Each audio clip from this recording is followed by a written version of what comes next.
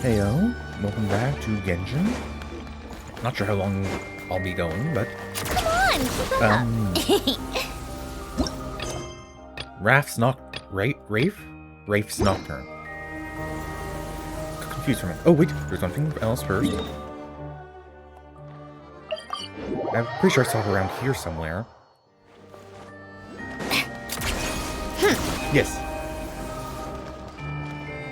It's our old friend. What you doing here? Running errands for our parents, escort their precious human daughter back to the countryside for regular treatments. Okay. So just going shopping, yes? Oh, she's using souvenirs.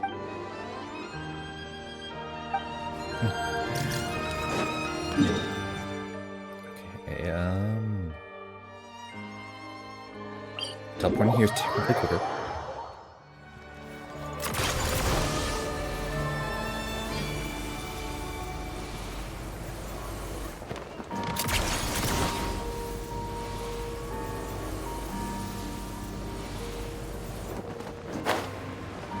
Yeah, so like I almost got spoiled on some parts, but I got spoiled on one part that will eventually come up. So we'll see what happens.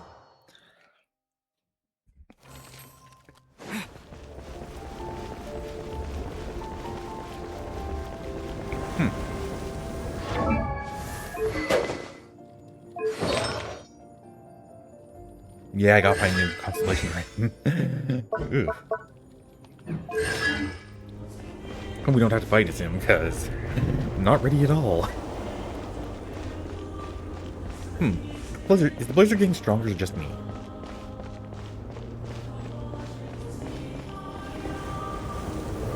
And can't see us. Ooh, it sure is cold today. I wonder how much heavier the snow's gonna get. Here to see Odette? I just need to see your tickets for the preview. Here we go. Perfect. Thank you. I'll hold on to your tickets. Come on in. It's freezing outside. Now we just gotta find Child's sister.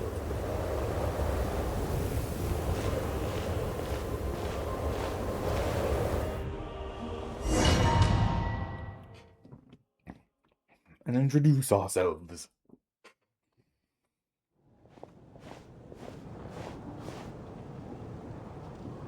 I think I'll leave the Lelic question until after the show's over. Then I'll go find Odette.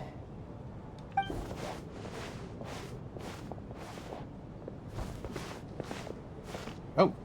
Child said he was originally going to come with Tonya. So I'm guessing Tonya's already here somewhere. Saw the science guy, Mitya, and his minder. Is there anyone here who looks like a Tonya? Let's see. It's a small audience. Makes sense for a preview. But wait, I do see some familiar faces. Well, kinda. They haven't actually met you yet. Mr. Chuganov's back again by the looks of it. Oh, and is that Mitya? And that Fatui officer, Valeri. Guess he must be playing cat and mouse with Mitya again. And Valerie is Electro. I think that was already shown before. Oh no. It looks like the show's starting and I still haven't found Tonya. Never mind. I'll just have to take a seat for now and see if I can catch her afterwards.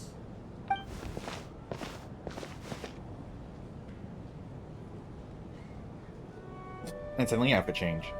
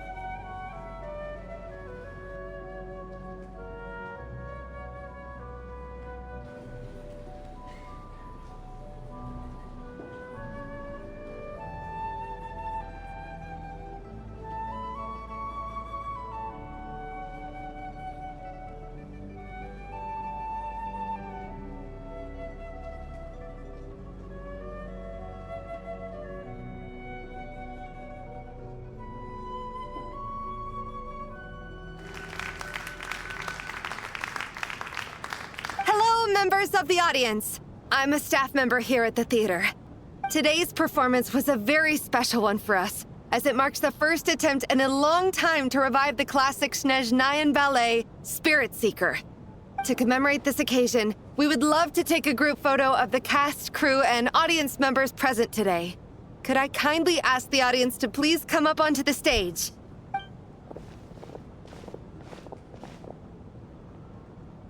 All right, everyone, huddle in a little more. Now, look at the camera. 1, 2, 3. So, the only one who has even slightly orangish hair is the girl right in front of us. So is that Tonya?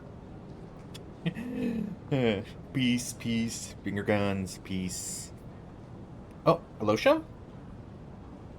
I didn't notice him before. Are you quite satisfied, Mr. Energy Scientist? I rather hope you don't have any other escape plans to add to my workload today. What are you talking about, Sarge? This was simply my way of inviting you to watch Miss Odette's new show with me. And wasn't the performance spectacular? In the future, I heartily encourage you to take a leaf out of my book. Find some soul-nourishing pastimes to enrich your time outside of work. It was indeed a fine performance, but I must correct you on one point. This is not time outside of work. These are working hours. Does he have bags under his eyes? Kind of looks tired. Working hours and non-working hours are just a social construct. Human technology can never advance if we're too rigid in our thinking, Sarge. May we leave now? Already? I mean, I was kinda hoping to soak up the atmosphere for a little longer, but... No? Okay, guess I'm pushing my luck. Didn't seem like too much to ask, but fair enough. Off we go then, Sarge. Back to the land of working hours. Lead the way. Okay, so that is her. That has to be her. She's the only person in the audience around Tonya's age. Excuse me, are you Tonya? Huh? Your brother's busy today, so I took his ticket. Don't worry about him, he's fine. Oh, okay. Sorry for the trouble. Fairly soft-spoken. Oh, she sick? What's wrong? Are you sick? No, I'm fine. It's nothing. She sounds sad. Maybe she caught a cold on the way here because of the weather.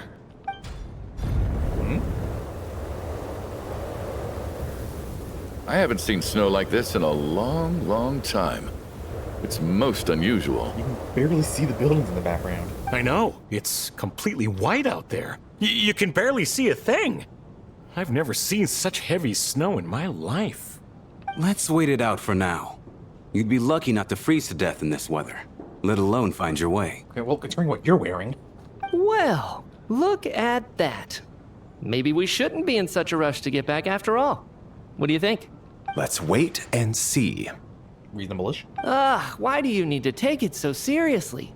Fate has given us this wonderful chance to take a break. We owe it to ourselves to make the most of it. It's like he's trying to, like, he seems dedicated to work, but he's also like, yeah, I want to take a break whenever Come possible. to think of it, there's a small inn not far from here that always keeps plenty of extra blankets on hand for guests. I know the route well. Shall I head over and borrow a few blankets? That way, anyone in a hurry can wrap up warm for the journey back. Just remember to return them next time you're over this way. I wouldn't. Seems too dangerous. Sir, there's really no need to go to all that trouble. Hey, it's no trouble at all. Wait here, I'll be right back. No, you won't. I'm sorry, but you won't. What a kind gentleman. Very good. My wife and daughter are waiting for me at home, so I shall be heading back as soon as I get my blanket. So... Are you expecting us to go back to the Armory Palace wrapped in blankets too? Don't worry about that. I made arrangements in advance. Should I not return to the Armory Palace within 3.5 hours after Operation Showtime begins, an armed squad will be sent to collect us. Well, he's prepared at least. They will escort us back. You are one of our key military personnel, so any weather-related risks must be eliminated. Okay, interesting way to put it. Operation Showtime? So, wait. Every single time you drag me back to work when I sneak out, It's a whole official operation? Apparently he's that important. I gotta say, you've really turned this into quite a moral dilemma for me. It's snowing pretty hard out there. I think you should stay here for now. You seem a little under the weather. Sure. My brother might come pick me up in a bit anyway. So Time to get to work. I should head backstage and find Odette. I need to look her in the eye and ask her about Lelik. Excuse me, are you looking for someone? Truthfully. A fan, I'm guessing? Today is just a dress rehearsal, so Miss Odette won't be... Sorry, but that... Bad timing, I guess. Well, I might as well stick around. I doubt Odette will be leaving before the snow lets up in any case. Hours by, and his guy still hasn't returned. What happened to the gentleman who went to fetch the blankets? How has he still not returned? I was thinking the same thing. It's still snowing very hard. Do you think something might have happened to him? Whatever the reason for his delay, I must say, well, I have to treat my employee.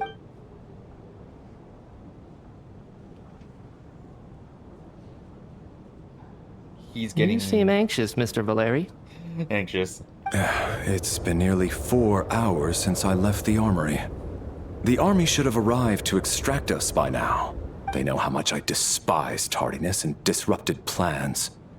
There's simply no reason that they shouldn't have shown up by now, barring exceptional circumstances. And what exceptional circumstances they are. Surely a snowstorm like this one counts as such. Few things in this world can stop the Snezhnayan army, Mr. Mitya. And a snowstorm is certainly not one of them. Why don't you go out and take a look?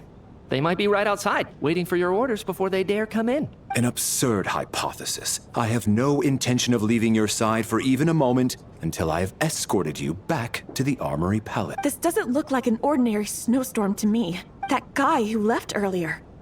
It looked like he just vanished into thin air. Either that, or my eyes were playing tricks on me. A man-eating snowstorm? Come on. Night hasn't even fallen yet. Spare us the ghost stories.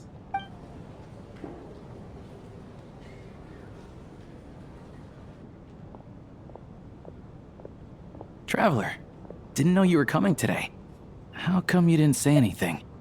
I'm here to see Odette, and I'm not sure how I should say this. What is it? Something the matter? Tell me, I can help. Whoa, that's quite a snowstorm out there. I've been working backstage this whole time, so I didn't even notice. No wonder the audience hasn't left yet. Is weather like this rare, even in Snezhnaya? Yeah, snow like this. I'm sure I've seen it out in the wild before, but never in the city. Actually, I take that back. I don't think I've seen snow this bad even in the wild. This is something else. It's not normal. If even Alosha thinks snow like this isn't normal, could it have anything to do with that monster people have been talking about? We can't stay cooped up here forever. Someone needs to go out and take a look. Should I go with you? No need. I have plenty of experience with snowstorms. Besides, I work here while you're an audience member.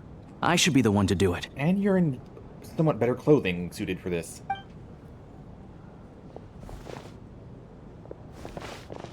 Everyone by the door. Careful not to let the snow soak into your shoes. In a snowstorm, you gotta look after your toes above all else. Heading out, my man? Be careful. I've been told the snowstorm eats people alive. Thanks for the advice. I am planning to be careful. I just want to take a quick look at the situation out there.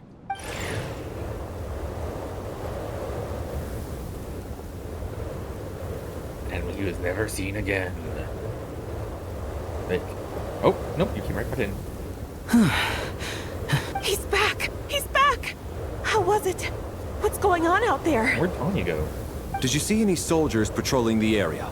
Something about this storm isn't right. There's no one out there. I didn't see a single soul. And something in the air gives me the creeps. This isn't your average snowstorm.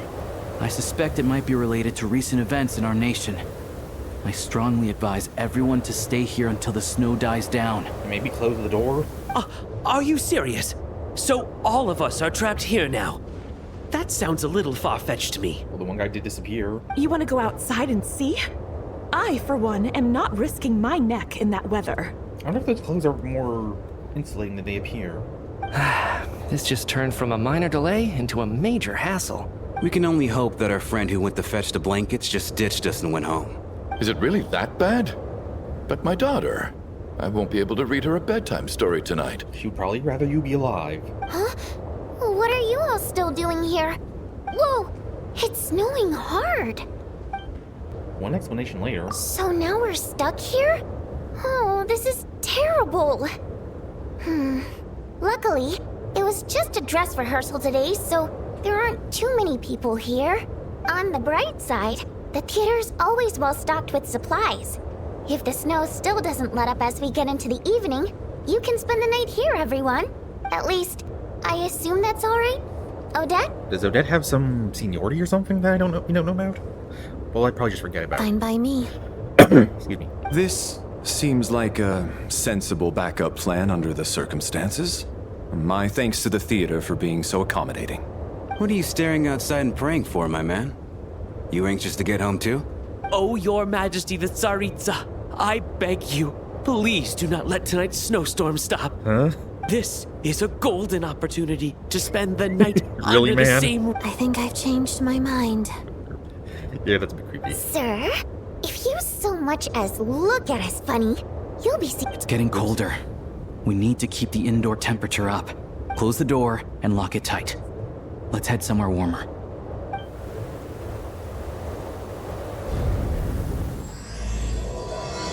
No, now it's officially started.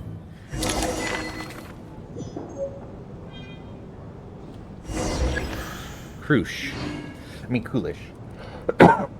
Extremely diligent, reliable, rarely makes mistakes. So he's a fan of Odette, and he's fairly well known. Our hunter friend. Mercenary dude. Owner of the manufacturing plant. Supposedly deeply loves his family. Tanya. Poor health and prone to coughing. He's excited about spending the night away. Me, fourth descender, traveler from behind the stars. Odette. She's specific to being Lilac. This dude, Valerie. I'm probably pronouncing that wrong, slightly wrong. Songstress, prima donna. Rusalka? Energy Commission, rich lady, rich dude, staff member. Nice, we get a little, where is everybody?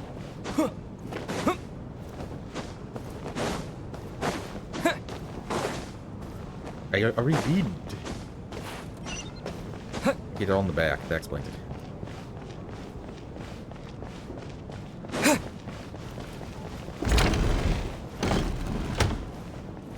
You do good? And then there's the aristocrats. Easiest of all to deal with.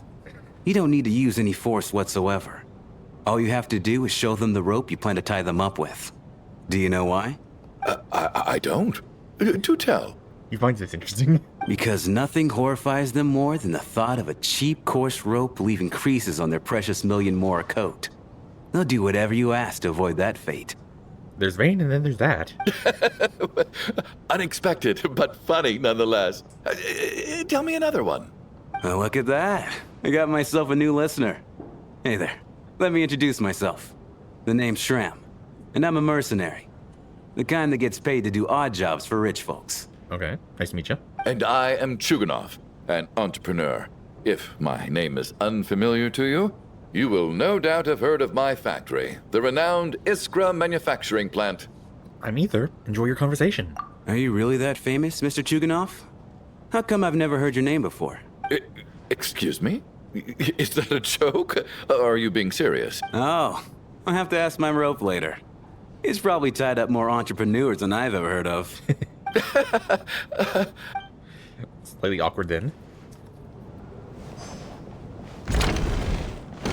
The rich couple. My husband has major trust issues. To him, I doubt even this snowstorm is a good enough excuse for me to stay out all night. So just a couple of rich people. That's the price of marrying into wealth. You'll get used to it. I'm not about to stop you if you want to leave. but don't drag me along. Hello? Can I help you? We didn't even introduce ourselves. Tonya. How are you feeling, Tonya? Tonya. I'm fine. Sorry to worry you. I'm used to it by this point. I take medicine for it. My brother usually helps to get it ready for me. Okay, one moment. I have to check something in a moment. Is her hair official hair?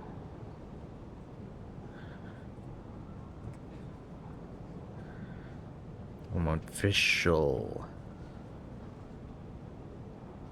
Yeah, it's just slightly different facial hair, slightly shorter. Child must take great care of his sister. He's never mentioned Tonya's illness, though. You know, I actually find this whole thing kind of exciting. Stuck in a strange place thanks to a snowstorm. Having to spend the night with a bunch of interesting characters. It's pretty cool, don't you think? And the perfect setup for murder. You're right. It's certainly a novel experience. I'm sure most kids share that wish. Exactly. It's like one of those stories where an ordinary school trip turns into a magical adventure. I've always wanted something like that to happen in real life. Isekai type things? Is your mission something special? Do you have any extra of it? I'm fine, really. Just got a little overexcited. Look after yourself. Otherwise, your brother will come after me. Just ask. We should just ask if you need anything, though. Anything else you want to say? Nope, just coughing. All that's left is theater staff and the two main attractions. Oh, delicious. Oh, and those two, I forgot. I don't think it's ever been this lively backstage before. I didn't know you were coming today. Hey, have you seen Chuganov? I heard he was coming today. Have you spoken to him at all? Not really. I'm with you. This could be just the chance we need. Yeah, I gotta figure out a way to coax some more intel out of him. I want to know why he suddenly changed his stance on Project Stuja. What exactly happened before the most recent Vetcha vote? Lelik, though. For the Rokad, or just out of personal interest? Shh! There are other people around. Don't say the R word. Yeah. Odette and the others. I have to say, even though today was a rehearsal and there were some hiccups along the way, Miss Odette's performance was one of the best I've ever seen, even compared to an actual show. Oh, I couldn't agree more, especially considering the weight of the subject matter. It takes a truly seasoned professional to do justice to a theme like love and regret. Do you think we were coming on too strong? Odette's ignoring us again. What about you? What did you think of today's performance? Consider me a new fan. Oh my, that's very flattering of you. Thank you. I'll make sure to save a ticket for you when the show's performance ready.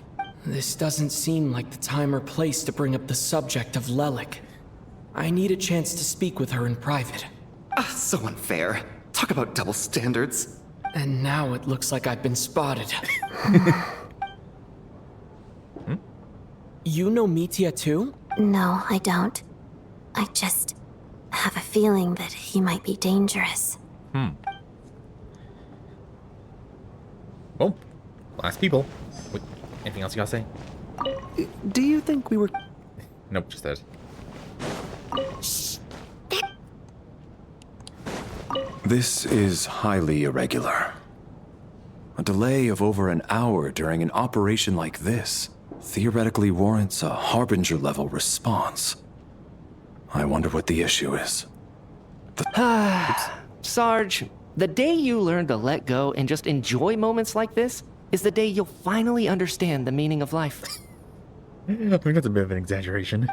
Why, hello, sir. I believe you were the one sitting at a nearby table back at Podvorye Restaurant? Yeah. Any friend of the theater's star performers is a friend of mine. It's a pleasure to meet you. I'm Mitya from the Energy Commission. Greetings. Major Valeri, head of the Special Assignments Battalion. I wonder if anyone Armory Palace Royal Grenadier Guards, 1st Regiment. I wonder if any of these two will recognize us. I am here to ensure Mr. Mitya's personal safety. Please let me know if I can be of any assistance. I'm Ether the Traveler. Pleased and delighted to meet you both. Mr. Traveler, I cannot help but notice that Miss Odette is stealing glances at me. Any idea what that could be about? I've racked my brains, but I can't think of anything I might have done to offend her. Perhaps she noticed me spacing out during her performance? No idea. Keep racking those brains. You'll figure it out. So, Mr. Mitya, is your work related to Project Stuja? Yes, that's right. The higher-ups in the Fatui transferred me from the Energy Commission to the Armory Palace because they wanted me to... Really? I can't even talk about that? Pretty sure it counts as part of my private life. All right, I won't say anything. Thumbs up. Sorry, Traveler. As you can see, I'm afraid this pleasant chat will have to end here. So they don't recognize me or they hide it well. How's it looking, Alosha? No change from this afternoon. Heavy snow with no sign of slowing down. May I have your attention, please? The storm is unlikely to stop tonight, and it'll be even more dangerous outside at night than it was during the day. We at the theater owe everyone here a duty of care. Therefore, we strongly suggest that you stay on site overnight and avoid going outside unless absolutely necessary. Logical. In a few short moments, we'll give you a tour of the theater's various quarters. You can choose to sleep in the VIP room, the office, or backstage. Or on the stage if you'd prefer. We won't mind. I'll pass on sleeping on the stage. What if the snow is stopped by tomorrow morning? The early birds in the audience might think we're part of some experimental new show. A drama about sleeping? That could be fun. Maybe we could come up with a title for the production. The second one's kind of a bit too far. Sleeping Beauty? Not bad. Clear selling point, at least. Could be a big hit. Anyone who doesn't wish to sleep on the stage, please follow me. I'll show you to the rooms.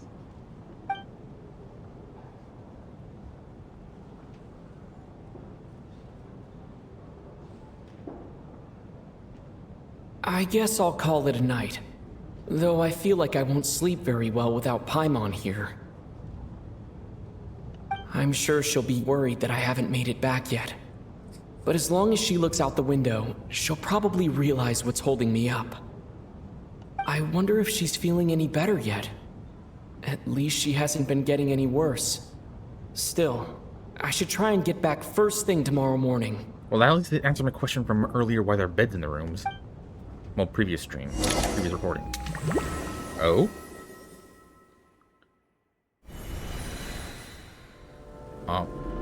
Where are we? We're in a dream world. Nahida, what did you do? I'm kidding. Ah, finally. Huh? Welcome back to the world of the living, lazy bones. I was about to wake you. The black mist is almost on us. What black mist? Where are we?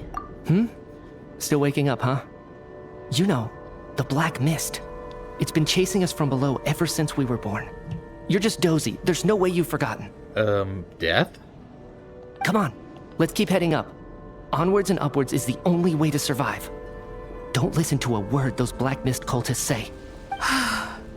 Here we go again. The endless march toward survival. What's going on? That black mist down there is creeping me out. And it's rising. Guess I should head upwards and get away from it.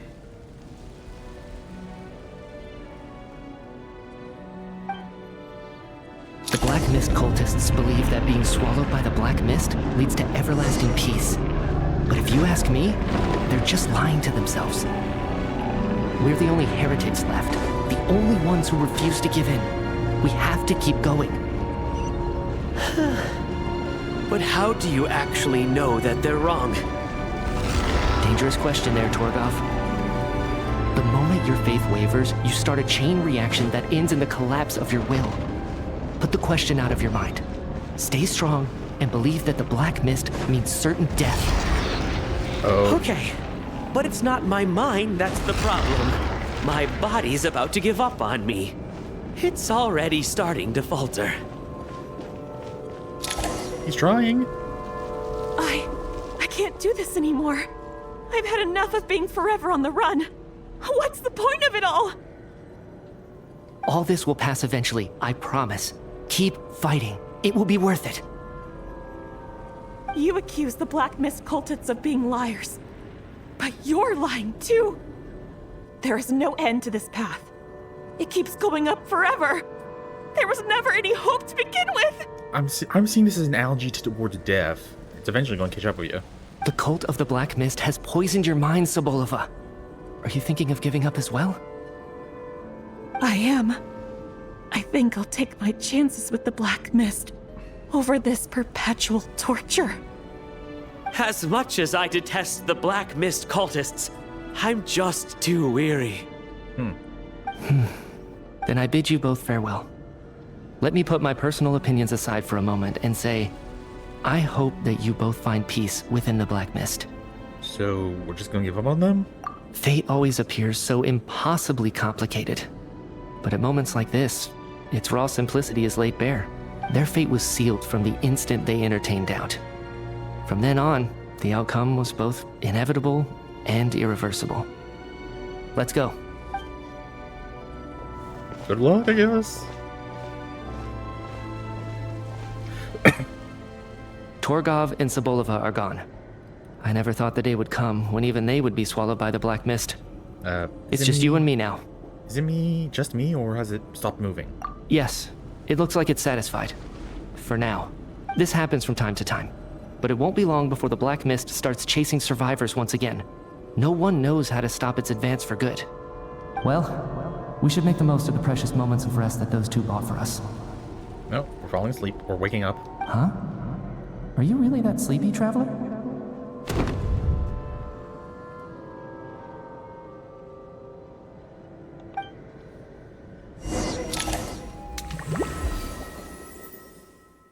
Okay, we're probably going to... Yeah, those two. Ah! Help! Somebody, come quick! What is it, Chuganov? What's wrong? Huh? Is it morning already? What's all the commotion? Sounds like it's coming from neck. We already know what it is. Those two are no longer among the living. Among the living.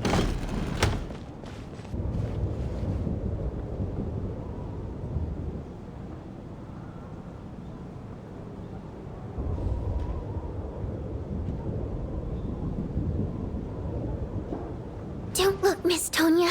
Stay here. Okay. What happened to them? They did. People are lying down in the room, completely still, as if they're still asleep. But your gut tells them they are not. Somehow you can sense it. This is what death looks like. You've seen death lots of times before. These two people have passed away. And the strange thing is that somehow, I knew this was going to happen. I knew that they would be the ones to die. Have I seen this moment before? Or did I have some kind of premonition? I can't remember what it was. Remember the dream? That's the usual thing, though. Let me take a look. I guess military would have some medical knowledge. It looks like it like stop at the close.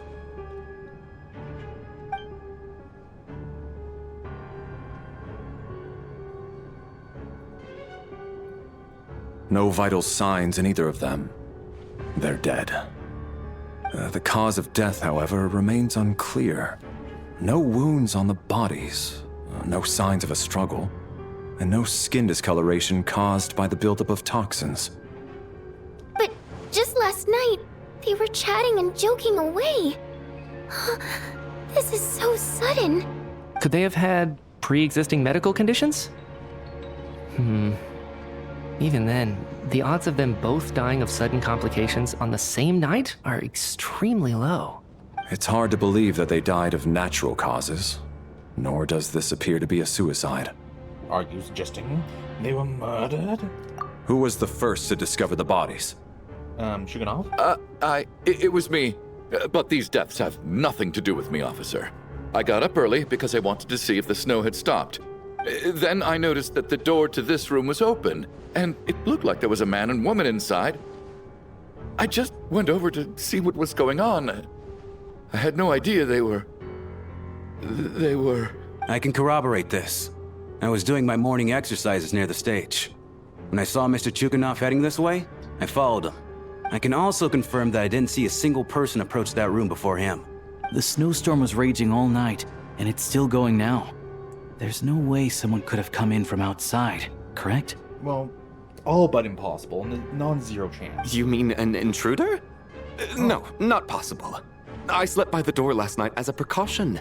There's no way I wouldn't have noticed if anyone had tried to open it. Okay, point. Everyone, split into pairs and search the theater for anyone in hiding or any signs of suspicious activity. I'll follow up with a full search of my own shortly. Go. There is no time to waste. So there's 11 people left now. I really hope Tonya doesn't die. Oh, we broke Tonya.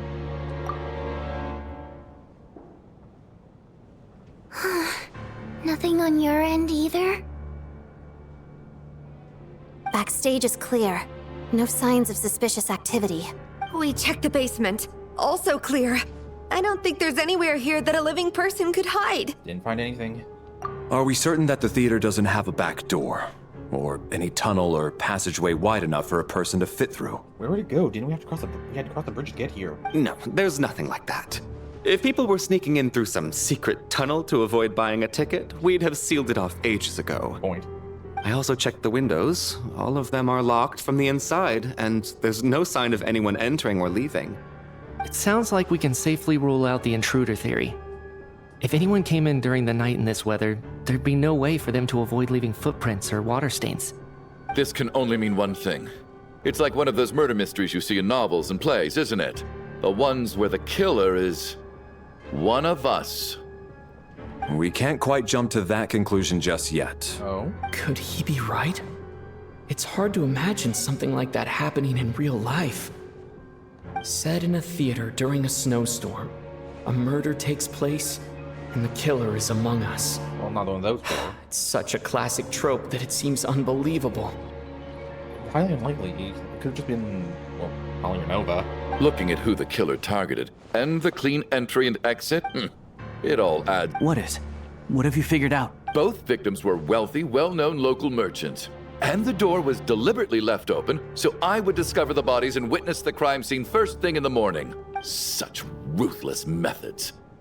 This was your doing, wasn't it, Lelik? Oh, sure seen that coming. Lelik? You mean Lelik is among us? And he's the killer? Lelik. I know this code name. Member of the Rokot, anti-Project Stuja. Always works alone. I've read the case files at the Armory Palace. Walk me through your reasoning, Mr. Chuganov. What do you know about Lelik?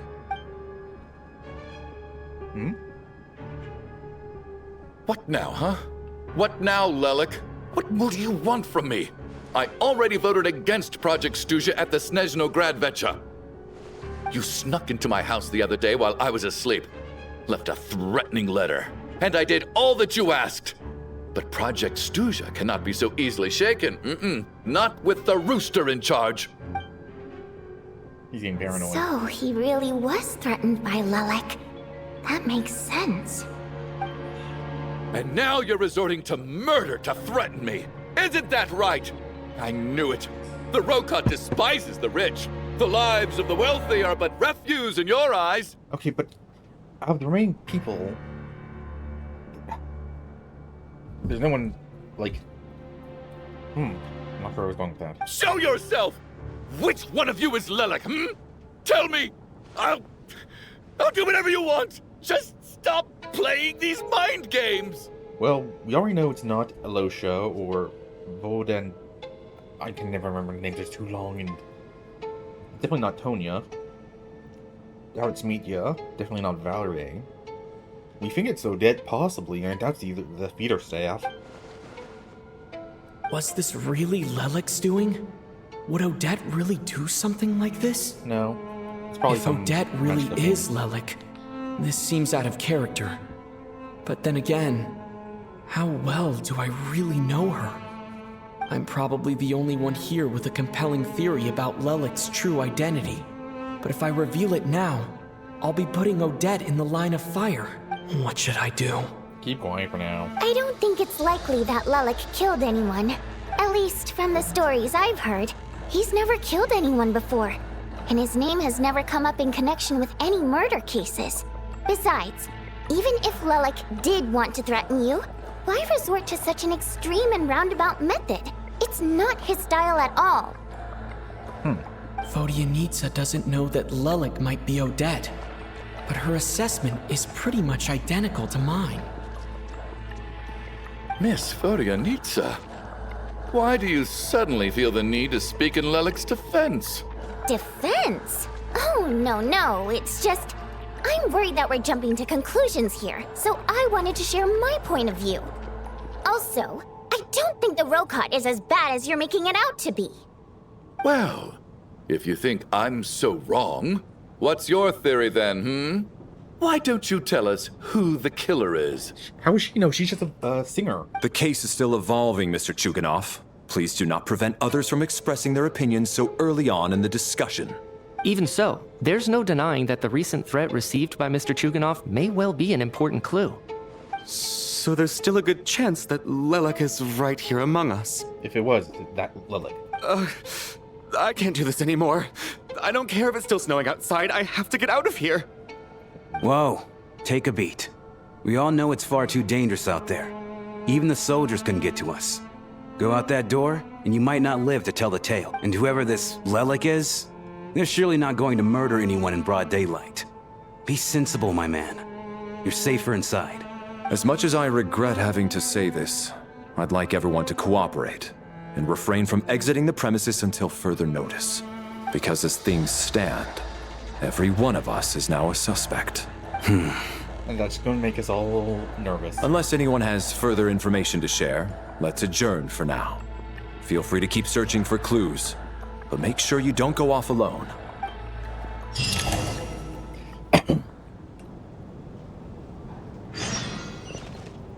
Lev's confession. Dream sleeping. Discuss what that. You seem to be very comfortable taking charge, Major. You took the reins as soon as things went south. I simply made an executive decision that someone needed to take control of the situation on the military's behalf. Does this offend you? Seems sensible to me. No, quite the opposite. We feel much safer for it. By the way, what does Major mean exactly? Is it a pretty high rank? In my opinion, I also don't think what that means. We don't move in the same circles, so I'm not clued up on Project Stuja and all this political intrigue. Nor does it interest me. Nevertheless, sir, I think your top priority as soon as you get out of here should be to hire a good private bodyguard. Such as yourself? He got to make money. He's got to make money. Such as myself.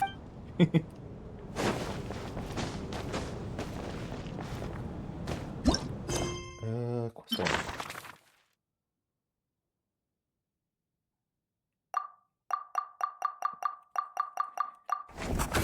Deceased. Deceased.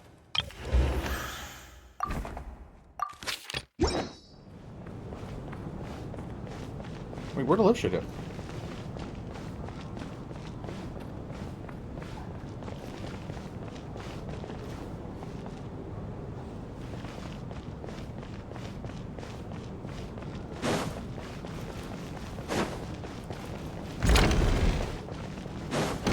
Because the only ones missing are Vodyanitsa, I'm probably pronouncing that wrong still, and Alosha. Probably talking about robot things?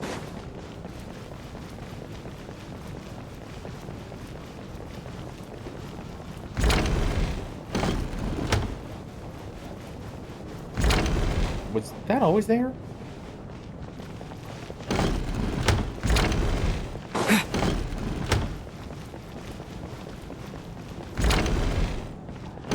Janitor.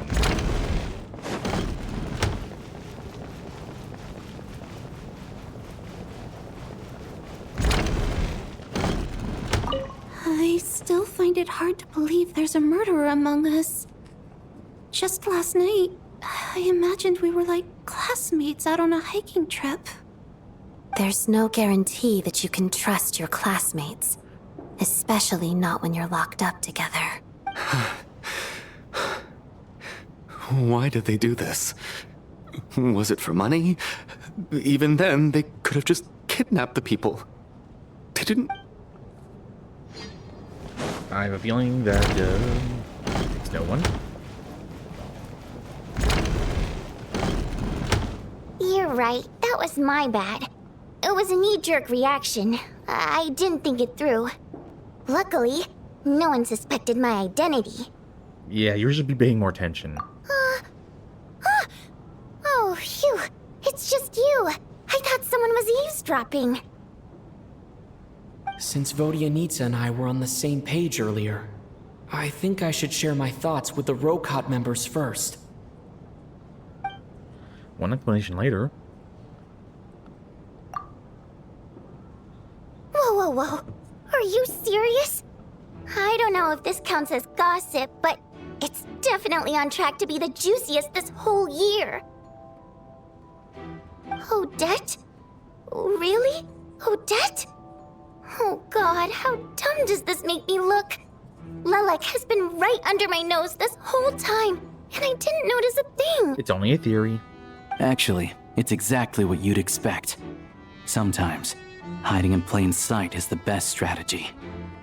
And now that you mention it, the more I think about it, the more sense it seems to make. It all adds up. We're still not quite 100% sure. What are we up to now? 1, 2, 3, 4... We're down to 9 people here? That's what Odette's identities. Huh? She's my coworker, specifically a ballerina, and also a Fatous, a member of the Rokot. Now, Lelek. She was already a member of the Rokot? It must be so exhausting. I just want to give her a hug. That's if it's her. I guess since I've always known her as a member of the Fatui, it never even crossed my mind that she could be involved with the Rokot, let alone be Lelek. I don't understand. If she's with the Fatui, what reason could she have for being so opposed to Project Stuja? Probably best if you ask her. Well, since you waited until now to bring this up instead of announcing it to everyone earlier, does that mean we're all on the same page here? She doesn't seem like the type to kill innocents. Yeah. Lelek may not follow orders from the Rokot leadership, but as far as I'm concerned, she's never crossed the line. If anything, her actions benefit the poor. Okay, so I thought Lelek was the leader. Nope. There goes my knowledge. We need to confront her face to face. Really? Do you think she'd really admit to being Lelek? I don't know. We'll have to see how it goes. For now, we'll work on the assumption that she didn't kill anyone, and see how much she's willing to tell us.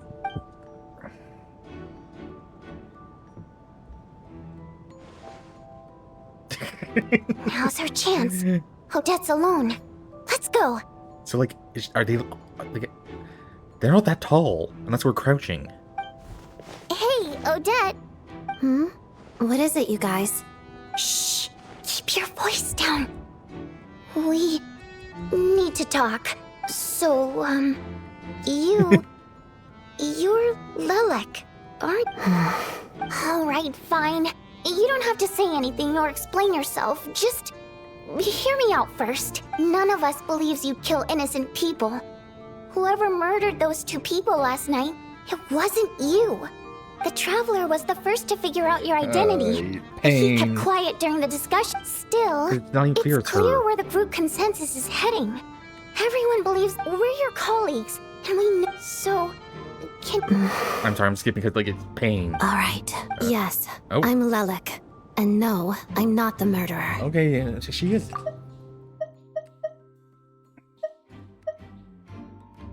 And thanks, but I don't need you to cover for me. Actually, I'm planning to reveal my identity. Didn't see that coming. Okay, but why though? Huh? You're gonna reveal that you're Lelek? Here? That's right. I'll admit I was surprised at first when Shuganov guessed that I was here. It was just a lucky guess, but it caught me off guard. But after taking some time to assess the situation and confirm where everyone stands, I don't believe I have anything to worry about. Are you sure you don't need a second opinion? Given the circumstances. Mr. Valeri! What? Well, that's one way to do it.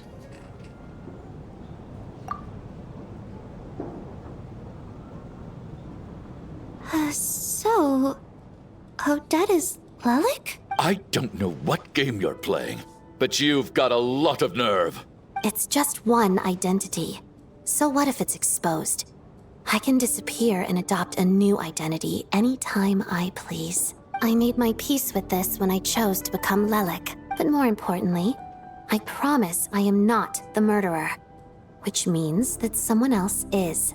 Well, I guess that's one way to prove your innocence. Yeah, I'm the guy you're all worried about, but it's not me.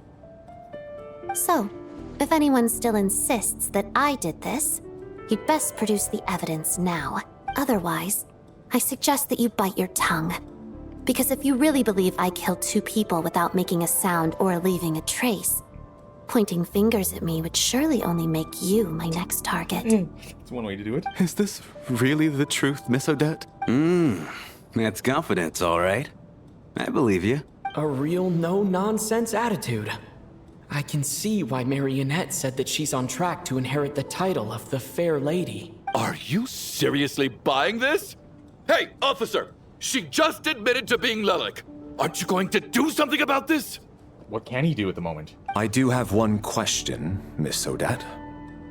Why have you chosen this moment to come forward and reveal your identity? If I didn't say anything, everyone would be focusing all their efforts on finding Lelik. And that is exactly what the real culprit wants. I don't want to be the scapegoat who lets the murderer get away with this crime. Despite all the accusations, she made the smart choice. A remarkable display of rational thinking under pressure. Clearly, Odette's talent extends far beyond the art of dance. She thought so far ahead.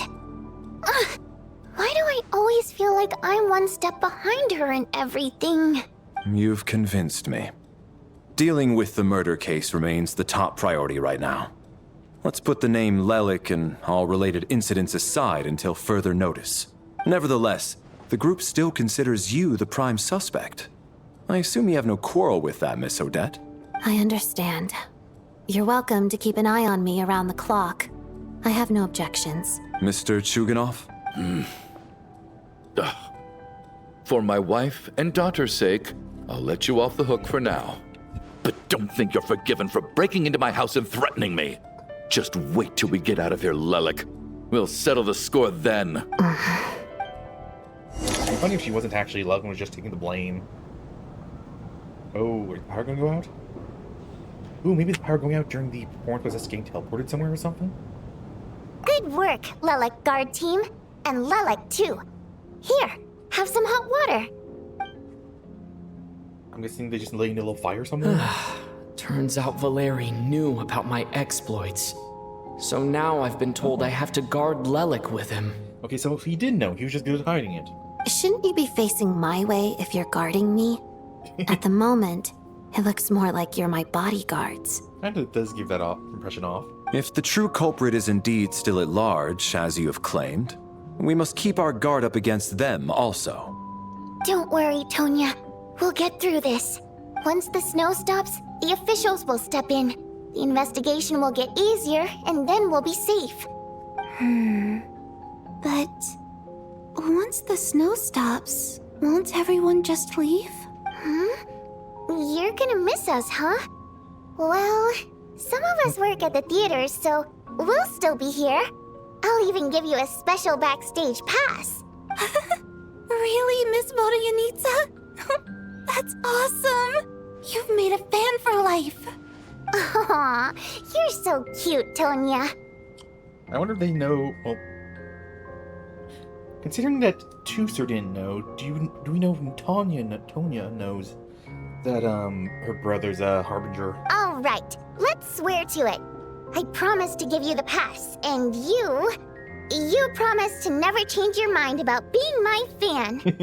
Promise. Don't indulge her, Tonya. You don't have to swear an oath over things like that. You really do get carried away sometimes, don't you, Miss Vodyanitsa? Vodyanitsa. I just have to remember that. Hey! Mind your own business!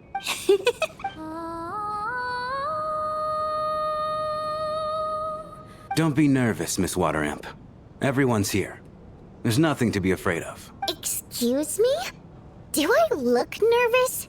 Don't be ridiculous. No. You sound nervous, lass. Oh. Wait, but how... Okay, plenty of people know that I'm a water imp, but still... How come you understand our primary mode of expression? Primary mode of expression. I've not come across that concept before. Do enlighten me, Vodyanitsa. Well, it's just... We water imps tend to communicate our emotions to each other by singing, rather than facial expressions. The emotions we convey through song take precedence over our facial expressions. So, we think of it as our primary mode of expression. I'm impressed, Shram. I didn't take you for a man of culture, but you're clearly rather learned. It's not about being cultured or not. The thing is, this mode of expression can usually only be understood by other water imps. It's not a simple case of a song sounding happy or sad. Maybe he has an ancestor who was one? And yet, you're clearly human, Mr. Shram. It's really not the big deal you're making it out to be. I think I just have a knack for it. Plus, I have a... very close friend who's a water imp. A delightful lady. But keep that a secret. Anyway, we spent so much time together that before I knew it, I noticed I could understand her expressions. Oh, I guess that makes sense. Still, the fact that you have a water imp friend is even more surprising. I'd better watch what I'm singing when I'm around you from now on. He has a girlfriend. Hey, what are you implying? You're not secretly insulting the audience in your songs, are you? Heavens, why would I do a thing like that? I wonder what time it is. It's getting late. We should discuss our sleeping arrangements for tonight. To guard against the killer, someone needs to keep watch. But how? I suggest that we don't sleep in separate quarters tonight. It will be safer if we all stay together. Sleep in shifts? As long as someone keeps an eye on Lelik, I'm quite sure we won't have any trouble. Are you saying that you wish to bet your life on Miss Odette being the killer? Nonsense. Of course not. Then I propose the following arrangement for tonight. The Traveler, Odette, and I will form the Night Watch. We'll sleep in shifts, but two of us must be awake at any given time. Sure, fine by me. An excellent idea. This allows us to handle the night watch while also keeping an eye on Lelik. Meanwhile, the rule of taking shifts in pairs resolves the other issue. Namely that we can't necessarily trust the Traveler or Valeri either. I expect that plan took you quite some time to come up with, didn't it? Actually, our field combat manual outlines a similar approach. Although the scenario there involves guarding prisoners overnight during field operations.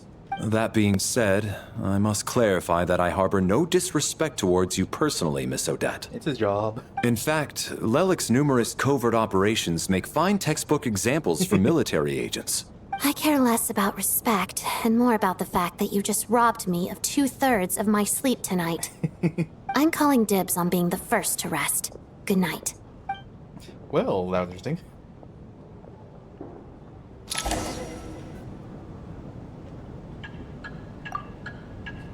First watch. First change. It's almost time. We should wake Odette.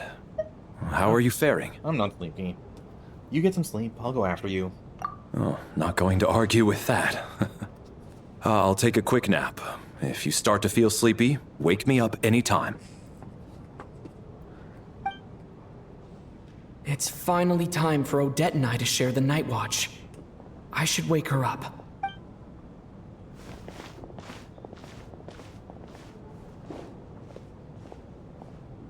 I came here to get information from her in the first place. Maybe I should think about what questions I want to ask before she wakes up. Nope, she's awake.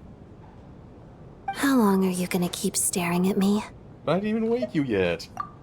Couldn't sleep. My mind's been running haywire. Plus, there's something I've been meaning to talk to you about. You do? I had a hunch that you wanted a conversation, too. Let's take this chance to clear the air, shall we? Walk far enough away. I just had a simple question for you, really. It's, Rosaline. In her final moments, did she have any last words or anything? I think she was cursing us? Not that I remember. It all happened so fast. I see. Well, that was all. I have no other questions. Do you miss her? No. She was utterly ruthless in pursuing her goals. That kind of person should be hard to miss. And yet, even though I never approved of her methods, and she was an abrasive person, the fact remains that I am indebted to her. I heard a little about that from Sandrone. Oh, she told you. I guess that makes sense. I think she and Rosaline were on pretty good terms. No, she didn't know the full details. Yes. Rosaline wasn't the kind to gossip about this sort of thing. Not that it's any huge secret to me, though. When I was a child, I had to join the Fatui for the sake of my mother and me. I trained under Rosaline. It was extremely grueling, and it didn't exactly come naturally to me. All I could do was try to ignore the biting cold and practice. I was a newcomer who'd managed to make a good first impression on a harbinger. There was pressure to live up to her expectations, to be worthy of the fair lady's reputation. Yeah, seemed like a grueling taskmaster from what we saw of her. Every day was a struggle against the cold, pain, and fatigue. And most nights, I struggled to fall asleep. After enduring all that, I've become almost immune to the sensation of pain. I suppose that was the cost of survival. Yeah, that's not a good thing, though, because if you can't feel pain, you don't know when you're injured. Surely, any child who had to experience that would grow to hate her lot in life, don't you think? You really paid an enormous price. So, I put an equal amount of effort into my ballet. Because in my young mind, that was the only way to defy my fate. It was my way of telling her, the Fatui's demands and your expectations of me are not what I wish for. One day, I will leave. And so was Verily just sitting us up? I think she probably blamed my poor performance in training on my passion for ballet. She knew my heart wasn't in it. One time, when I was secretly practicing a dance at night, she suddenly showed up. I told her, "You don't deserve to watch the dance I learned from my mother." Oh. She looked stunned. I guess she was surprised that I lashed out first, before she had the chance. But strangely enough, on that occasion, she wasn't fierce with me like she was during training. Instead, she fell silent for a moment, and then left. After that, she never interfered with my dancing or asked me how it was going. She never came to watch me dance again either. Not even once. She was a very proud person from what we know of her. She was. But even now, whenever I take out this core Ignis, I can't help but think of that night. Of the look on her face. So, this was a gift from her? Sort of. Although gift might be too kind a term. This is her flame sealed within ice. A symbol of her favor, yes, but also her way of keeping an eye on people. Oh? She knew the location of every piece of core Ignis. If any recipient started acting suspiciously, she'd be on to them immediately. Trust her to make even a mark of approval feel suffocating. Well, I guess with her gone, you couldn't be Lelik. You could be Lelik. So, when news of Rosaline's death reached Snezhnaya, many people immediately crushed their core Ignis. It gave them a profound sense of relief, like they'd broken free from her shackles. But I kept mine. With my sensitivity to pain being as dull as it is, the warmth from this core Ignis is one of the few things I can still feel clearly. I still wonder, did she really come to stop me that night? I wasn't sure, but I was scared, so I said some really awful things. I guess she didn't leave anything behind. Not that I expected her to. It's fine. It's just a bit of a shame that we couldn't settle our differences before the end. Yeah, it's not like we have our mask in the inventory. Wait, but Sandrone told me you two had settled things? Mm-hmm. She did. Are you sure she was talking about this event? She said that Arlecano gave Rosaline some advice, and that Rosaline went to see you. No, she didn't. I didn't even find out that she'd gone to Mondstadt until a while after she'd left. Wait, in that case... I think you should go and see the Knave when she returns. Okay, I will. Thanks for letting me know. There's something I'm trying to figure out. I'm beginning to suspect that Paimon's mystery illness is being caused by the energy research behind Project Stuja. Paimon's very important to me, so I have to get to the bottom of this. I figured that since you're Lelik, you might know something about all this. The ultimate goal of this energy experiment is to create a weapon for the final battle. The weapon's construction was completed in Nocturne. Now, all that remains is to arm it with a sufficiently powerful energy. So that's what they were doing at the Experimental Design Bureau. Yes. The weapon's development and all the related experiments are overseen by Lord Piero, the Jester, and the lab is located deep within the Armory Palace. I'm not sure why this experiment would be making Paimon feel unwell, though. The best way to get to the bottom of it would be to go there in person. Yeah, we ain't allowed in there. Once we get out of here, I'll help you apply for an entry permit. Thanks? And I'm Are you sure? Heart's proudest member, as you know. You answered my question about Rosaline. I want to do you a favor in return. It's that simple. Yay! Simple. Was he listening to us? Oh, she's coughing now. What's wrong? Are you not feeling well? You two seem to be hitting it off. Nope, nobody's approaching. You made me jump. I thought you were sleeping. Of course I was. In the military, one learns to fall asleep quickly, even in the most inhospitable environments. It's vital to staying alert and energized. Why? Is something wrong? No, nothing. Even if he was awake, he can't have overheard us, right? He might have. Well, thank you both for keeping watch. Traveler, I'll take over for now. It's your turn to get some sleep. Thank you. Sure.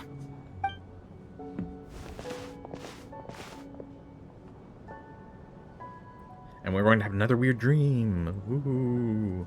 This is our second night here, but at least I've found out a little more about Paimon's condition. I hope she's been sleeping well the past couple of days. Why do I feel like I'm being watched? Yes? Seriously? Is this payback for when I stared at her earlier? But I thought she was asleep.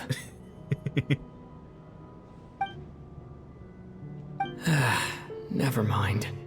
I'd better try and get some sleep myself. And I knew it. Who's going to die now?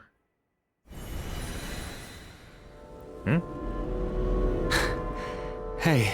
Oh. What are you spacing out for? Are you reaching your limit too? Where are we? I don't know where this is, and yet it feels strangely familiar. How long have we been walking for? Do you remember? Time's lost all meaning. Ever since we noticed that thing above our heads. What was it called again? What? A star key? Or key star? Anyway, the person who named it was swallowed by the black mist. Whatever it's called, ever since we noticed it, we've been walking up and up, hoping that as long as we reach it, we can find a way out of this place. But it seems like no matter how far we walk, we never get any closer. Well, we've come this far. You never know. Maybe we're almost there? Come on, enough moping. Let's go. The black mist is catching up. I'm sorry, you two. Rest in peace.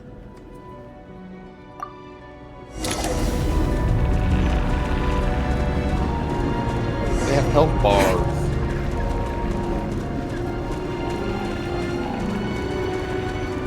Oh, enemies. Monsters! Watch out! Not again! I've lost count of how many times we run into them. Careful! I wish I was. That could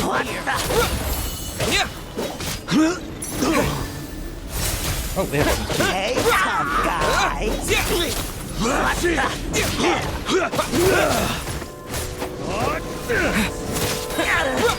Condense! Okay, so she has water. She has like Encase! Hey, tough guy!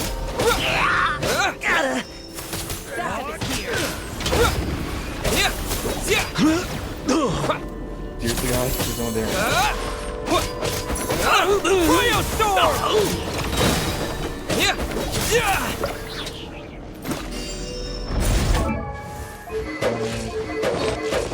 Oh wait, I can't switch here. Dang it.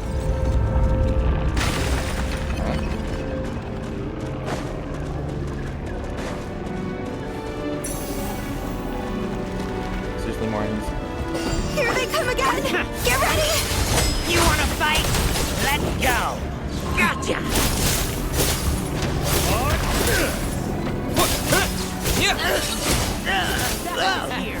Having second thought? That guy beat like Gotta... Cryo Storm! What the?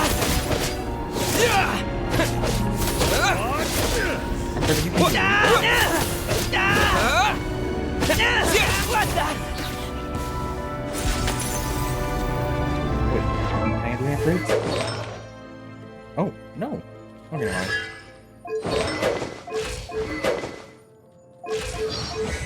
Okay, never mind. You get this good level. I've seen that coming.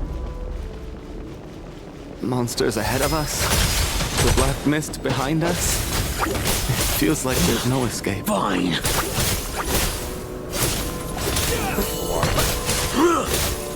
got ourselves a straggler.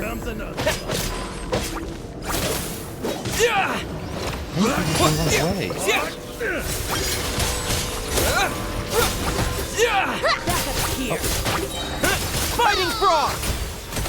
Learned! Oh, we're slowing down. Are you hurt, Coolish? No, I'm fine. It's just... suddenly I don't want to walk any further. Oh no. I get you. In fact, I reached my limit a long time ago. Sometimes it feels like there's hope where there shouldn't be.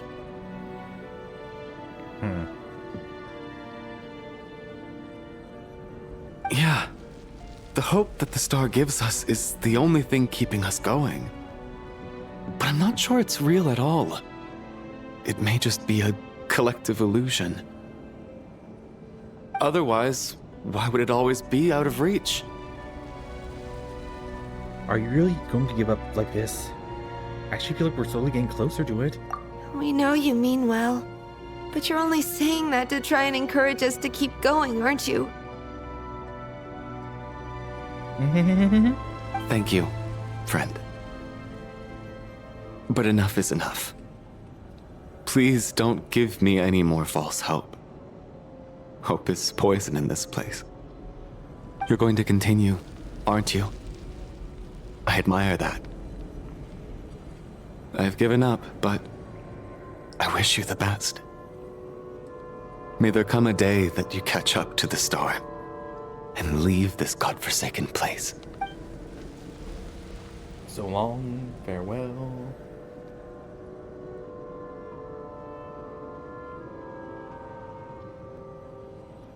So in theory, Mitya could have died last night? It's not an illusion. We really are getting closer to the star. But they're already gone.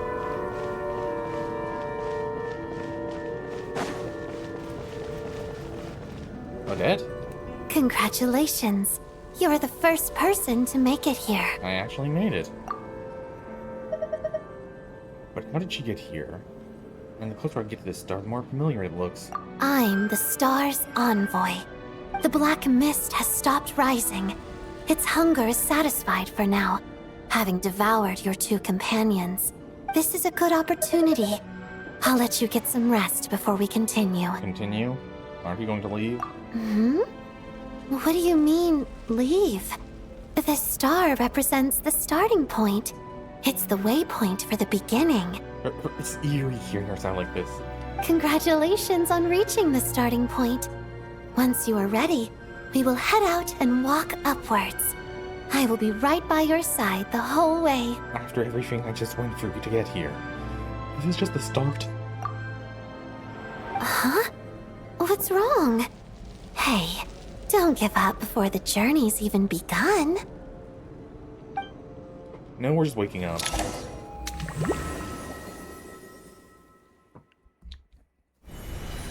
Rampana! Rampana! Is that Vodyanitsa's voice? What happened? Coolish, wake up! Please wake up! A drama about sleeping, which began a joke. The other day's now playing out on stage.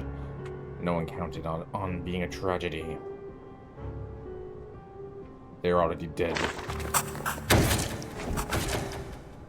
Okay, so next it's The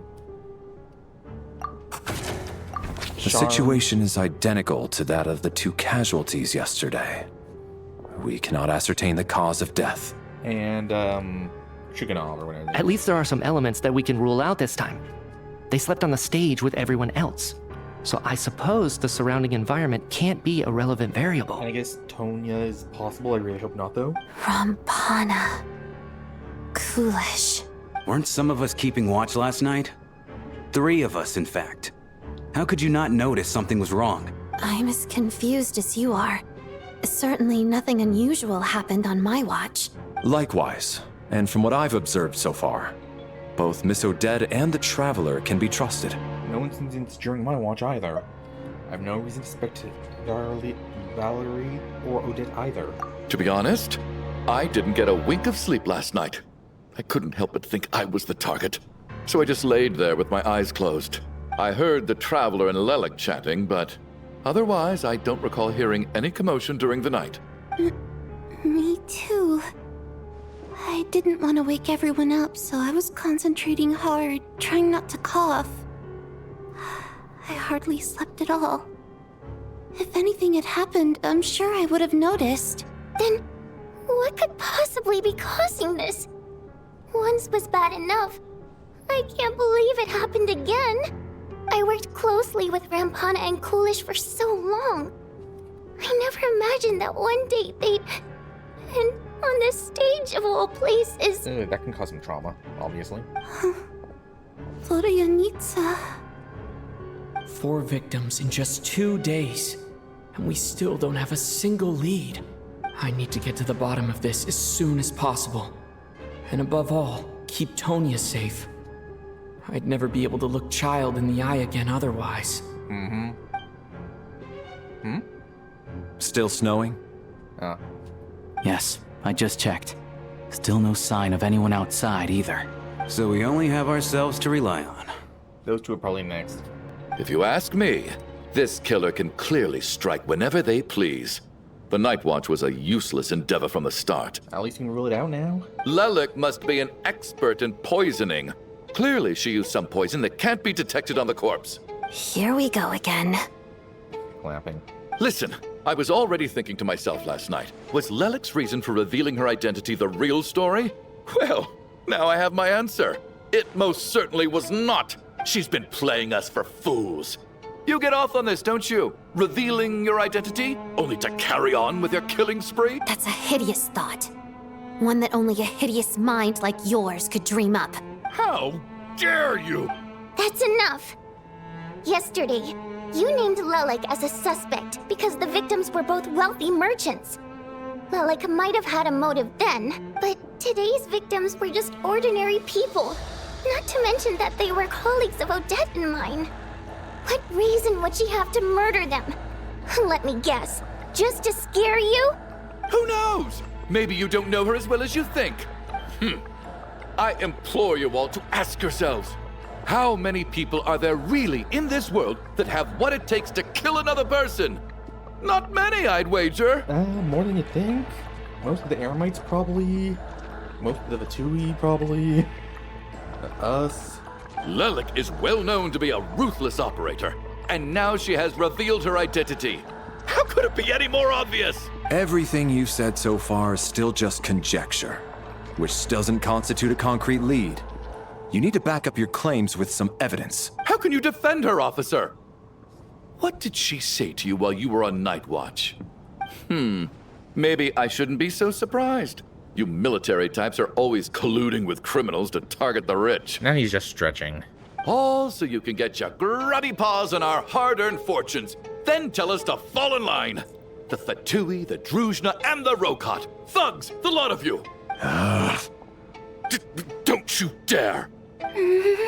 Sir, but you were the one who told us not to stop other people from expressing their opinions yesterday. 4 people have already died. Only yesterday I was chatting with Mr. Coolish. Then we woke up in the morning and he's... Turning against one another is the last thing we should be doing right now. Go, Tonya. Little girl. Even if Mr. Chuganov is a puffed-up, pig-headed windbag who doesn't have a clue what he's talking about, he's still one of the victims here, isn't he? Ouch. Quite. I had no intention of resorting to violence. But you're right, Miss Tonya. I ought not prevent him from speaking his mind. In any case, I believe Mr. Chuganov has calmed down a little now. We may resume our discussion. I don't think there's any need for that. What is there to discuss? Nothing about this situation is normal. Did you have an idea, Mitya? You're the brainiac here, right? Come on, clue us in. I've been mulling something over. All the leads we have so far concern things from outside the theater. Miss Odette's alter ego, the threats Mr. Chuganov received. But then there's the 2 double murder crime scenes themselves, which have given us absolutely nothing to go on whatsoever. That's highly unusual. Even with the most careful killers, there's always some evidence left behind. So what are you suggesting? I think this could be a supernatural event. It isn't characteristic of human-on-human homicide at all. Correct me if I'm wrong, but aren't you supposed to be a scientist? That doesn't sound like a conclusion someone like you is supposed to make. Sherlock Holmes stuff. When you realize it's possible, I read the entire quote though. I got into scientific research because of my insatiable curiosity. But if the present situation defies all known scientific explanations, I don't mind shifting my curiosity toward the paranormal instead. Now that you mention it, I remember when I first came to the theater. I heard rumors about this place being haunted. Haunted? Yeah, I think I heard the same thing. But I mean, they're only rumors, right? We've worked here for years. Surely we would have noticed any spooky goings-on by now. Well, this has taken an unexpected turn. A haunted theater? If Paimon were here, she'd probably be hiding behind me in fear right now. Why don't we take this opportunity to look for clues again with a more open mind? Maybe a different perspective will help us see something different. Very well. Whether it's criminals or ghosts we're looking for, the same rules apply. Everyone needs to tread carefully. I'll move the bodies into the same room for now.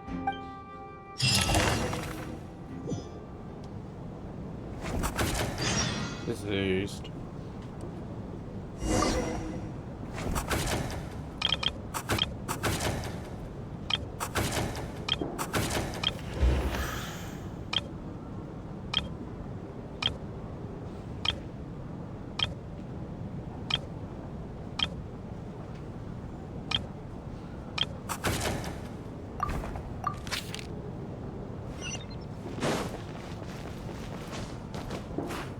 else in this room? I wonder if it's separated between girls and guys. Probably. You anything else to say? I need to think very hard about whether there's anything that ever needed hiding. After all these years, there must be some things even I've forgotten about.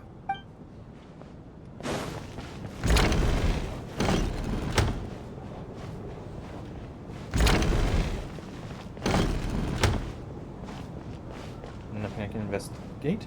Tonya, did you find anything? Not yet. Still looking. So... Are we supposed to be looking for something paranormal? I think I'd prefer teaming up with you than looking around on my own.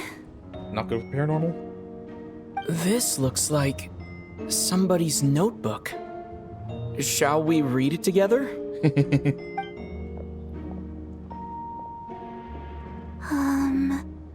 Well, it doesn't look scary or anything. So I guess it should be fine. Alright, let's read it together. You once told me I would understand someday, but even now I still don't. I don't believe anyone should be forced to abandon our homeland because of change in power.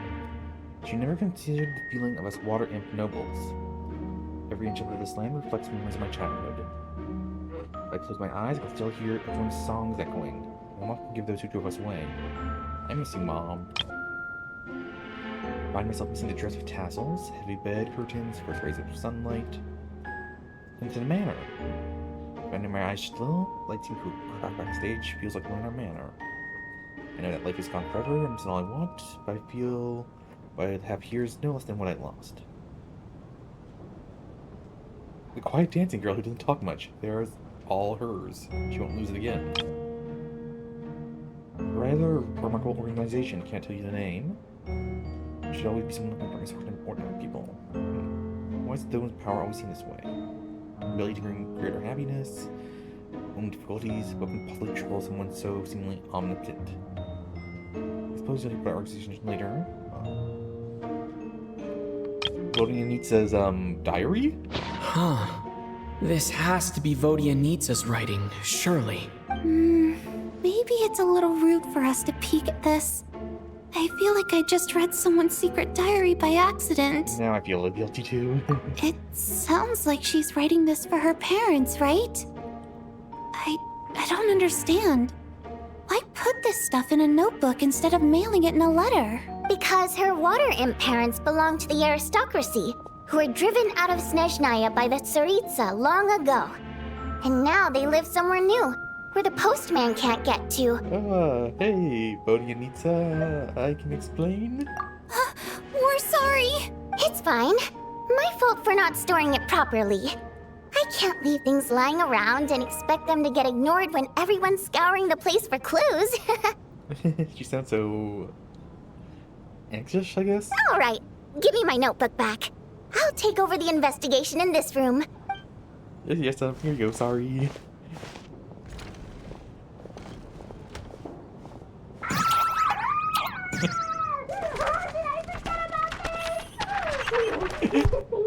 Oh God, and this one.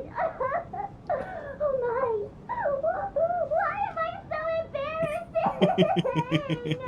embarrassing? Poor her. Oopsie. Wonder where Tonya went.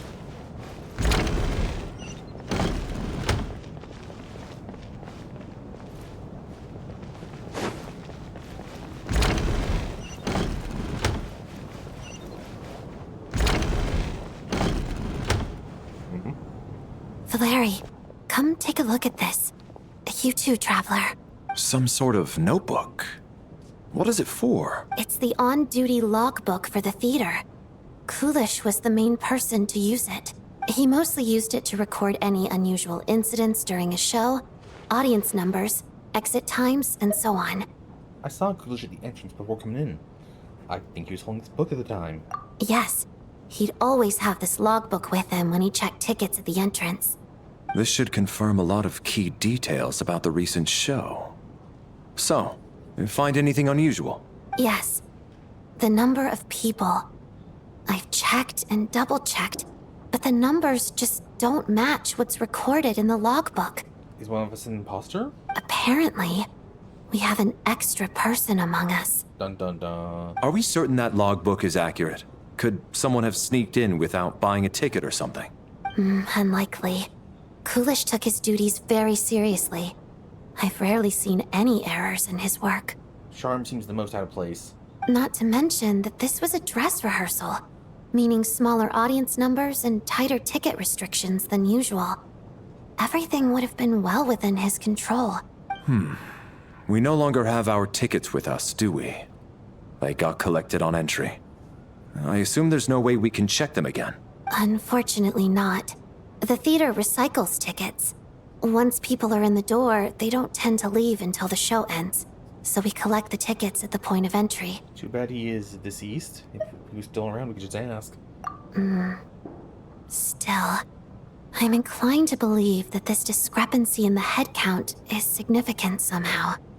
Did an extra person just materialize out of thin air? One of us is a ghost. Ooh. Did an extra person...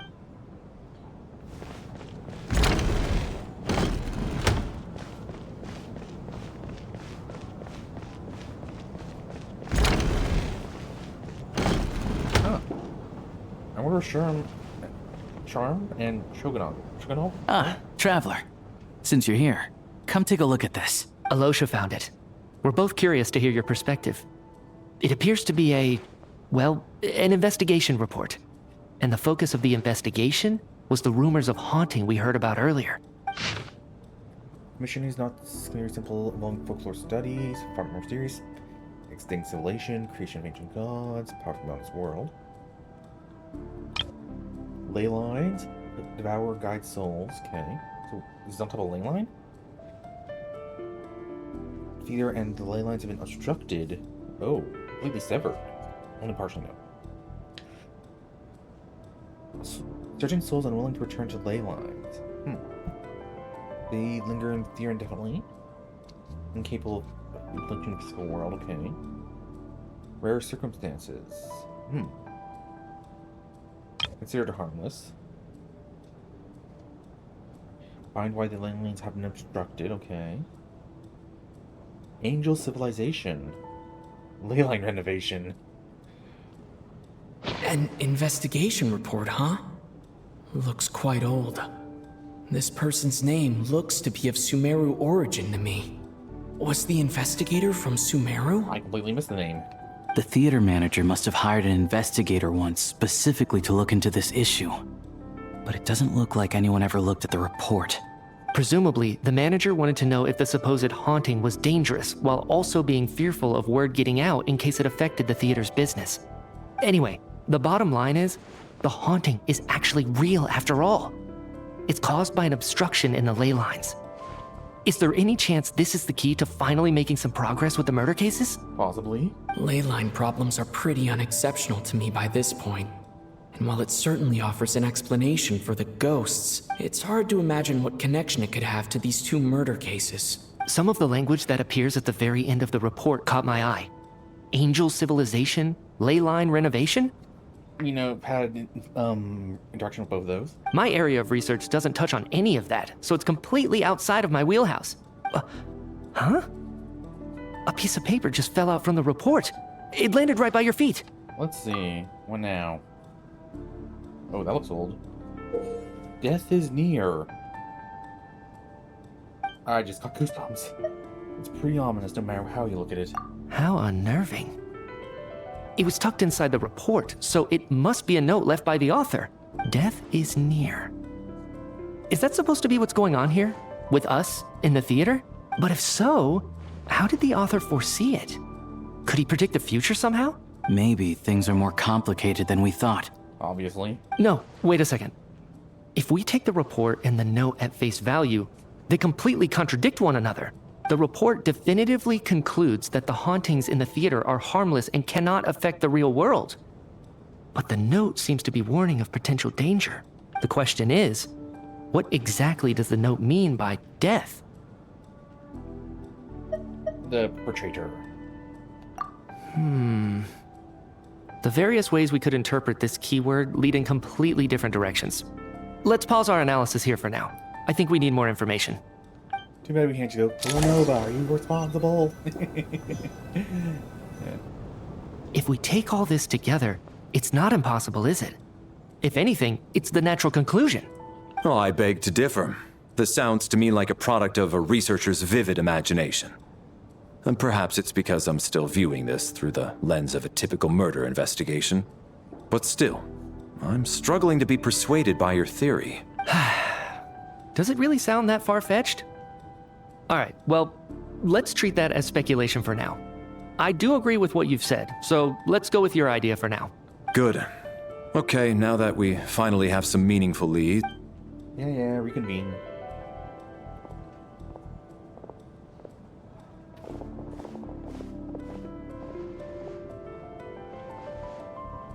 So, that's about everything we've discovered so far. I'll share my theory first. Based on what we've learned from the logbook, I believe the extra person among us is most likely the killer. If the killer had simply bought a ticket, it would have greatly increased the risk of their identity being exposed. I expect he or she either hid in the theater ahead of time, or found a way to slip past the ticket inspection. They then blended in with the group and waited for an opportunity to strike. What about the note found in the investigation report? Any thoughts on how that fits in? The killer may have simply planted it there as some sort of sick joke. I've seen my fair share of psychopathic killers. They love playing cryptic mind games. Does that imply there have been a lot of psychopathic killers in Shizanaya? So, it has nothing to do with the haunting of the theater after all. This theory makes sense to me. If we have an audience member unaccounted for, chances are they didn't come here to watch the show. Could it really be that simple? It never is. So, in other words, all we have to do is find out who got in here without a ticket, and all our problems will be solved? Then let me make one thing clear. All the theater staff should be well aware that I came here for the rehearsal legitimately, yes? There's no way I'm the one who didn't have a ticket. Okay, so can't be Vonitsa, Odette, or Lucia. They're all employees. We got our ticket from Child, and Tonya should also have gotten her ticket from Child. So, him, Charm, Valerie, and Metia? It's true. I hear you used every trick in the book to get a hold of that ticket, too. Everything short of throwing a temper tantrum and rolling around on the floor at the entrance. I most certainly did not degrade myself in such a way. Probably a stupid question, but I might as well ask. Did anyone here get in without having their ticket checked? Guess it was naive of me to expect them to just admit to it. Doesn't hurt to try.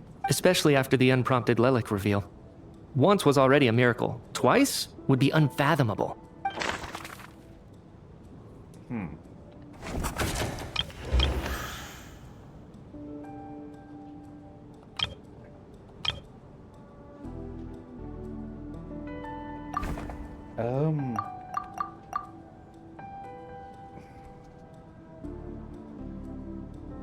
Charm seems most likely. Because he's, like... Charm just seems... I don't believe any of us here knew Shram before all this. Shram. I don't know if no one can verify Shram's identity... Mr. Shram, did you really go through the ticket inspection to get in here? Huh? Me? Why am I being singled out, my friend? Do I seem that suspicious? It's not that you stand out as suspicious, more that everyone else has been ruled out as trustworthy. Okay. Well, we spent the best part of 2 days together now, so I'm sure you can all tell what kind of person I am. I'm a true gentleman. I never dream of doing something like sneaking to the theater without a ticket. Yeah, I have no doubt that you're a good person. But the problem is, none of us here actually know you, so no one can say for sure that you are who you claim to be. Although, actually, what was it you said last night? Yeah, you're friends with that water imp, which is why you understand our primary mode of expression. Last time I checked, there were barely any of us remaining in Snezhnaya, since most of the water imps left. Could you tell me a little bit more about your friend? There's a good chance I actually know her. And I suppose it's also kind of a way for everyone else to get to know you a little better. Logical.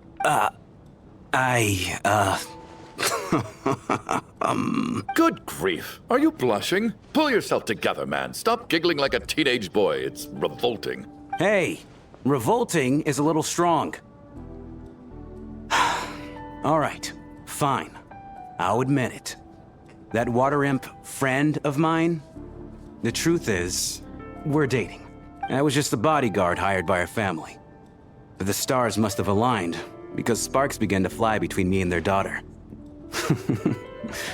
Never in my wildest dreams did I think I'd get so lucky. We don't need details. Just get to the point. Okay. I'm just a little hesitant to reveal her name, that's all. You know how it is. These are delicate times, even with me to protect her. If word gets out that she's dating a human, both the Fae and human factions will give her a hard time. Really? Wait, no. That can't be. Is he a ghost? Huh? Shram, what the devil are you talking about? Why is everyone looking at me like that? Surely you can understand where I'm coming from. Delicate times? Factions? Yes. You know, the Civil War. Last time I checked, the Fae and the humans were still at each other's throats. If I'm not mistaken, the last significant civil war in Snezhnayan history was over 400 years ago, when Her Majesty the Tsaritsa had just taken the throne and was consolidating her reign. What do you mean, 400 years ago? What's going on here? Is Shram from the past? All right, Mr. Mitya, you win this round. As far-fetched as it is, it appears that your theory may be correct. I'm just as amazed as you are. I didn't even believe it myself, to be honest. Is someone going to explain what's going on here? From the look on your face, you figured it out too, haven't you, Traveler? He did.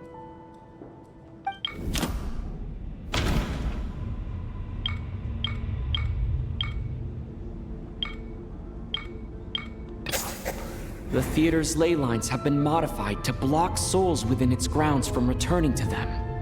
Some souls can even wander this place forever. Mr. Shram's statement proves he is from hundreds of years ago, and according to the investigation report on the theater hauntings, Mr. Shram is very likely a lost soul wandering the theater.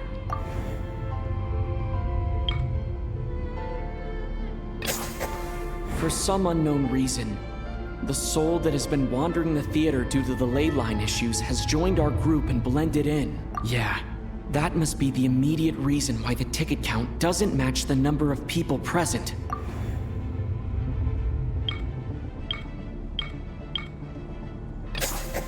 The contents of the investigation report have been verified.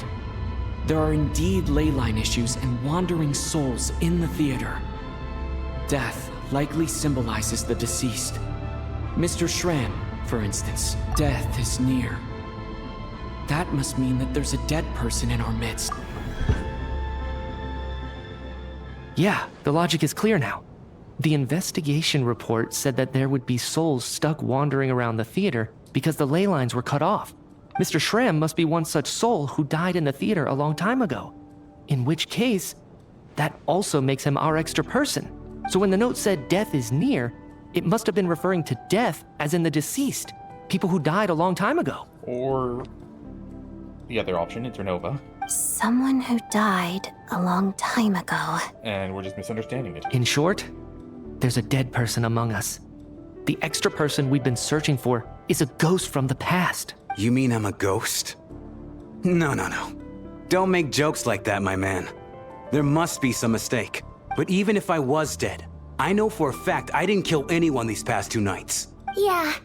Even if all that's true, the report also said the souls inside the theater can't affect reality, right? They're harmless. Then what if the problem isn't the souls at all? but the ley lines themselves. The ley lines have a powerful ability to attract and devour souls. Let's say that the ley lines are like a black hole, constantly seeking to engulf souls. But the souls that don't want to return are trying to avoid being sucked in. Black mist. Huh. Why does this analogy sound so familiar? What happens when the black hole can't achieve its goal? I'm only speculating here, but what if it ended up swallowing innocent souls by mistake? Or intentionally taking other souls to compensate? That could explain why we weren't able to determine a cause of death. If you're right, and their souls were devoured by the ley lines, it does make some sense. It does seem to explain a lot of the things we couldn't make sense of. Does that mean it's true? Except there's no concrete evidence. Mitya's relying on a lot of logical leaps. Still, it seems like the best explanation we have under the circumstances. All right, so how could Shram not know that he's dead? Seems a little unlikely that he hasn't noticed anything unusual even after several days interacting with us. On the contrary, it's perfectly normal for a soul to wander the theater for centuries without questioning their existence or reason for being there. It's simply what's natural for them.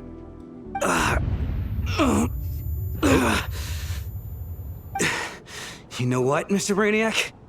I think you might actually be right after all. I'm trying to remember and... even though my head feels like it's going to explode, I think... it's all coming back to me. Oh, is he floating? I was the one who didn't want to remember my own death. Nope. So I forced myself to forget. Well, I'm sure those are painful memories. My lady and I snuck out to go on a date one day. We bought tickets for the theater. It wasn't really my thing, but I was just happy to be together. All of a sudden, a group of people burst into the theater, shouting for all the water imps to get out. Performers and audience members included. It was clear the conflict between humans and Fae had reached a boiling point. This time, the extremists were even coming after the water imps who had nothing to do with the war. I thought I could pull one over on them. So I took off my jacket, draped it over my lady, and tried to sneak out amid the chaos. But I got caught. They started shouting, calling me a traitor to humanity. But I was going to do whatever it took to buy our chance to escape. No matter how many people stood in my way. I had to. Both as their bodyguard. And out of love. It's all right, friend. You can stop there if you want. You don't need to dig all that up again. It's just... even now, I'm still struggling to accept the truth. How could I be dead? And turn out to bone her ancestor. I'm sorry, everyone. If I had known I was a dead man walking, I wouldn't have dragged you down with me. If I'm the cause of all this death, then punish me however you see fit. How would you fully punish you? But, Mr. Shroom... No. I refuse to be a burden. I know what I have to do. You said I've been wandering the theater for centuries, right? Then you just have to leave? I guess it's high time I got a breath of fresh air. Out there, I mean. I'll leave this place and take all this death with me.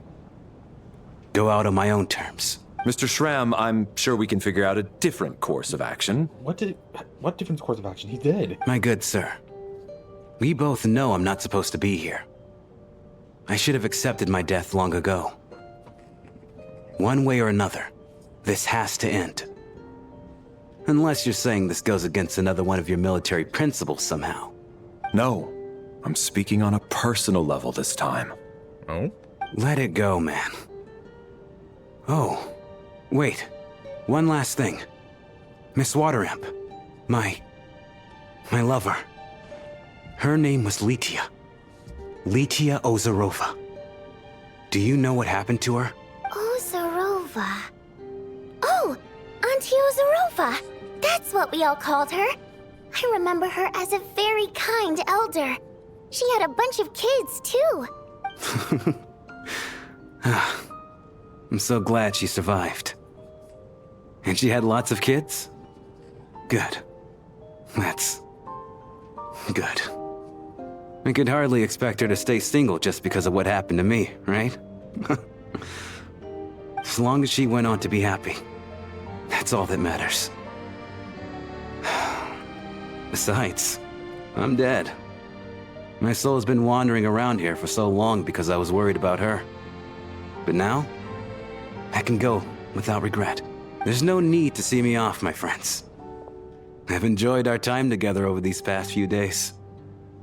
Perhaps we'll meet again in the next life. How far is he gonna... Oh.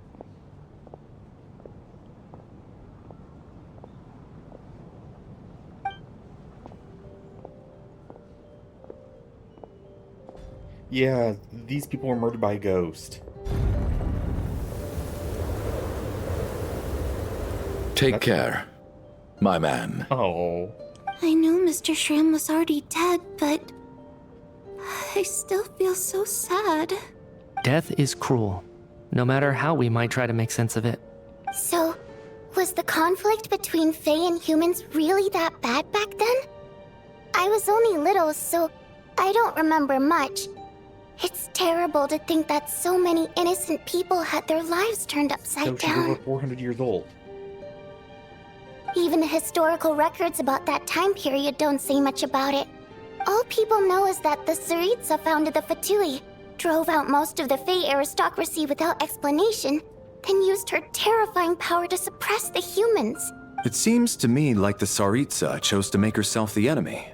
She downplayed the conflict, directing whatever animosity both sides had for each other at herself instead. If there needs to be a villain, let me be the villain kind of thing? That's also why, despite how brutal the conflict was at the time, there hasn't been much lingering tension between humans and Fae since. Things have been fairly harmonious for the past few centuries. So, the Tsaritsa banished the Fae to protect the Fae living in the city? She offered herself up to be hated in exchange for peace. Maybe it's not quite as bad as it sounds. I don't think Her Majesty is too concerned if mortals hate her or not. And besides, there are very few who truly do. All this time, I had no idea. All right, if Mitia's theory is correct, then I think we can consider this matter settled. Let's all take a break. Ugh, if only this blasted storm wasn't still raging on. Oh, yeah, but two things even connected.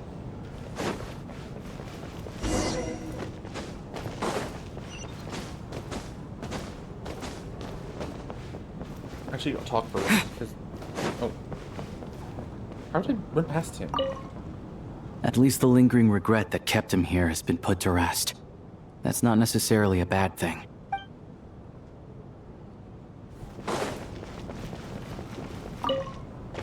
Well, at least it seems like Mr. Shram stayed optimistic until the end. The information he revealed, it's given me a lot to think about.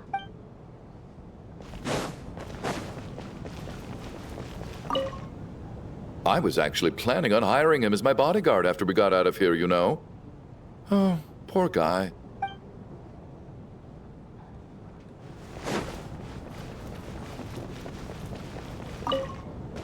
Even though Shram was already deceased, his decision to walk into the snowstorm was still a sacrifice, and a very brave one. This is one of the few times I don't feel at all happy to have my theory proven true. Where'd Odette go?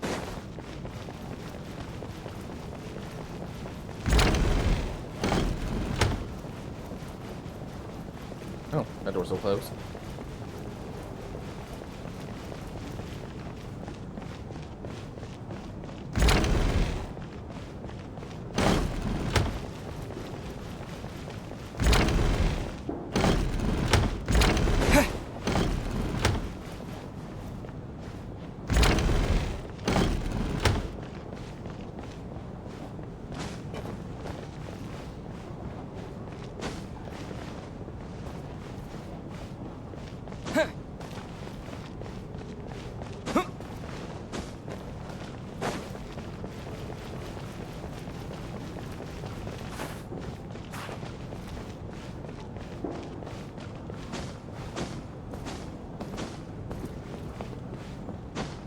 I haven't seen Odette anywhere.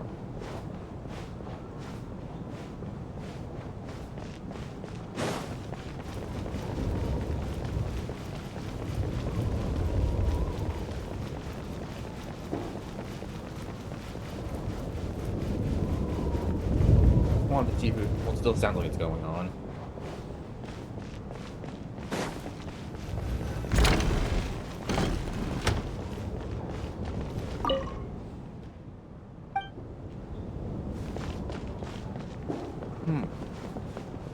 Weird. Either I'm so blind I missed her, or they need her model for something. She's hiding in our room.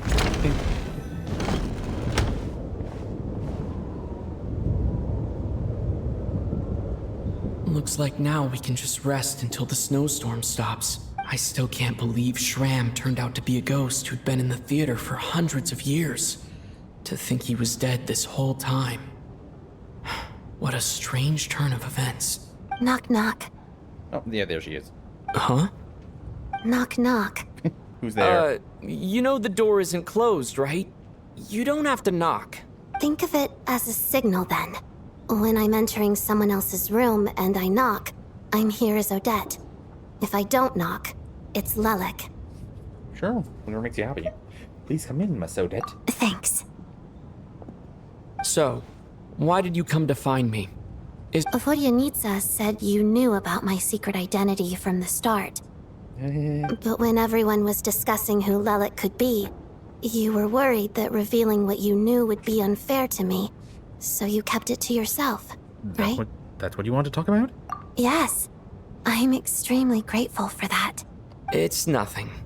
I mean, you didn't hold what happened with Signora against me, so I should thank you for that as well. Actually, there's something else as well. I found myself in a situation similar to the one you were in when you helped conceal my identity. Huh? So I thought I'd come and ask you for advice. I'm honored. What's the situation? It's about Mitya. Before all of this, the last time I saw him, he was dead. Say what now? As I'm sure you know, my goal as Lelik was to stop Project Stuja. Uh-huh. Well, when I found out the tech lead for the experiment behind Project Stuja was Mitya, I immediately started planning to track him down and threaten him to back out. Mm-hmm. I often saw him around the theater, but I soon concluded that making my move there would risk exposing my identity. So I decided to infiltrate the Armory Palace and go directly to his lab. That way, the threat would be much more effective. That must be basically the most classified place in Snaya. If you managed to infiltrate it, you really do have what it takes to be a harbinger. Well, I suppose there was a bit of luck involved. But I am a Fatus, so I already had some familiarity with the building's layout. But when I finally made it to his lab, Mitya seemed to be dead. Are you sure he wasn't just dozing off? I checked his breathing and his pulse. He had no vital signs whatsoever. I'm certain of that. Maybe he's like Chi-Chi, a zombie? I thought maybe another anti-Project Stuja activist had beaten me to it, and chosen a much more brutal method. So I made myself scarce. That's why you were so on guard around Mitya that first night here. Yes. When I saw him sitting in the audience during the performance, I could barely contain the shock. To me, it was a miracle. Somehow, he'd come back from the dead. But then, the murder started happening and things got so complicated that it wasn't really at the front of my mind. That is, until Mitya himself said there must be a dead person among us. Then, I couldn't ignore it any longer. And yet, you thought that bringing it up right away would single Mitya out. Just like when everyone was suspecting Lelik. Exactly. I thought there could be something I was missing. Maybe the scarf is the real him and it's controlling his body like a puppet. Besides, we soon figured out that Mr. Shram was a ghost. And we knew there was only one extra person. So we thought he had to be the one. But now, it seems like there's another candidate. I understand why you kept it to yourself. There was so much information being thrown around during that discussion. Bringing up Mitya would have just introduced more confusion. So, What do you think we should do? Let me confirm one thing first. When was it that you found Mitya dead?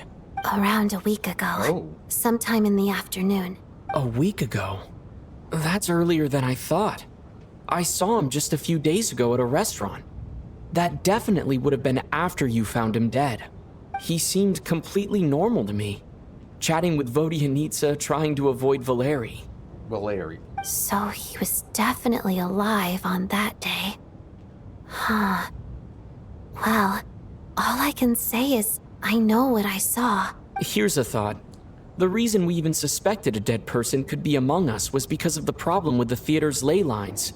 But Mitya's death happened inside the Armory Palace. The ley lines affecting the theater shouldn't reach that far. You're right. I guess he doesn't fit the profile of the person we were searching for. I think the chances of it being him are very low. Surely he can't have died for real in the Armory Palace. Unless... Unless what? Unless he really did come back from the dead. You're right. Do you think we need to disclose this to the others? Depends if there's still a snowstorm tomorrow. Huh, what's this? A private meet and greet? Please. Where do I line up? That's not what's going on here. Well, I was just making the rounds. Thought I'd try to lighten the mood a bit. Vodyanitsa's handing out food if you're hungry.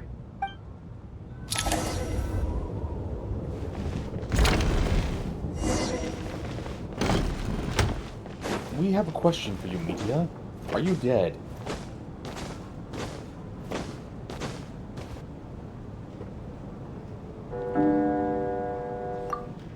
What is going on with this storm? Could it be connected to that monster that just arrived in Snezhnaya? I almost hope it is. Her Majesty the Tsaritsa left to vanquish that beast herself. We just need to wait for her triumphant return. Do you think people still feel the cold after they die? I'm wondering about Shram. Oh, maybe we should have given him a coat before he went out there. Death itself is cold, isn't it? I'm sure the storm will embrace him. Well, I hope he has a safe journey. I'm going to miss him, I think. It's not like we can blame him for Rampana and Kulish's deaths. Thinking back on it, we barely made it out alive ourselves. Once we get out of here, how are we going to explain what happened to their families? Oh, yeah, that's gonna be hard.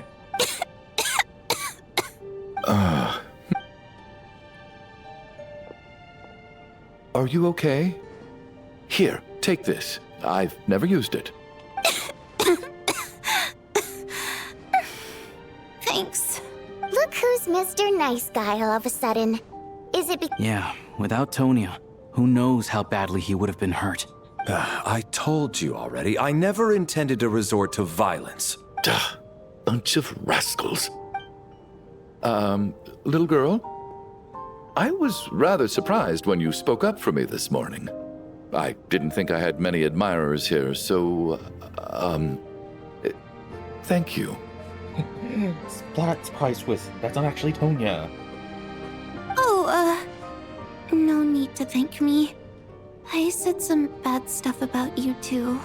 I've been, too embarrassed to admit it, but, you remind me a lot of my daughter. So kind to everyone, but never lets her old man off the hook. Unless my wife and I are having a fight, then she's always on my side, especially when she was little. Every time I took her out... All right, easy now. How long have you had that cough, Tonya? I don't know. It's probably been a while. I'm fine. I highly doubt that. Are you taking anything for it? Yeah. I'll be fine once I see my brother. He's gonna pick some frost fairy flower leaves and brew a tonic for me. I'll feel much better once I drink that. I see. That's good to hear, then. He knows something. We should probably discuss arrangements for tonight. Now that the deceased has left our midst, there shouldn't be any more incidents. Keyword shouldn't. However, out of an abundance of caution, I'll keep watch. Shouldn't we take shifts? I can take one if needed. No need. I managed to get a nap in earlier, so I have plenty of energy right now. After all the tension of the past few days, everyone else should just focus on getting a good night's sleep.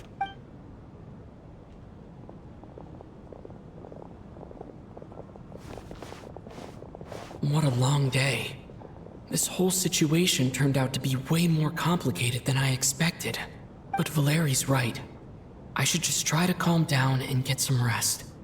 The last thing I want is to give myself nightmares. Yeah, we're going back into the weird realm. Someone's gonna die. Who is it? He's awake. Oh. He's awake! Get over here, you big lug, and take a look. Oh. If you must call me something, call me Mr. Door. The Black Mist is coming. You need to go. I'm sorry, Chicken you're dead. Where are we? Black Mist. Haven't I heard that before? Are you all right? Can you walk? We just got attacked by monsters on our way up. That Mr. Door fellow protected us. He just seemed to come out of nowhere. Not much of a talker, but when it comes to taking down monsters, that man doesn't hold back. Curses! The Black Mist is catching up to us. We need to keep going. Mr. Door, I don't believe I've ever seen you around here before. Why is that? There's no need to try to get to know me. I'm just Mr. Door. I have to find the door that belongs to me. Oh, well, anyway, we're lucky to have you here. Thanks for saving us earlier. No need to thank me. This is where my duty lies. Mr. Door, looking for trouble. Get rid of them! I can just push these ones up. Oh. Good attack.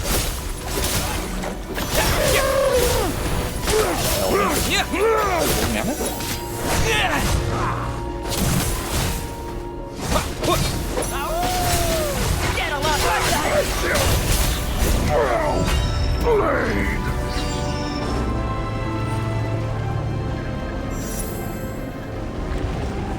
I mean, I fucking want to play a character that's not even out yet. So we're doing this Nocturne! Encase!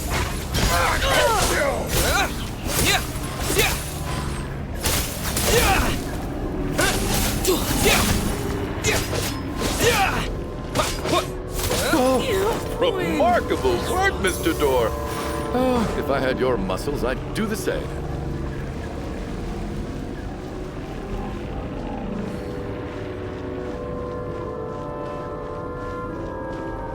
Okay, no, this is it.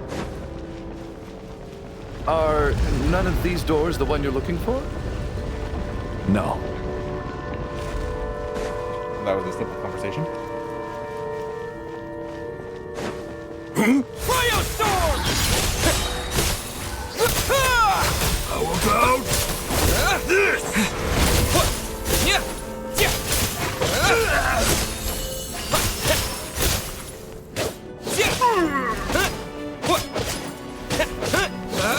Encase! How about Impossible. I'm so exhausted. And the Black Mist is still rising. Oh. Wait, look! There's more monsters down there. Are they coming from within the Black Mist? No, no! They're gaining on us! Quick, keep going, or they'll be at our heels any second! And he's lagging behind, but... Oh. Mr. Door, what are you doing? We need to get out of here. They're coming! Found it. This is my door. What? You mean you're going to stay here? I am a door. This is where my duty lies. So you meant a door for closing, not for opening. No! You saved us. We can't leave you behind. You must keep going. A door can only keep things out for so long. You must make haste. But... Oh, you're right. Let's go. We can't let Mr. Door's sacrifice be in vain. You're actually going to survive?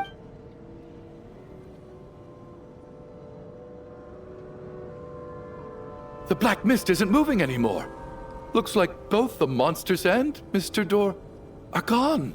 I didn't just imagine all that, did I? I did.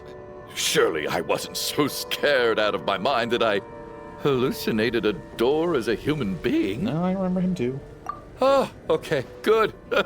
There's no way we both hallucinated the same thing. Hmm? Getting sleepy? Well, looks like we're safe for now. Go ahead. Let's get some rest. Valley's dead?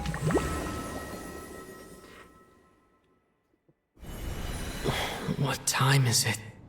Is it morning? I think I had a nightmare. I guess everyone's still asleep? These past 2 days have been exhausting. Valeri's keeping watch though, so he's probably the only one awake. Valeri?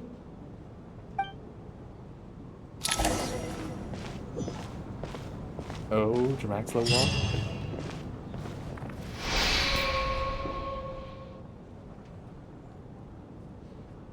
Wake up!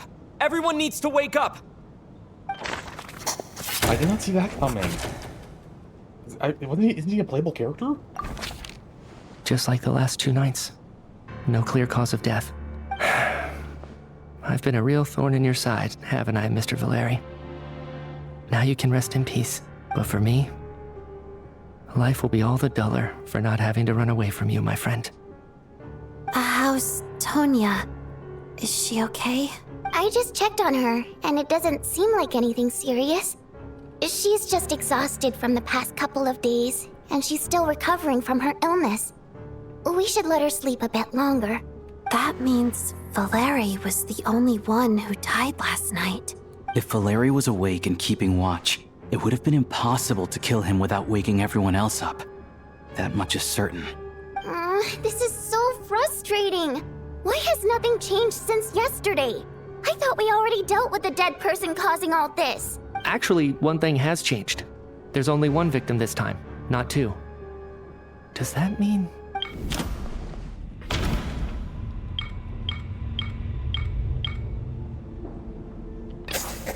After the deceased Shram left, there was 1 less victim last night. That more or less tracks. It's a reasonable conclusion, considering the only variable that changed. The number of people who die each night is equivalent to the number of dead among us. That's your theory, right? Exactly. We identified Mr. Shram, and the night after he left, the death toll dropped from 2 to 1. By that logic, there must be 1 more dead person left among us. And we know who it is in theory. Another one? But there was only 1 person unaccounted for in the ticket checks, right?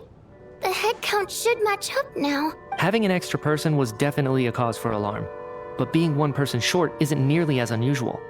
Someone could have left in the middle of the show, or made it out before the storm hit. Yeah, the guy did leave, but was he an employee? 1 more dead person among us. If Mitya's theory is right, then what Odette told me seems a lot more relevant. It's just, at the time, we had no reason to think there was more than 1 dead person. If only we'd taken it more seriously as a possibility. Maybe this could have been avoided. I'm sorry. This is my fault. I had information that could have been helpful, but I held back. I should have brought it up right away. I'm partly to blame as well. I was too quick to dismiss Odette's concerns. What is this about? What have you 2 been getting up to behind my back? Sounds like there's some big news you've been... Mitya is dead. I'm the dead person? Wow, that's certainly news to me. Odette and I talked about it yesterday, but we thought it just wasn't possible, so we left it at that. Yeah, I don't blame you. If I'd been there, I probably would have reached the same conclusion. It just sounds too unbelievable. Let me just try and verify this. I just scoured my memories trying to think back to the afternoon Miss Odette mentioned, but I honestly have no recollection of dying. That's where I'm different than Mr. Shram. Having seen Mr. Mitya a few days ago myself, I also find it hard to believe he could be the other dead person among us. Well, if it isn't Mitya, then who? Do we vote on it? If you don't mind me asking, Traveler, I believe you mentioned that you know Tonya's brother. Had you ever met her before all this? No. No, never.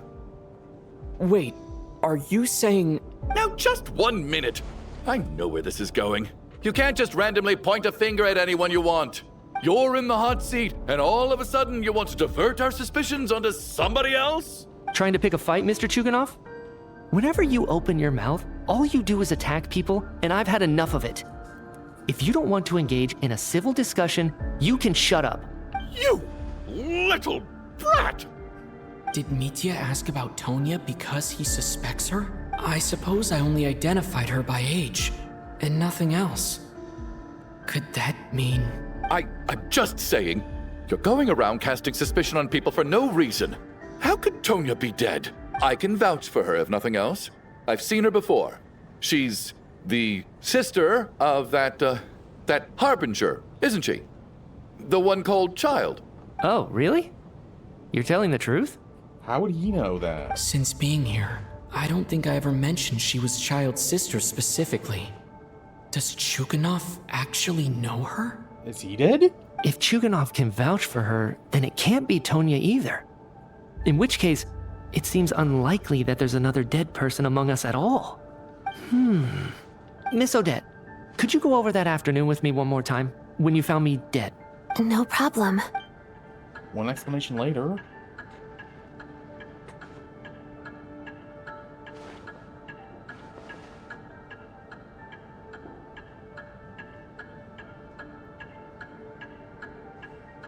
Huh.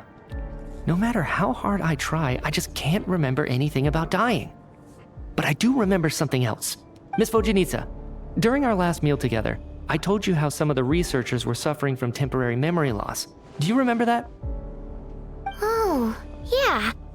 You said it was hindering the progress of your experiments.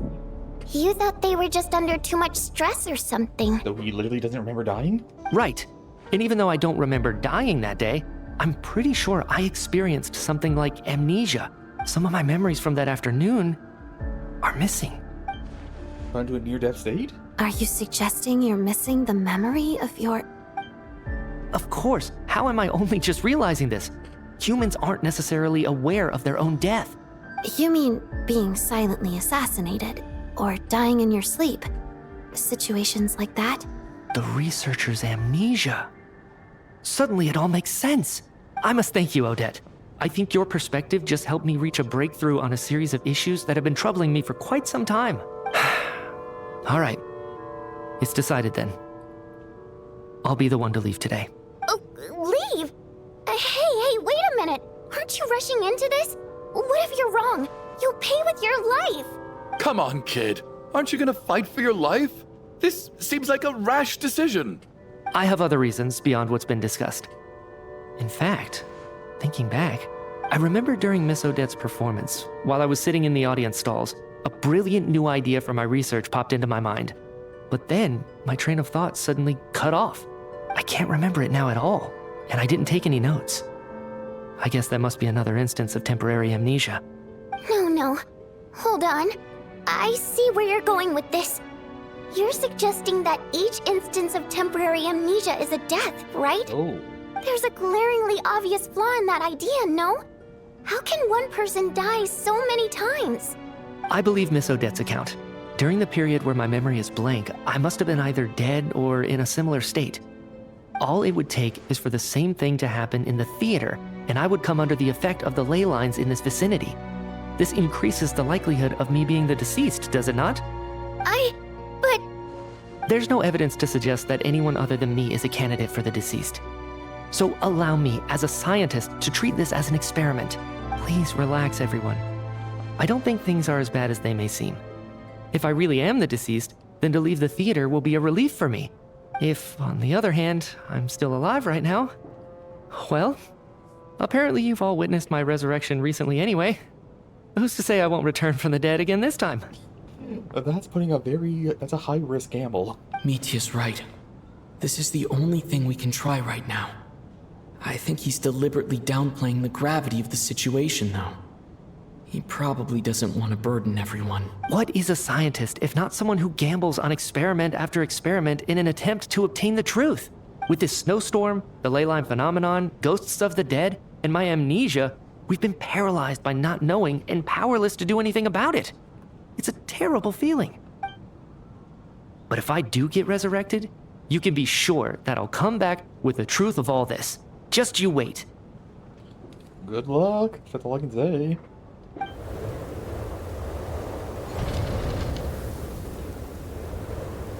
Bye.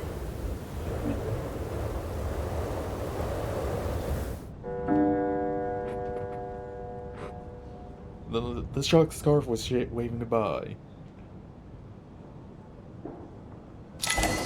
Beyond the loop. Huh?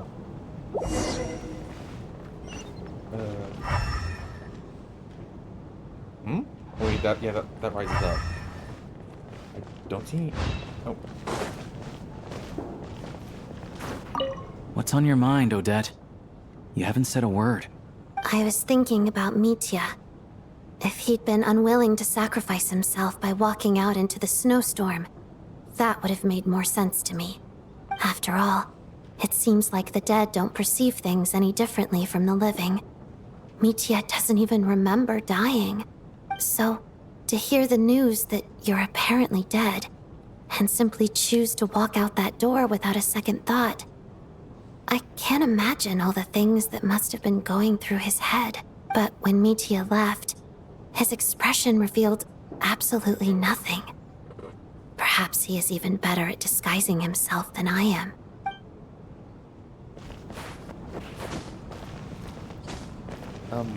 Everything okay with you, Dan? Oh, that Valeri guy was packing even more muscle than I thought. I can't believe how heavy he was. Hauling him over there nearly killed me. Ah, curse this confounded snowstorm. Go bother some other poor souls instead. What do you want? I'm not in the... I guess that was just mumbling to himself. And Tonya is now awake. Poor Mr. Mitya. I didn't even get to see him one last time. Maybe it's a good thing that you weren't there to see it. It was a hard thing to watch.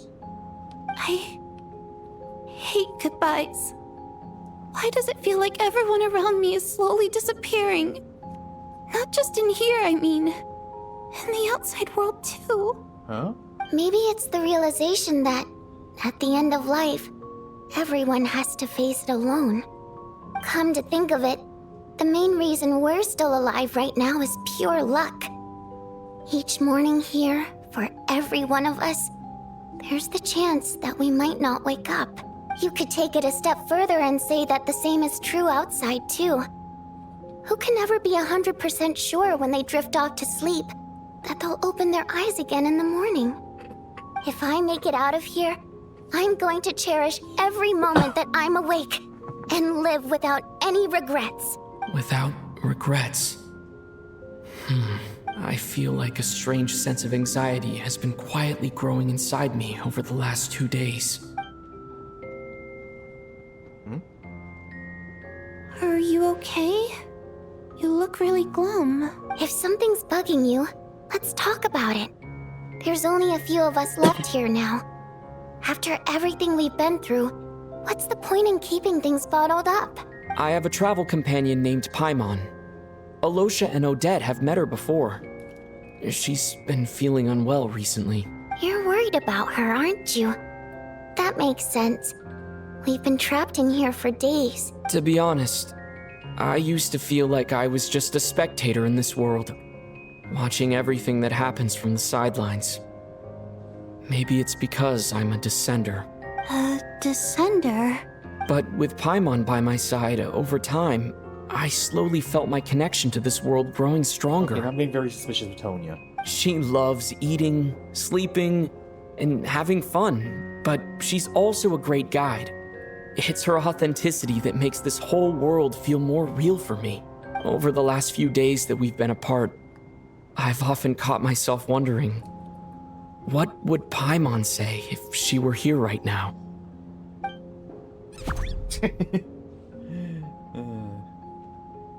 But by the time I snap out of it, the conversation has already moved on, and I'm still in my own little world. I'm trying to overcome this sense of detachment, but I really miss Paimon. I guess, in a way, She means the whole world to me. It's hard not to get attached when you've been for years. I bet she misses you when you're not there as well. Maybe you're her entire world too. I don't know if this will make you feel any better, but back when the water imps left Snezhnograd in droves, I also felt like the whole world was suddenly empty. I could be surrounded by people all smiling and having fun, and still feel completely separate from it. So, I totally understand how you feel. Later on, I started to think, maybe accepting the fact that our loved ones won't always be with us is something that takes a lifetime. All we can do is cherish their companionship from moment to moment. So, once we get out of here, you better hurry back to our side as fast as you can. You can't let your story end in regret. That's the trope I hate the most. Thank you. That's exactly what I needed to hear. But Vodyanitsa, if you hate goodbyes too, why didn't you leave with your people? That's just the choice I made. I used to regret it, but I don't anymore. Like I said before, singing is a water imp's primary mode of expression. It's how we convey our emotions. Our songs have echoed through this theater for hundreds of years, each one a story pieced together through moments of joy and sorrow. But does a story exist without someone to read it? To me, the answer is no. So I made the choice to stay. That way, there would still be someone left to sing these songs and listen to their stories. Otherwise, they could have been lost forever. Could you teach me how to understand your people's songs sometime? I want to be able to truly hear them, like Mr. Shram. A fan after my own heart. Thank you, Tonya. How about I sing something for you, and you tell me what you hear? Okay, I'll do my best.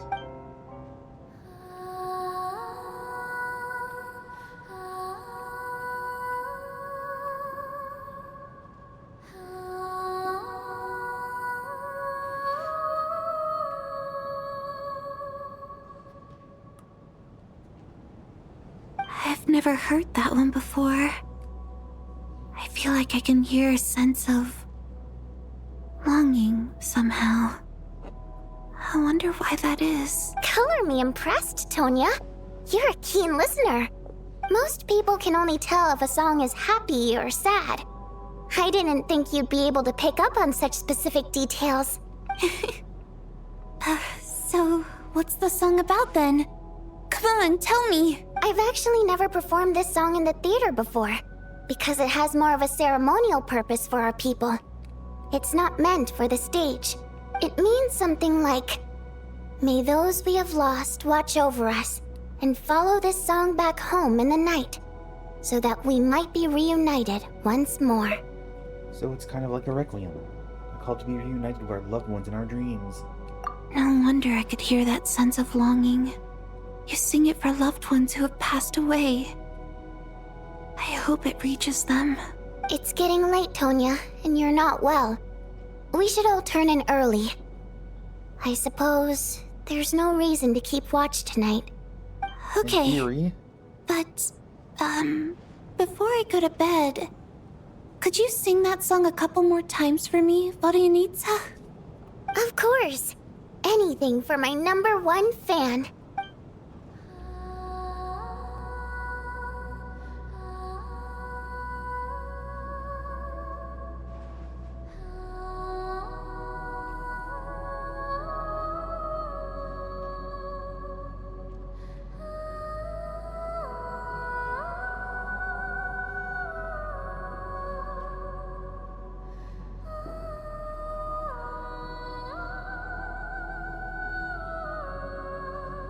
Once I get out of here, I definitely don't plan on ever coming back. Oh, that's rude-ish, but understandable. But I guess that means I'll never get to hear Vodyanitsa sing again.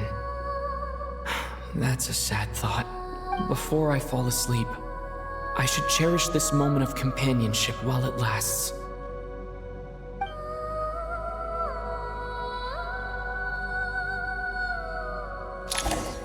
I knew it. Who is it this time? Where Oh, am I? okay, it's no one else but us. It's so dark in here, and I feel kind of dizzy. Am I alone? Renova, Death Shape Tonya?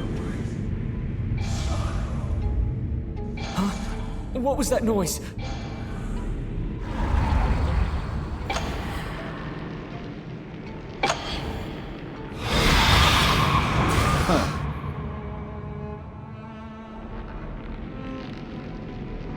Return, O spirits.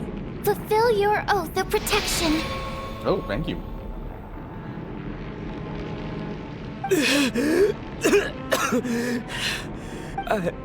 I'm alive? What just happened? No time for questions. Quick, over here. Turn on the switch. We need to bring back the light. So Tonya evil. Alright, we're safe. The spirit just now is called Night Prayer. The light subdues her, but she'll attack without a second thought in the dark. Is she a ghost? Sort of. I know it's hard, but you can't let this place go dark, or she'll kill you again. Did I really just die? Yep.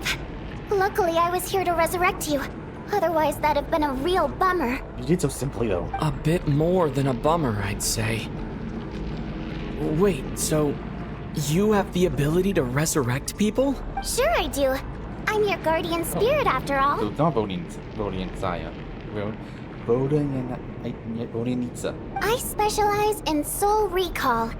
Oh, it's nice to meet you, by the way. Thanks. It's nice to meet you, too. Alright, there's no time to waste. The Black Mist is already catching up. We need to avoid it at Night Prayer at all costs. Come on, let's go. So there's just people. We need to reach the next switch before the place gets too dark. If we bring the light back, Night Prayer won't be able to get to us. Sweet, sweet light! It's back! Now, shh! It's Night Prayer. We need to move quick, but don't let her notice you.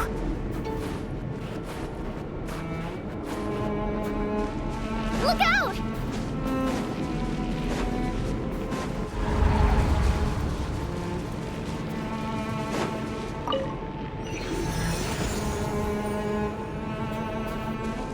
That's annoying that guy stuck on that rock. The next switch is over there!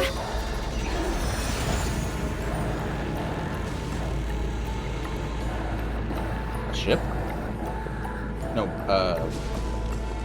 train?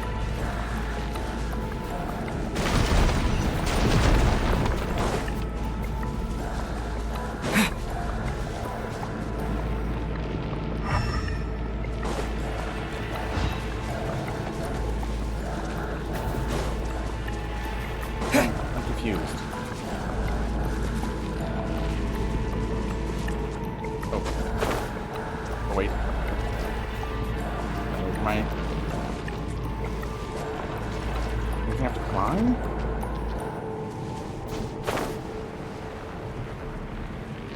Nope.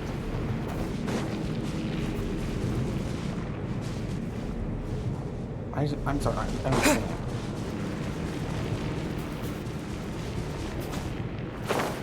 Okay.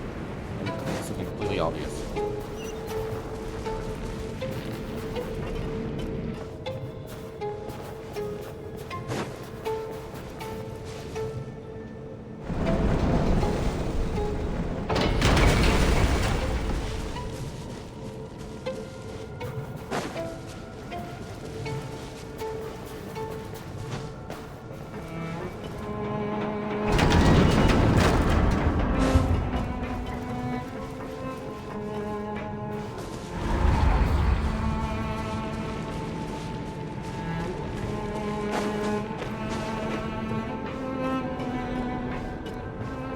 The switch is just up ahead! Hurry! It's too dark! We're not gonna make it! Come on, faster!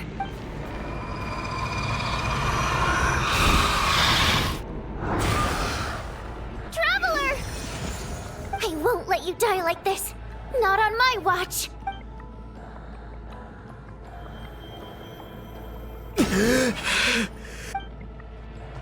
Even though it's not permanent, dying is definitely not a pleasant experience. Great. You're back. Yeah, thanks to you. Time for you to get out of here. Quick, before the light runs out. What about you? You're not coming with me? I can't. I've already been used up. What does that mean? A guardian spirit's skills are finite. I can only resurrect someone so many times. So this not her then? I might not look any different, but my essence has been exhausted. Now, I will slowly start to fade away. I can go no further. The black mist is where I belong. It's okay. Why didn't you tell me sooner? Because it wouldn't have changed anything. That knowledge would have just burdened you. And a guardian spirit's role is to protect. But...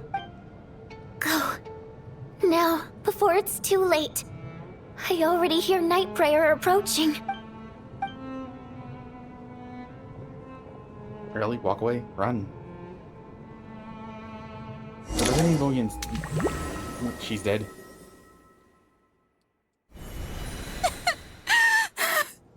What do you need, sir? How could this happen? What do you need, sir? Well, I guess there's no need to inspect the body. We're growing numb to this.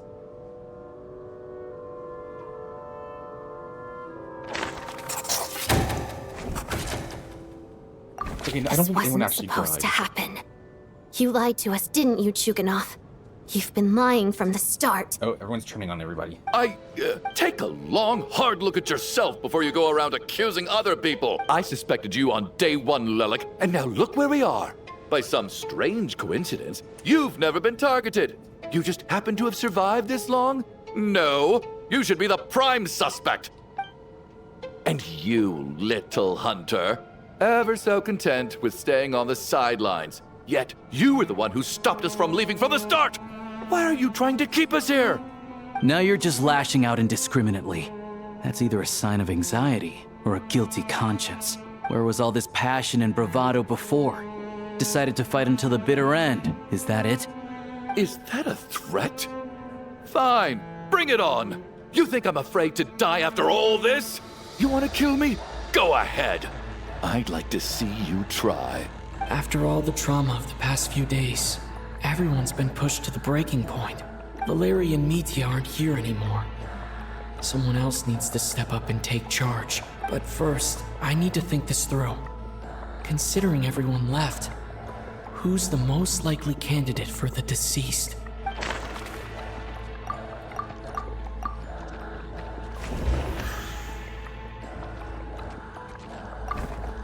Of those who remain, the only person we've never met before is Tonya. There is room to doubt her true identity. People are easily misled by first impressions. Now that I think about it, Child's sister was in fact a label I imposed on her due to my own assumptions. But Mr. Chuganov vouched for Tonya's identity yesterday. With basically no other possibilities left. Could it be?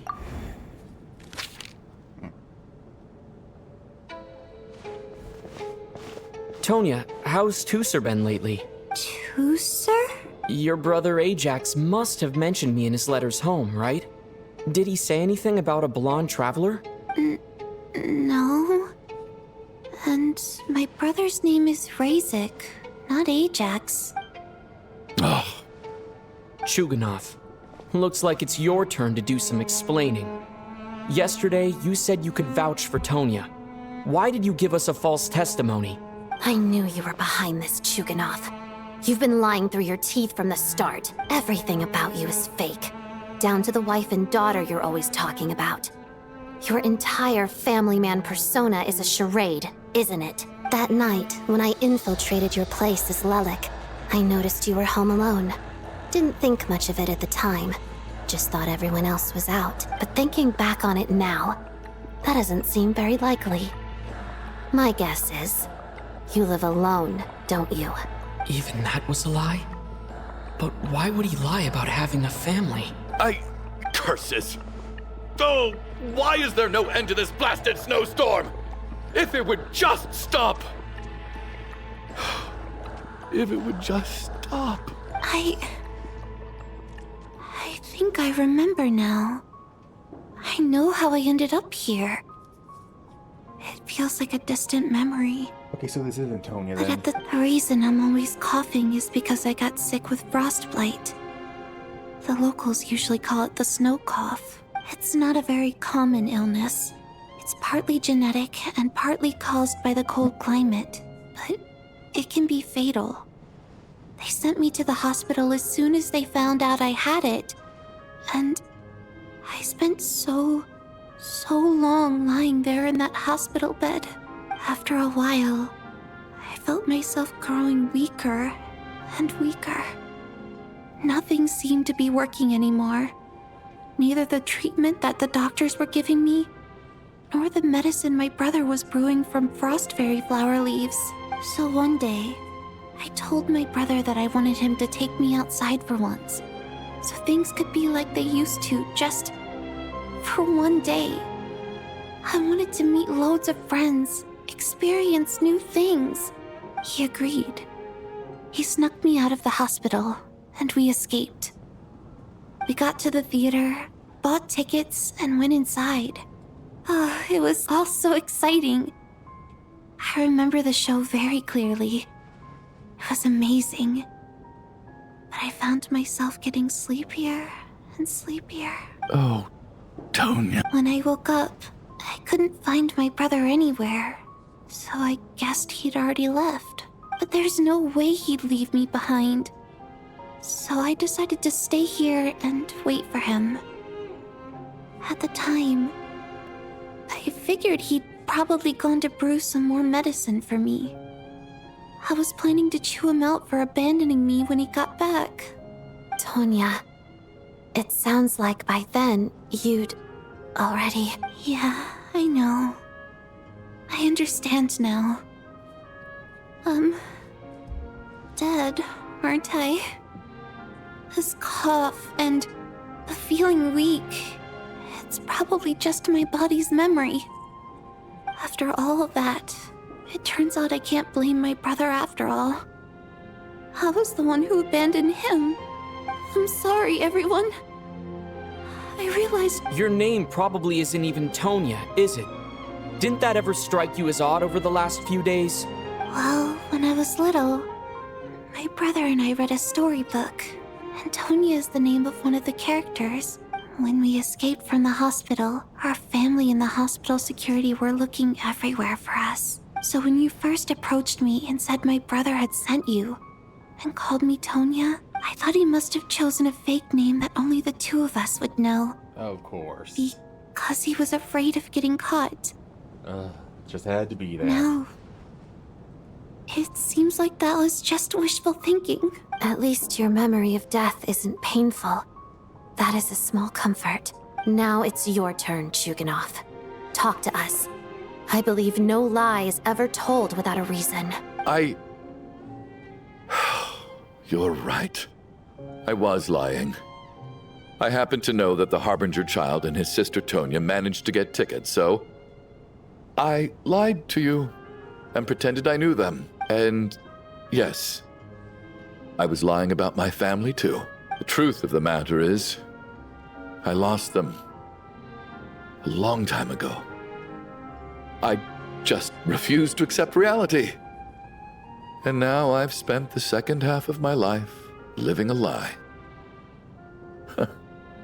I'm a joke. My daughter's name was Iskra. And before you ask, yes, Iskra, as in Iskra Manufacturing Plant. Named the plant after his daughter? She also died from the snow cough. Oh. She was just 6 years old. If she were still alive today, she'd be around the same age as little Tonya here, after Iskra passed. My wife couldn't bear to face those memories either.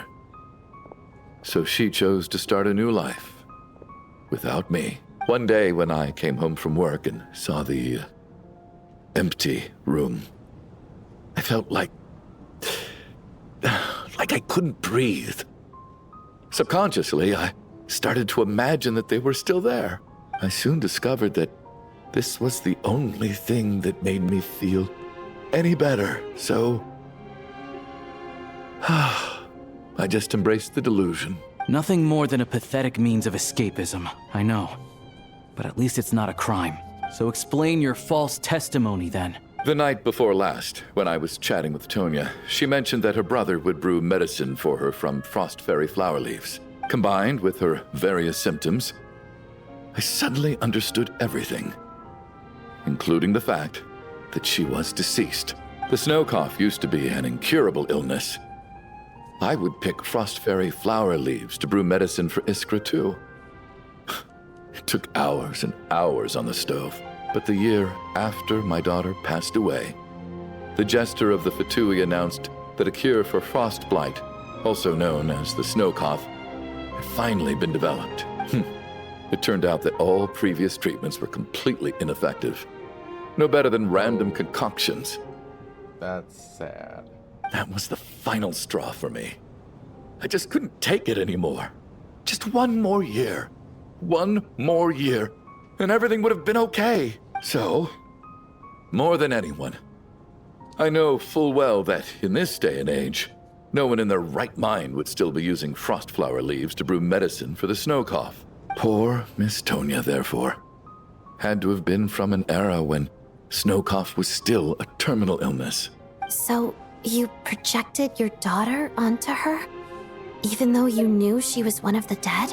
Even though you knew that protecting her could get you killed? That doesn't make any sense. You knew she was already dead. What did you hope to achieve by protecting her? I just don't believe in your crackpot theories. Nor do I approve of your actions. How can you just declare a living person dead and throw them out into that snowstorm? Nitia's gone. My good buddy Shram's gone. And now it's Tonya's turn, isn't it? The others I can make my peace with. But little Miss Tonya, here she is, standing right in front of us, alive and breathing, and fighting her own battles. Yet you're quite happy to say she's dead? I just want her to live. Once this snowstorm is over, the very moment it stops, I'm going to march out that door and find someone who can fetch the very best medicine for her snow cough. I'll be damned if I'm gonna let you cast her out into the snowstorm before I have the chance to cure her. Not again. Not this time. Not when the cure is right within our grasp.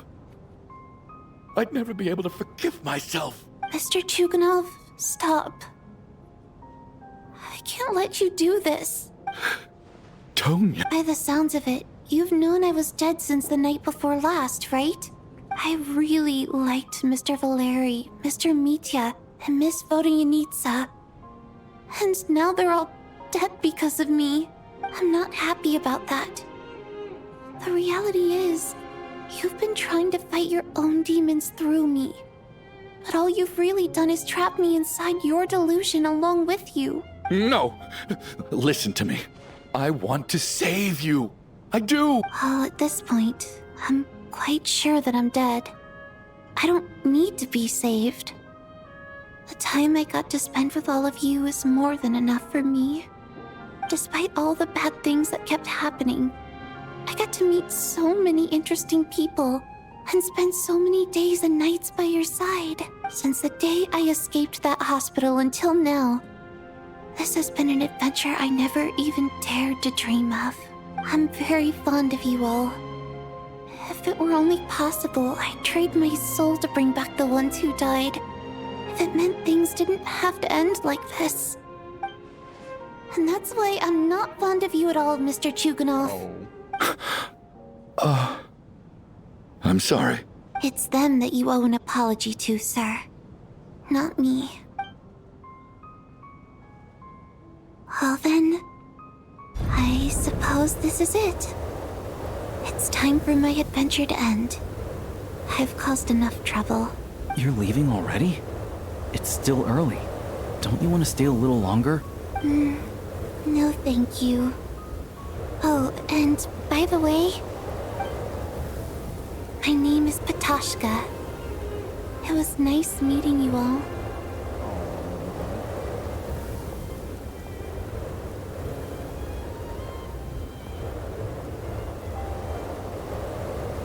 Feels strange that we're only being properly introduced now that it's time to say goodbye. Tashka.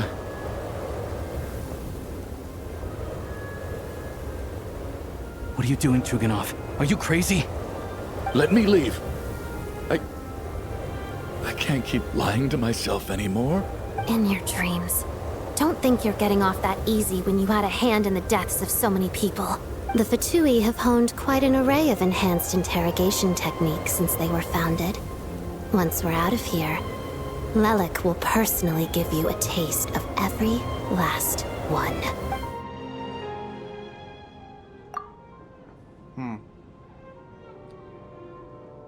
Well, we know we're not dead.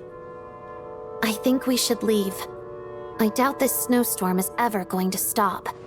For all we know, this storm might have destroyed all of Snezhnaya by now. Maybe even the whole world. I'm starting to feel the same way.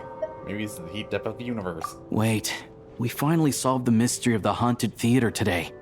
Maybe let's at least try to enjoy tonight? Fair enough. I don't particularly feel like dying in Chuganov's company anyway. And yet you won't let me die first. Hey, Chuganov, on a serious note, if we do make it out of here, you should close down that factory of yours. A lot of people are freezing thanks to you. Is this really the time to be discussing my factory? Yeah, it's not really. All right, fine. I'll shut it down. Doesn't matter to me anymore. Am I hearing things? Or was that a knock at the door? There it is again. But I don't understand. The snowstorm hasn't stopped, has it? Maybe the snowstorm has brought some unwanted visitors. Or perhaps the rescue team. Should we open the door? Is this it? Is this nightmare finally over? If the last few days are anything to go by, I probably shouldn't be getting my hopes up. It's Metia. Whatever lies beyond that door at this moment, it could be something even more terrifying than everything we've been through so far.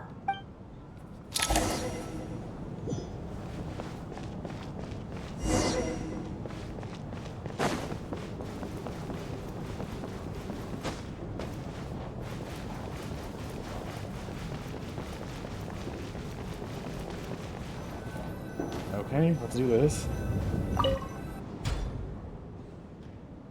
Oh, it's Metia. Casual.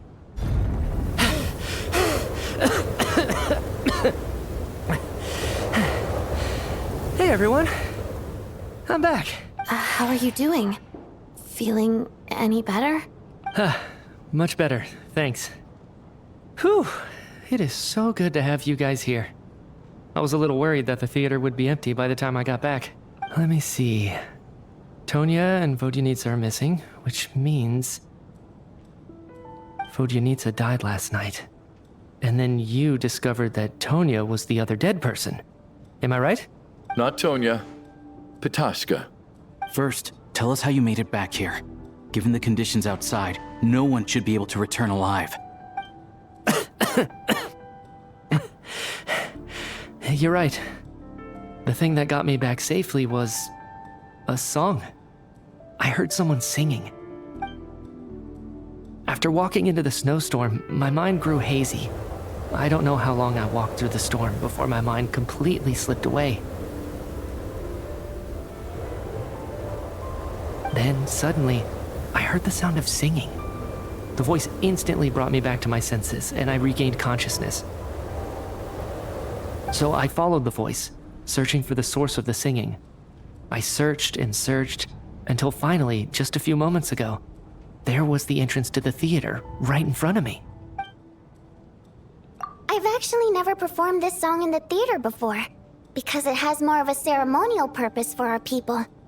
It's not meant for the stage. It means something like, "May those we have lost watch over us, and follow this song back home in the night, so that we might be reunited once more." That must have been Vodyanitsa's Requiem. Who knew it actually worked? That song is meant to guide the souls of the dead. Mitya, that must mean that you... Huh. No kidding. Huh, seemed like I guessed right then. This is what I've been so desperate to tell you about. When I first stepped out of the theater, I was still quite lucid. My memory of it is still pretty intact. I remember the outside world being completely different than what I'd expected. It was like this was a world where only the snowstorm existed. There wasn't a trace of any humans or buildings ever having been there. I don't know how else to describe it, except to say that it just didn't seem like the real world. Pocket dimension or a domain or something. And as for the Requiem, if I was guided here by Vodyanitsa's song, it can only mean that I must already be dead. And this is my soul, not my body. But I didn't experience a clear moment of death while I was out there. Nor do I feel any different now than before I walked into the snowstorm. You don't seem any different to me either. In fact, this is something I've been wondering about for a while now. If souls aren't physical, shouldn't they lack tangible form? Have we all been dead from the beginning? Both Shram and Patashka were clearly deceased, and yet their souls didn't look or feel like ghosts at all. They were visible, tangible, no different than you or me. This raises a truly terrible thought. Is that really what Mitya is suggesting?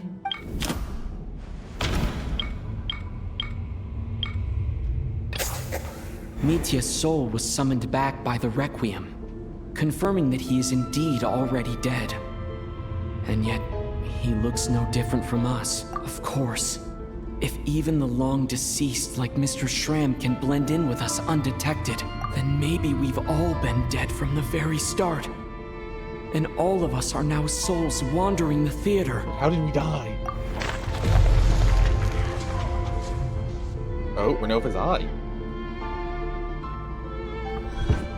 Yes. I think that this is probably the afterlife. What did you say? You heard me. We died in the theater. All of us did. But due to an obstruction in the theater's ley lines, our souls are trapped here, while an endless, infinite snowstorm rages outside. It's ironic, really. All that time, we were working so hard to figure out who the deceased among us were, when the truth was, we were all deceased. The only difference being some of us died more recently than others. Do you remember that note, "Death is near"? Seems like we misunderstood what it meant after all. Death was nearer than we wanted to think all along. The note simply meant that all of us were already dead. So all our attempts to survive, our search for the deceased, it was all for nothing? Hard to say.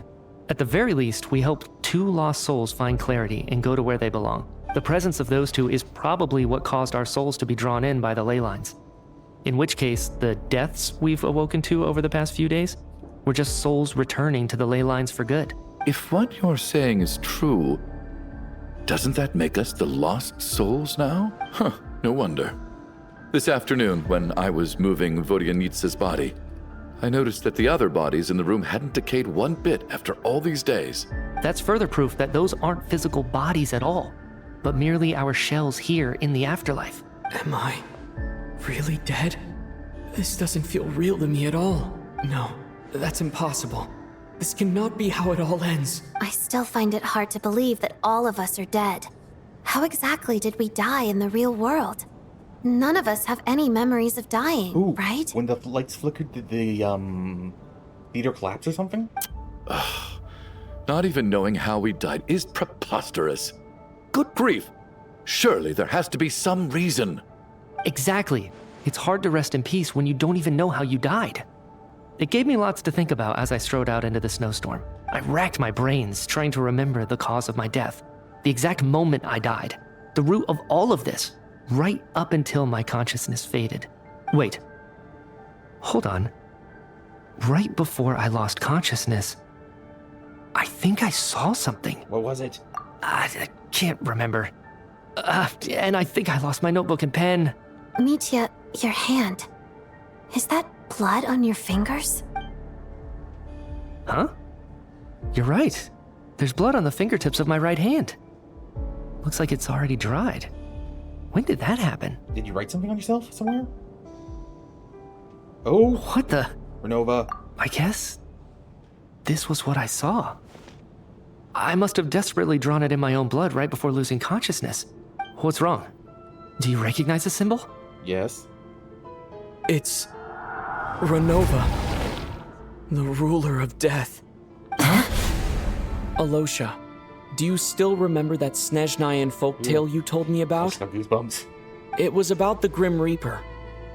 When someone's about to die, he appears as an incarnation of someone familiar to guide their soul into the afterlife. And as soon as you recognize his face, your life is over.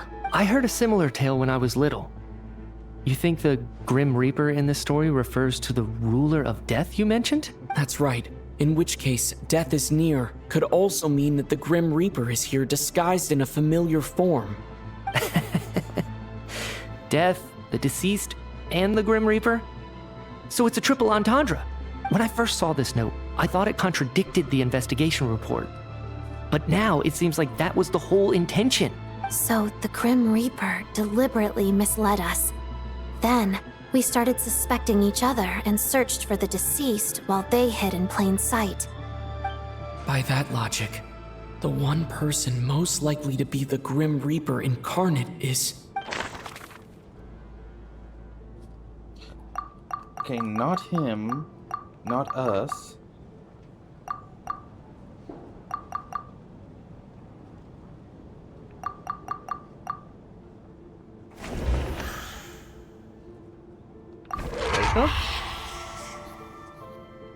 No doubt about it. It's Alosha. That was creepy. Looking back at how everyone has acted over the past few days, Alosha is most likely the Grim Reaper lurking among us. I'll see you slightly apart from us. Is it you, Alosha? You were the first to discover the investigation report, and you had plenty of time to slip the note inside to mislead us. So? Surely you can't suspect me based on that alone. What if someone else found the investigation report first, slipped the note inside, and then put it back without telling anyone? There's no denying it. The note could easily have been slipped in much earlier than it was discovered. That's not all. I've also noticed that although on the surface, Valeri, Mitya, and sometimes I were the ones taking charge of the situation, looking back now, even though you didn't say much, you were always subtly guiding everyone from the sidelines. What do you mean? You were the one who emphasized how dangerous it was outside and insisted we all stay here. It was also you who suggested that we all sleep in the same place. And earlier today, you tried to convince Patashka to stay. I don't understand why, but it was out of character. So, you didn't understand my intentions, and now you're assuming the worst. Seems pretty unreasonable if you ask me. He still won't admit it. Fine. Let's see how he responds to the most damning evidence of all. The biggest question I have right now is, if the Grim Reaper is impersonating Alosha, then where's the real Alosha? When did they switch? Oh, yeah, when he went down to the storm, when he returned from the snowstorm. No, the ruler of... Investigating. That's right. This was the moment. Right at the start. Before any victims had even emerged, Alosha was switched with the ruler of death while everyone's guard was still down. Hello again. When all this began, right after the performance ended and the snowstorm began to pick up, no one suspected anything unusual. We just assumed we were snowed in. It wasn't until we discovered the bodies the morning after that we realized something out of the ordinary was going on. But it's clear now that the oddities actually started earlier than that, when Dimov walked into the snowstorm and never came back. Right. So Mr. Dimov was the first victim, not Sobolova and Torgov. And if we pinpoint that moment as the beginning of this incident, then one thing becomes clear. Alosha, you are the only person who walked into the snowstorm and came back without the help of Vodyanitsa's Requiem. More precisely, Alosha never came back at all. The one who came back was the Grim Reaper. Not bad. Well, since you've backed me into a corner, I suppose there's no point in keeping up the act anymore. Alosha? You're the Grim Reaper? I am no such tired cliché. Mortals should address me as the ruler of death. We already did that. Before being wiped out for good, you identified the two deceased, and even sensed my presence. A commendable achievement. Far beyond what I expected. I heard you can ferry souls. Those deaths each night. Were they your doing? Your initial conclusion was correct. Due to the existence of the two deceased, the ley lines yearned to reclaim those long-lost souls. Every night they devoured an equal number of souls to fill the void. This required no intervention from me. Though, of course, ferrying souls is indeed my authority. Here, take a look.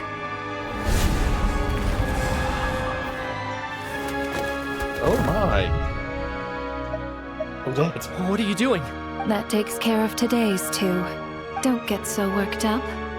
You are already dead, and your souls must return to the ley lines. We don't count for that, though.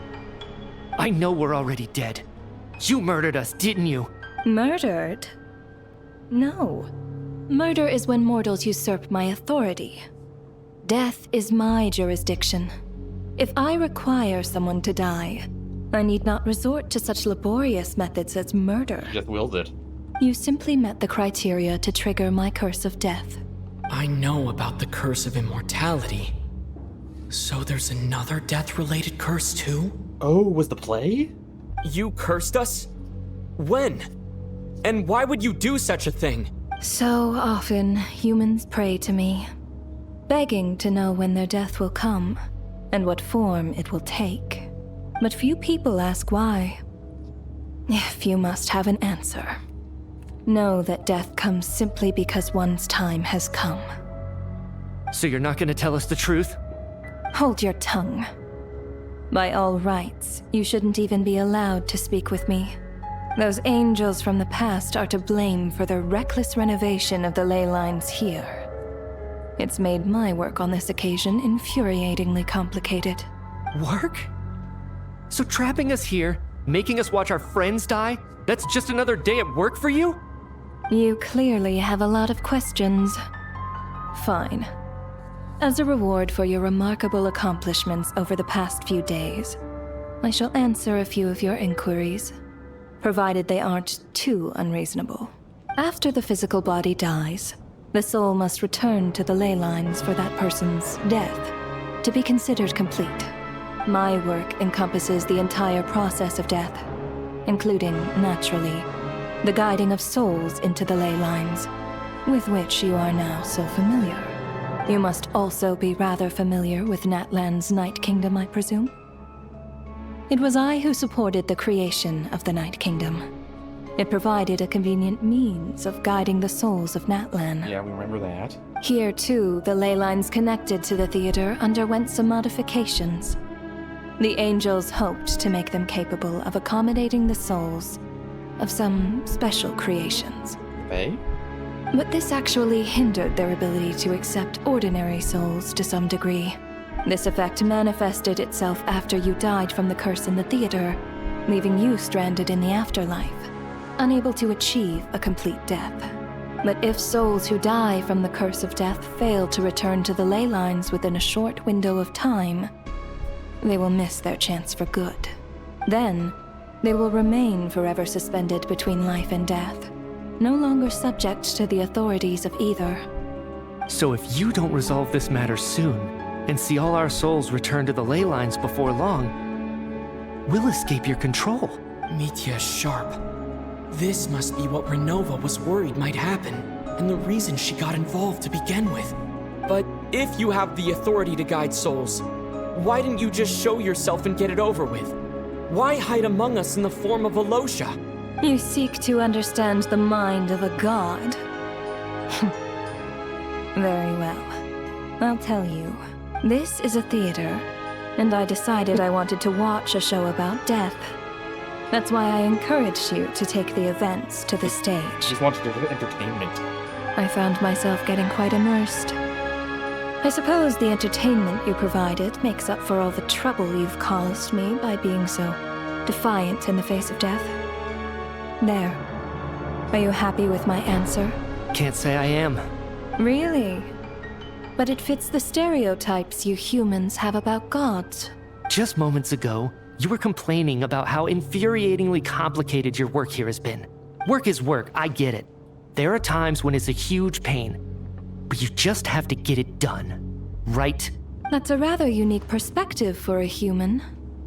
You are in fact correct. There is a pain point in this case. Due to the obstruction in the theater's ley lines, there is a hard limit on the number of souls they can receive each day, making it impossible for me to ferry all your souls at once. Revealing my identity too soon would inevitably have led to futile resistance, and there was a risk that any souls who chose to run would disappear.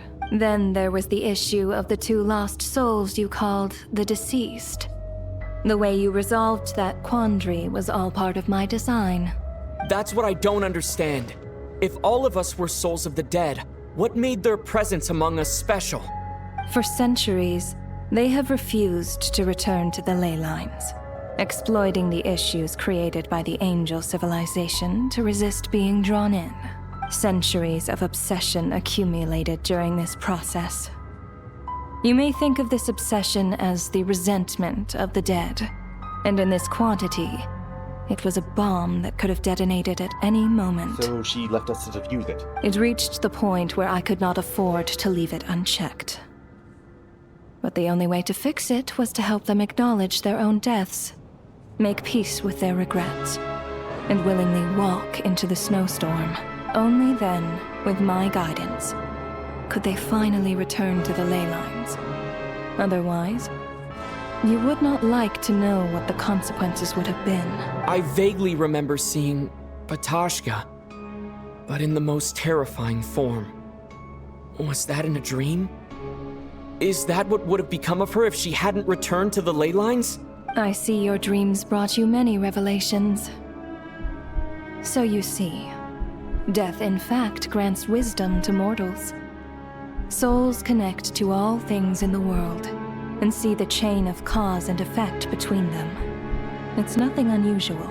Anyway, giving psychological counseling to lost souls is not my strong suit. So you hired us, basically. Against our will. That is more of an angel's role.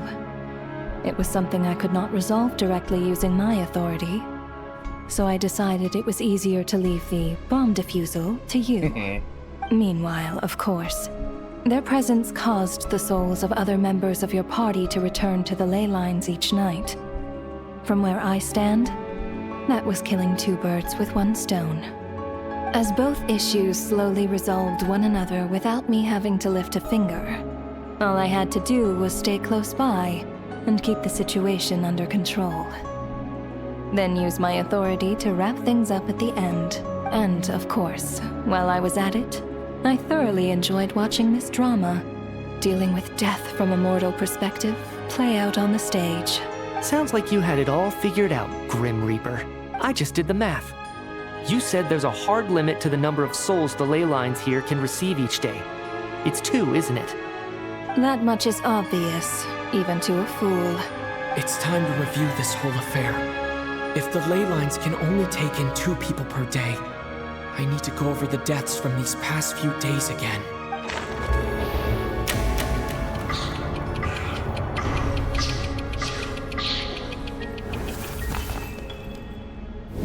Okay. Looking back now, none of us had the faintest idea at the time. From the moment that staff member named Demoff walked into the snowstorm, the incident had already begun.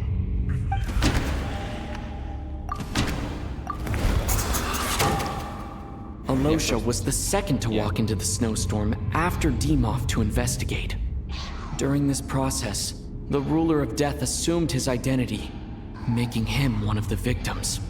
Then it was the 2 people. During our first night in the theater, everyone was caught up in the novelty of it all. No one could have expected there would be victims the very next morning. Despite all the confusion, and with the help of hindsight, we finally began to realize that something was amiss with the snowstorm.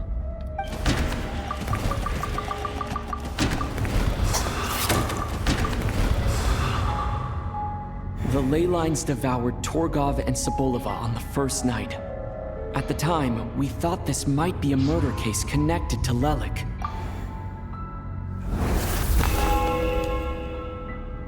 Odette and I spoke a lot that night. 3 people were on watch, but in the morning, we discovered that someone had fallen victim all the same.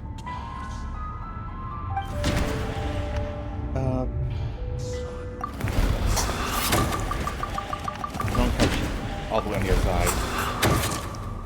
The deaths of Kulish and Rampana caused everyone to stop suspecting Lelik. Unexplainable phenomena occurred one after another, leading Mitya to suspect that we were caught up in a supernatural event.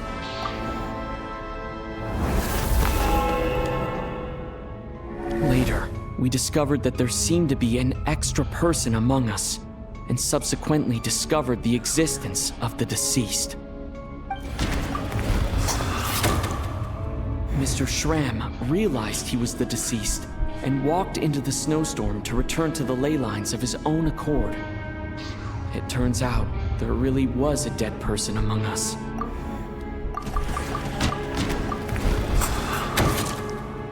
He thought it was all over, but Mr. Valeri's death was a rude awakening for everyone. The ley lines consumed him during the night regardless. A lot happened today. Mr. Valeri's death led us to discover the connection between the number of deceased and the number of victims during the night. But we got it slightly wrong.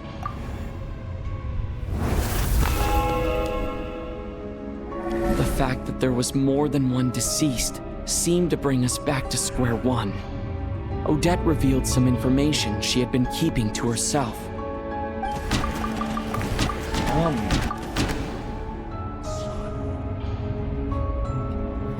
Like, technically, but he's still... Yeah, I know, but like... Although Mitya did indeed walk into the snowstorm that day, he returned from the ley lines with the help of Vodyanitsa's Requiem. The void in the ley lines hasn't...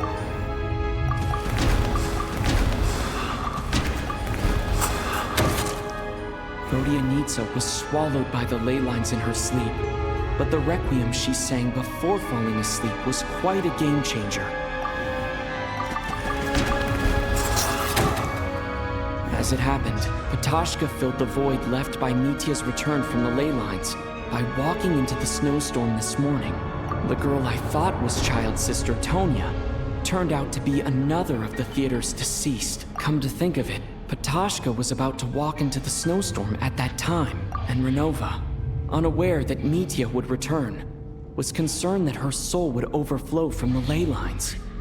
That's why she used Alosha's voice to try and persuade her to stay behind. Looking back, I suppose that was an early slip-up on her part. Today? No one could have expected anyone who walked into the snowstorm to return. But just after nightfall, Mitya returned, bringing crucial information with him.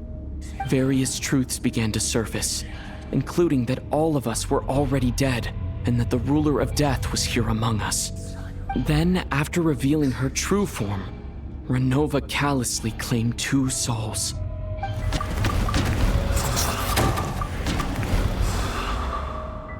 In fact, everyone was already dead by the time we took the photo. And in the days since, we've experienced many more partings in the afterlife. Now, only Mitya and I remain. And the true culprit behind everything still stands before us. In Mitya's eyes, I see the same anger and frustration that I feel. That covers everything. It's all clear now. Are we smiling slightly? Your work isn't finished here yet, is it? The Traveler and I are still standing here, safe and sound. The Water Imp's song threw things off a little, but it is of no consequence. The ley lines have already anchored your soul, and the first ray of light tomorrow morning will take you back. I, meanwhile, need to review my attitude towards the Water Imp race. So the reunion in the night that Vodyanitsa mentioned, I suppose that was never meant to be a permanent reunion. That just leaves you, Traveler. My power only allows me to temporarily separate your soul from your body. The ley lines of Tevat would not accept you, and your soul is firmly anchored to your body by your will. Huh. Lucky us, I guess? For a descender like you, who is not bound by Tevat's rules, your death can only be brought through the most violent of means, such as directly destroying either your body or soul. But you haven't done that yet, have you? Thanks for letting me know that at least I can still be saved. I have no interest in involving myself with Descenders. For now. Although, this may change if Asmodee remains missing. Or you insist on interfering with our affairs. I don't think I've really interfered with any of the Shade's affairs yet, really. One last question then. All our struggles and sacrifices here, they were meaningless from the very beginning, weren't they? Death abides no reason.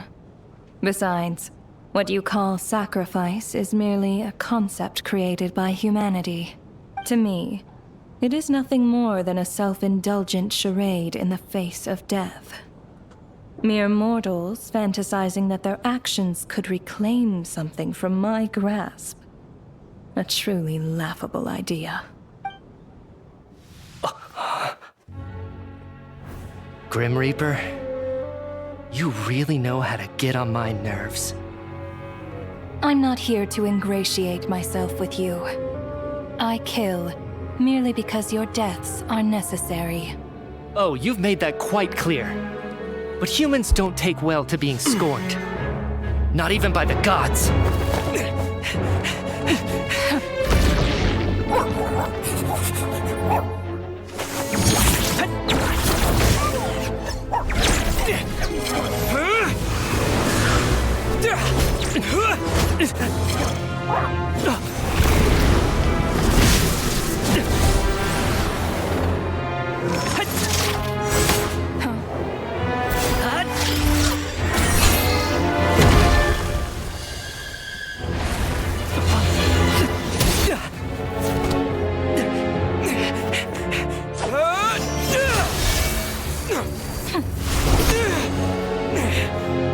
This is futile.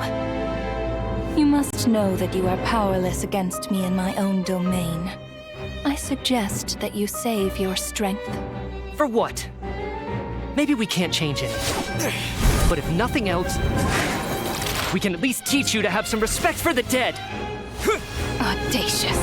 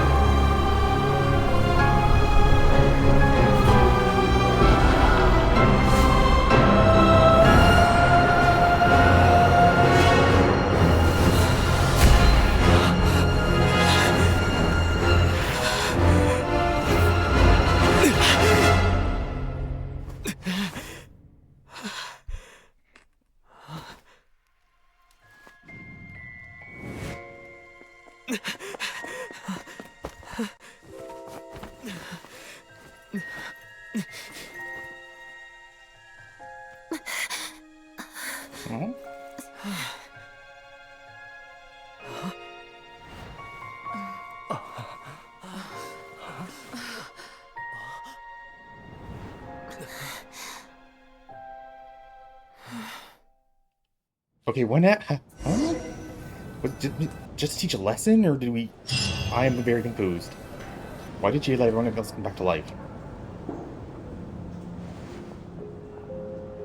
How are you holding up, Odette? What happened to me? How much do you remember? What do you mean? Is the performance over? I can't seem to recall what happened. Well, that's one way to keep her identity safe. Has Odette already forgotten? Talk to Mitya. He's the only one I have left. Mitya? Oh, I'm sorry. I guess I spaced out there for a second. Remind me who you are? Don't you remember anything? Oh. Yeah, I remember now, comrade. Looks like we guessed right. Just like me when Odette found me at the Armory Palace. For some reason, everyone killed by the Ruler of Death eventually came back to life. Oh. Just with one catch. They forgot what happened while they were dead. When did we forget? Did I miss something? Odette and the others have already forgotten everything. Why were you able to remember this time? The little thing he drew? Could this be the reason? You said this is the Ruler of Death's symbol, right? I don't see anything there. You don't? Huh. Okay, I guess that makes sense. I carved this into my hand in the afterlife, so it's not visible in the physical world. Does that mean I carved this symbol into my soul? What an unsettling thought. Still, at least I get to remember what happened. I suppose it's a blessing in disguise. What about you, though? The Ruler of Death mentioned that you're a descender? Is that why you can remember? We'll talk about it later. A full explanation would get complicated very quickly. But that's essentially it. Well then, now that it's all over, let's figure out what we've learned. The first thing I notice is that everything here is precisely as we left it, right before our deaths. This confirms that time passes differently in the afterlife than in the real world. They say that right before death, time slows down, and your whole life flashes before your eyes. That must be how you know you have one foot in the afterlife by that point. Anyway, clearly the few days we spend in the afterlife probably only amounted to a few short minutes in the real world. This also aligns with previous reports of widespread temporary memory loss among the Armory Palace personnel. Now it seems likely that those were all brief deaths caused by the Grim Reaper's so-called curse of death. So it has maybe something to do with the energy you're making? To those unaware of the truth, dying and coming back to life must feel similar to a short bout of catatonia. This leaves me with a couple big questions. What are the conditions that trigger this so-called curse of death? And why are we resurrected after we die? If nothing else, I think it shows that killing us wasn't her ultimate goal. We still don't know her true reasons for subjecting us to death. Right. This time only got complicated because of the situation with the theater's ley lines. That's why she had to approach it differently. If the previous incidents of amnesia among the researchers are anything to go by, killing us is usually a pretty routine matter.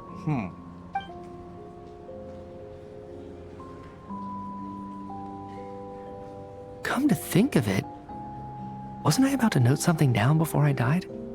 I can't remember what it was, but I think it was something related to my research project. Stop them from thinking of something. Sorry, Traveler. I'll catch up with you again later. Right now, I have to make a trip back to the Armory Palace. We got a new ally, though. Sir, if I may, no one of your description has ever shown up in my investigations into Mr. Mitya's friends. Yet, you two seem very familiar with each other. Could you perhaps tell me where he was in such a rush to get to? Well, we went into a death-defying experience together.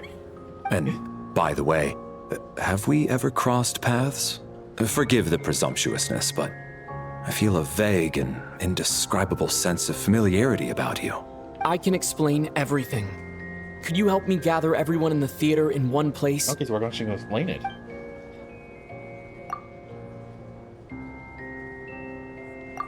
Okay, explaining.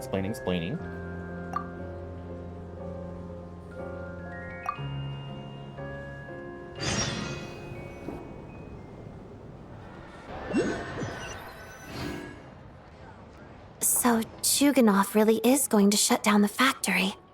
I guess this theater incident actually did us some good after all. So, you said I promised to take you to the Armory Palace while we were in the afterlife, yes? I believe you. I think I even have a vague memory of it.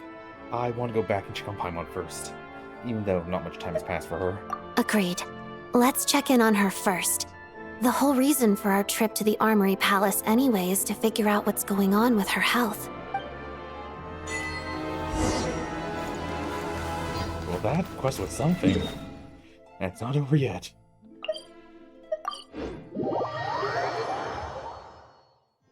How tiresome.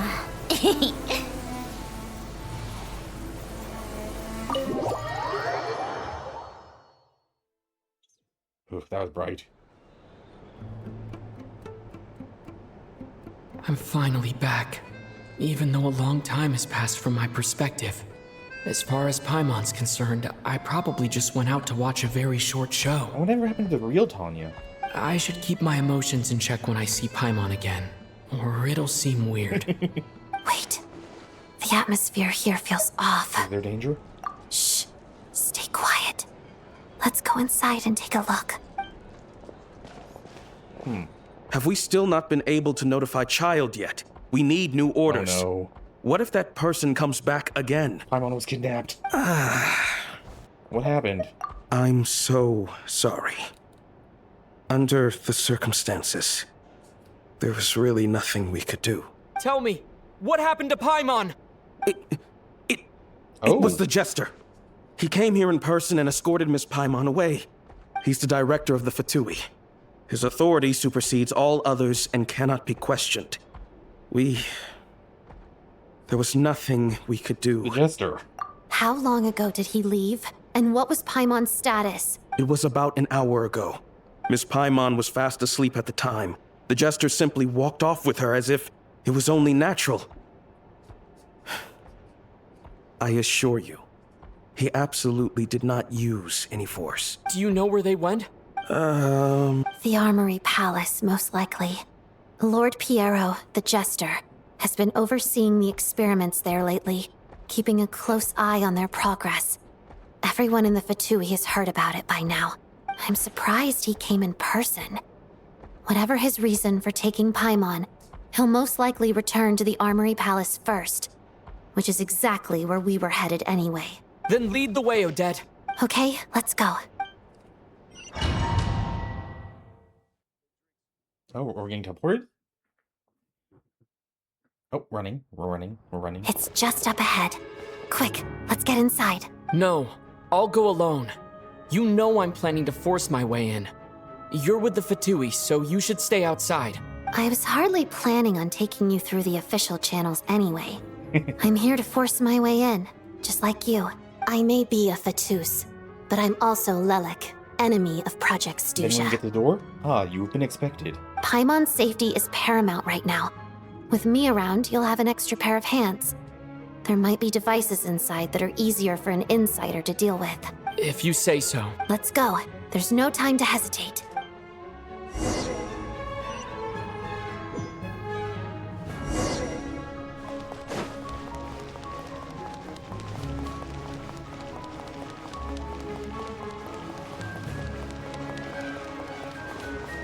Hey, who are you? This part of the Armory Palace is under restricted access. What do you think you're doing? No questions, please. We're short on time.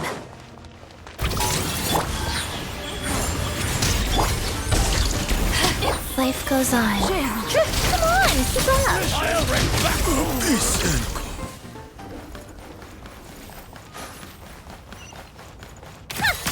I'll make short work here comes another one. Right here. Guys. To ashes! Together. Take a break.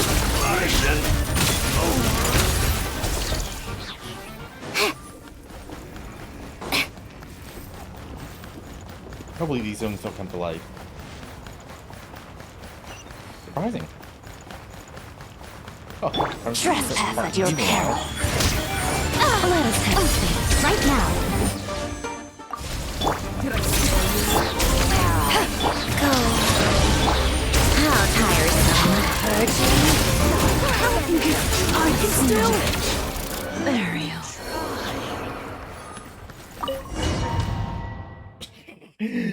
Lag.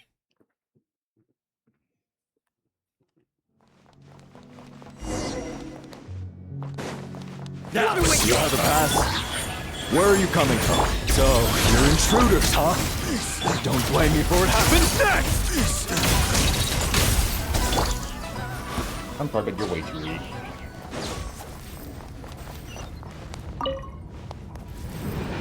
The Armory Palace is hidden this deep in? This place is much bigger than I imagined. They're conducting top-secret research, after all. The deeper it's hidden, the better, is standard Fatui logic.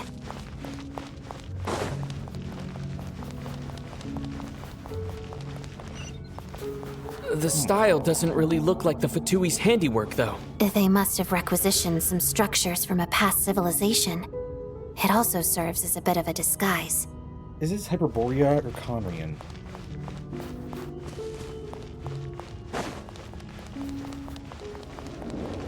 Looks like we're in for intruders! Stay alert!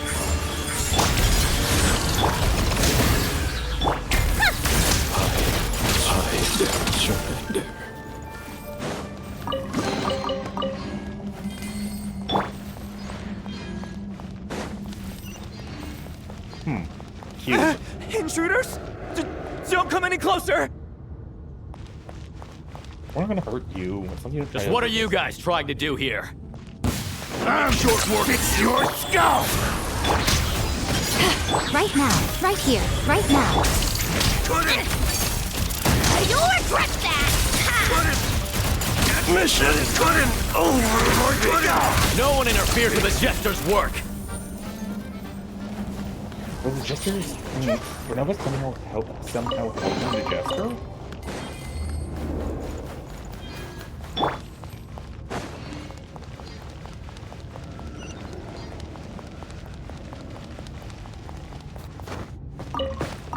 Carrot.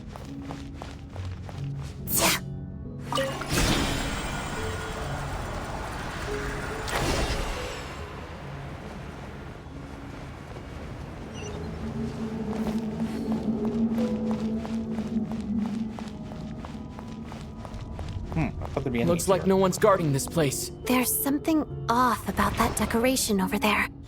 Look out! Let's deal with these before we move on. Oh, seriously, go through all...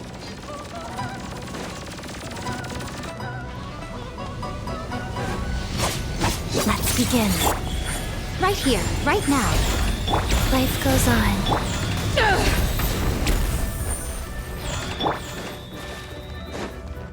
Come on, keep up.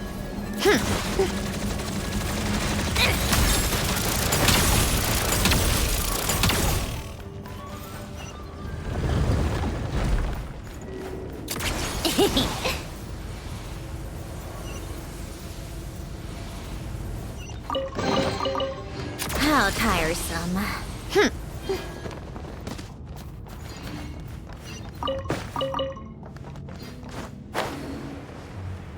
Yeah. The researchers here probably don't know that we're uninvited guests. Let's try not to hurt them. What's the big star from the theater doing here? That's Miss Odette. She's a member of the Fatui. Don't tell me you didn't know that. Okay, so we just walk right through.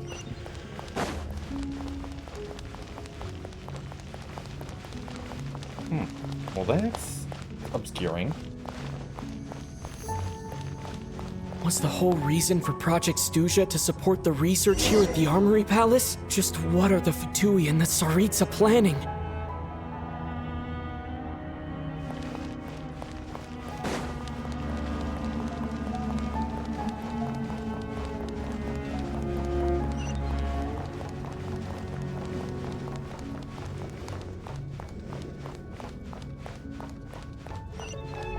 They're just sitting there. So much technology. Whoa! Who are you? Never seen you around here before. Yeah, I'm gonna ignore you. And it's probably gonna set off an alarm or something. Oh, you ran away. Ow. Looks like there's no way through here. Maybe using the power of this prism could help?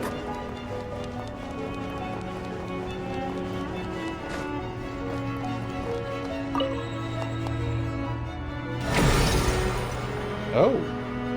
I think I see some images. It's the prism's power at play, causing images of the past to reappear, albeit only as illusions. Let's...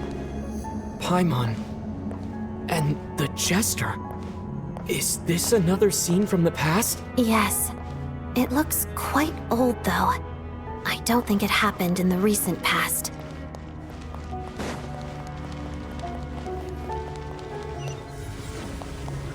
What's going on here?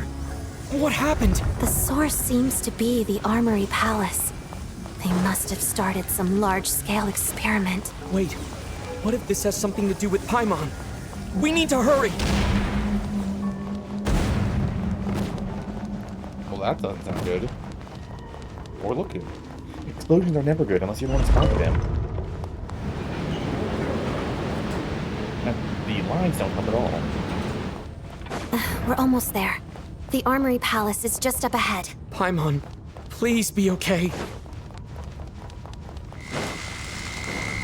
Together. Right here. Right now. Right here. Wheel of Life. Mission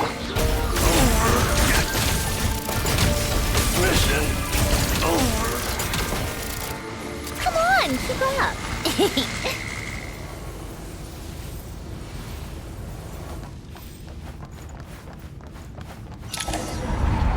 Now what? What's going on? Wait, I remember this feeling. Renova?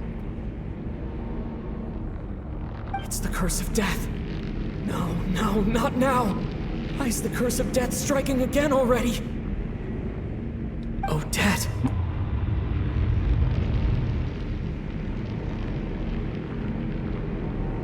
Is Renova trying to help them?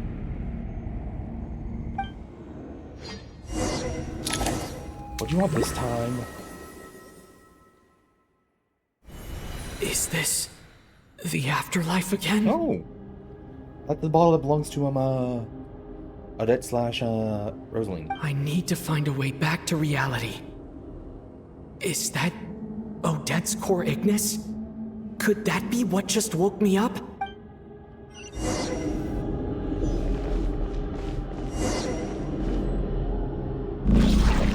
Everyone's body.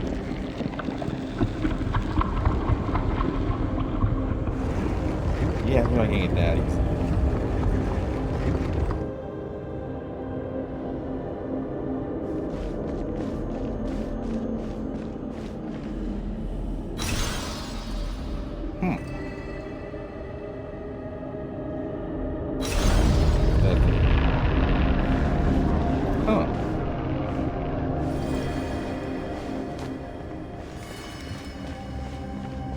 Okay, I have no idea who's helping this. Because I highly doubt, Signora would.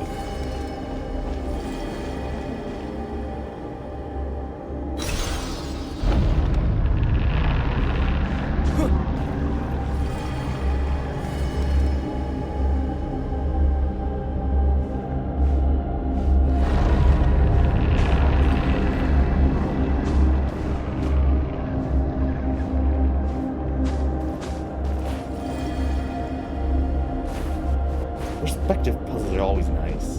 Even though this was not really a puzzle.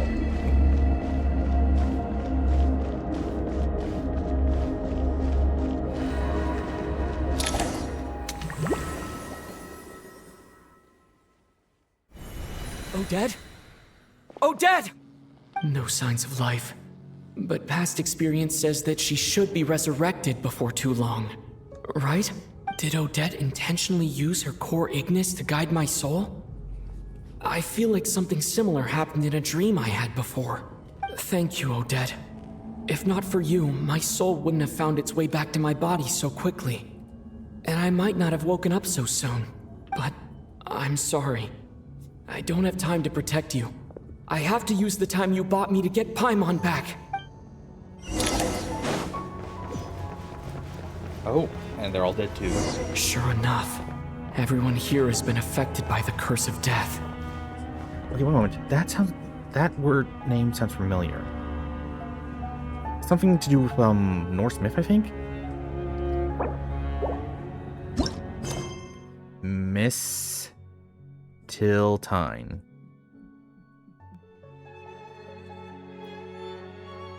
This... Oh, yeah. Mistletoe, twig, or spear used to kill Baldur. Paimon! Paimon! Why don't we just jump? Paimon probably didn't escape Renova's curse either. She won't be able to respond to me right now. I'll have to find her myself. Oh. Is that the Jester? No, wait. Mitia.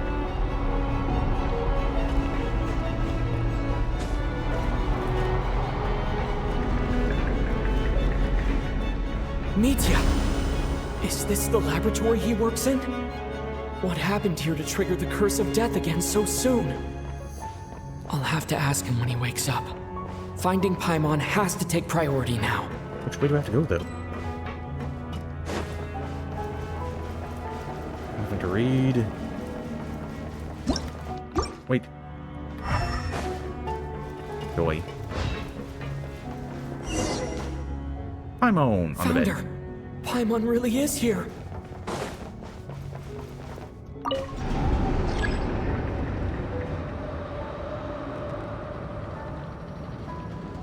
Nope.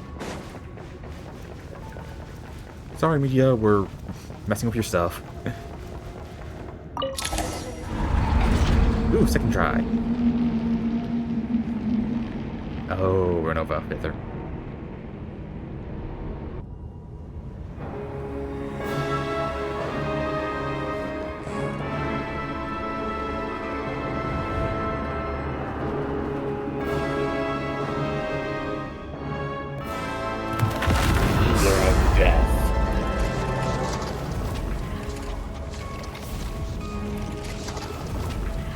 You don't learn, do you?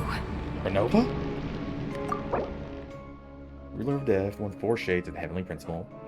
In carrying out their will, she fulfills the duty appointed to her. For what reason does death come? Only because the destined hour has arrived. You've already been involved in one mass death, and now you show up at the scene of another. I was just here for my friend.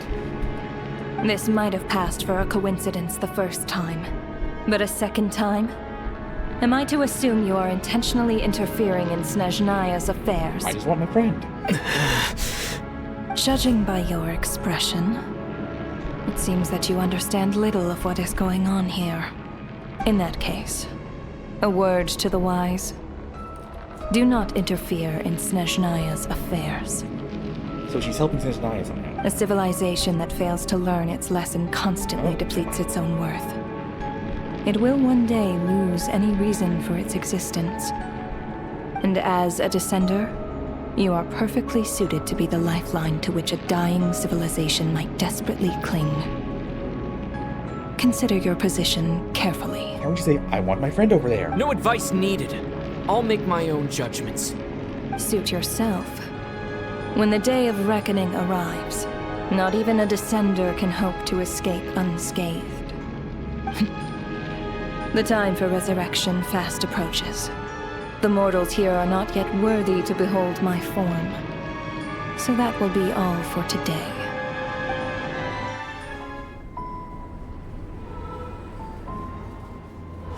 Uh-oh. That thing is coming with me.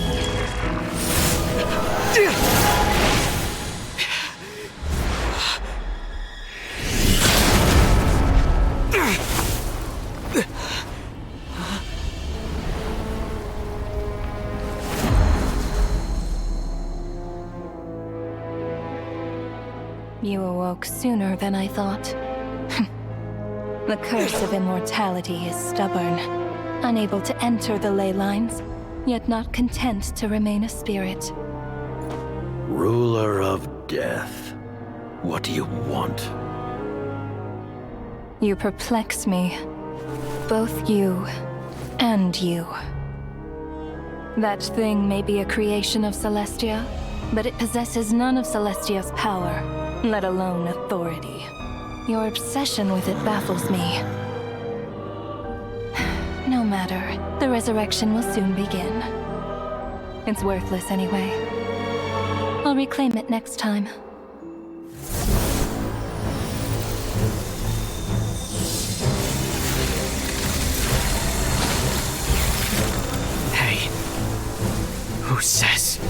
There will be a next time!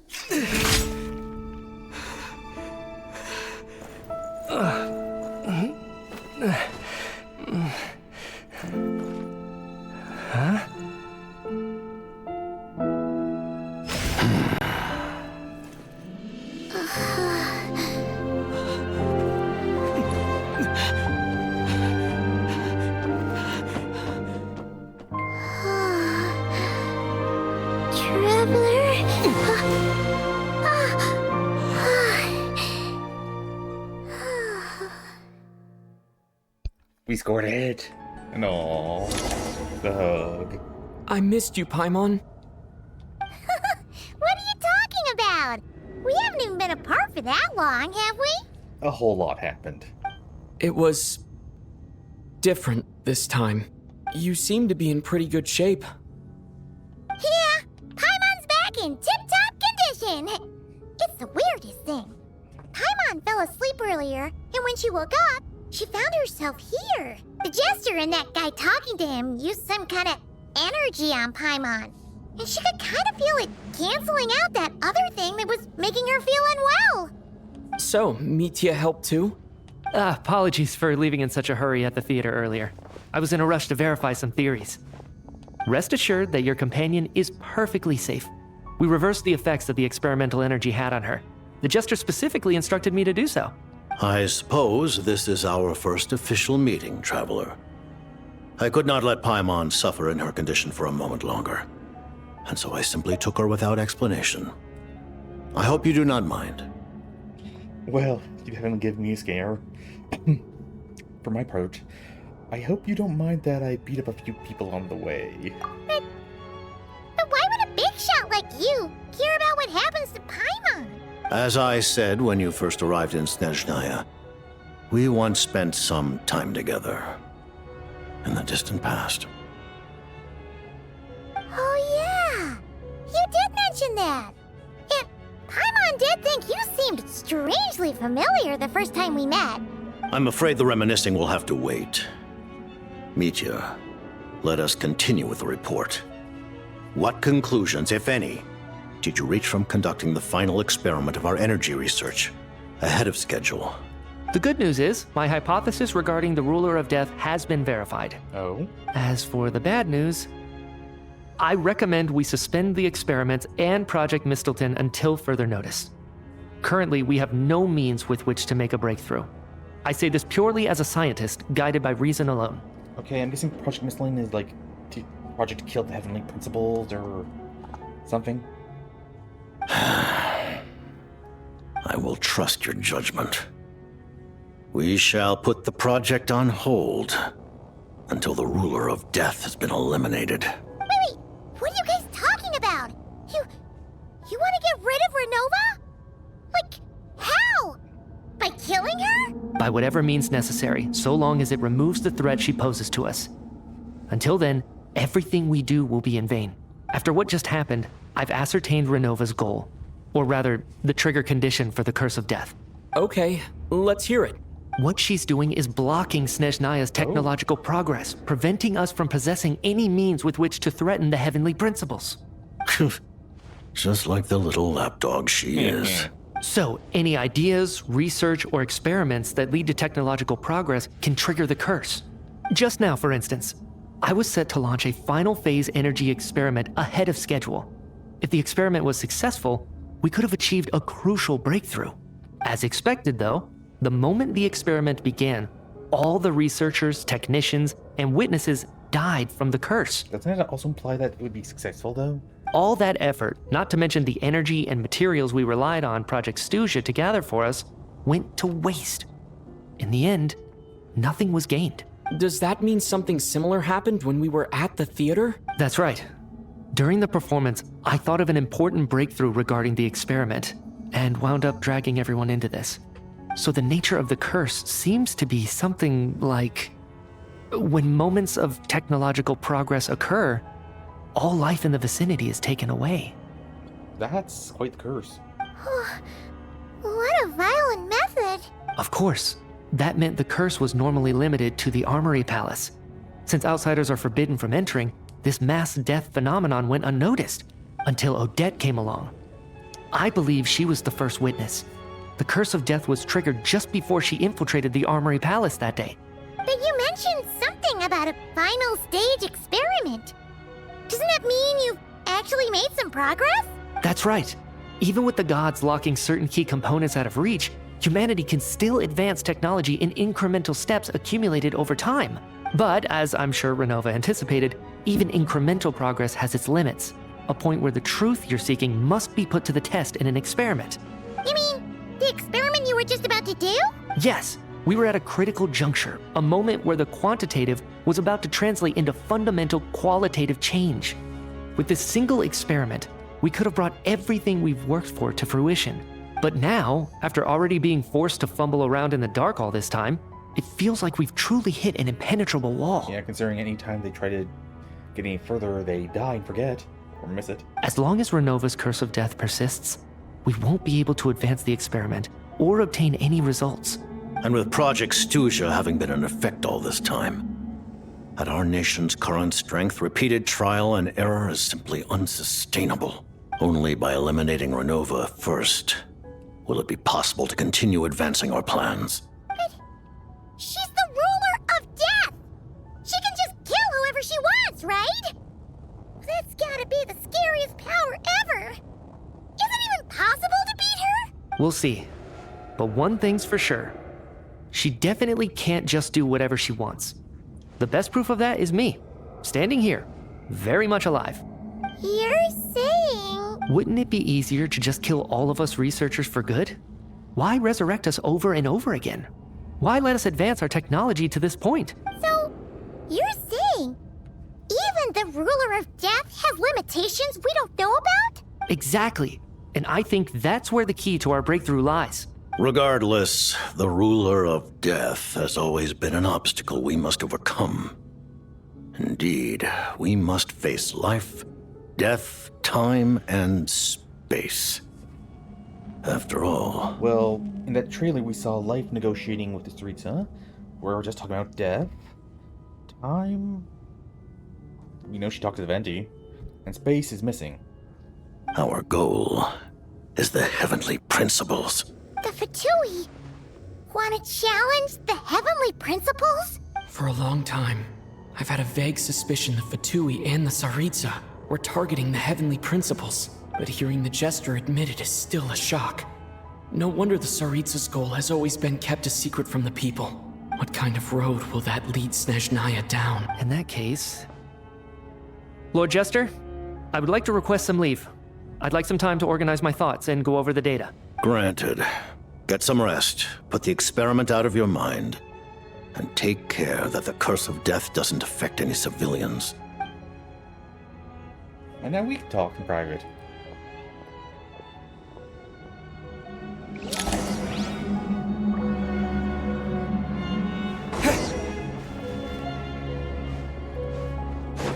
I hope we aren't going to get in trouble for this. While there is yet time, allow me to offer you my hospitality, honored guest of Snezhnaya. Is there anything you wish to know? Okay. I remember hearing the term Mistleton from Columbina. Yeah! Paimon wanted to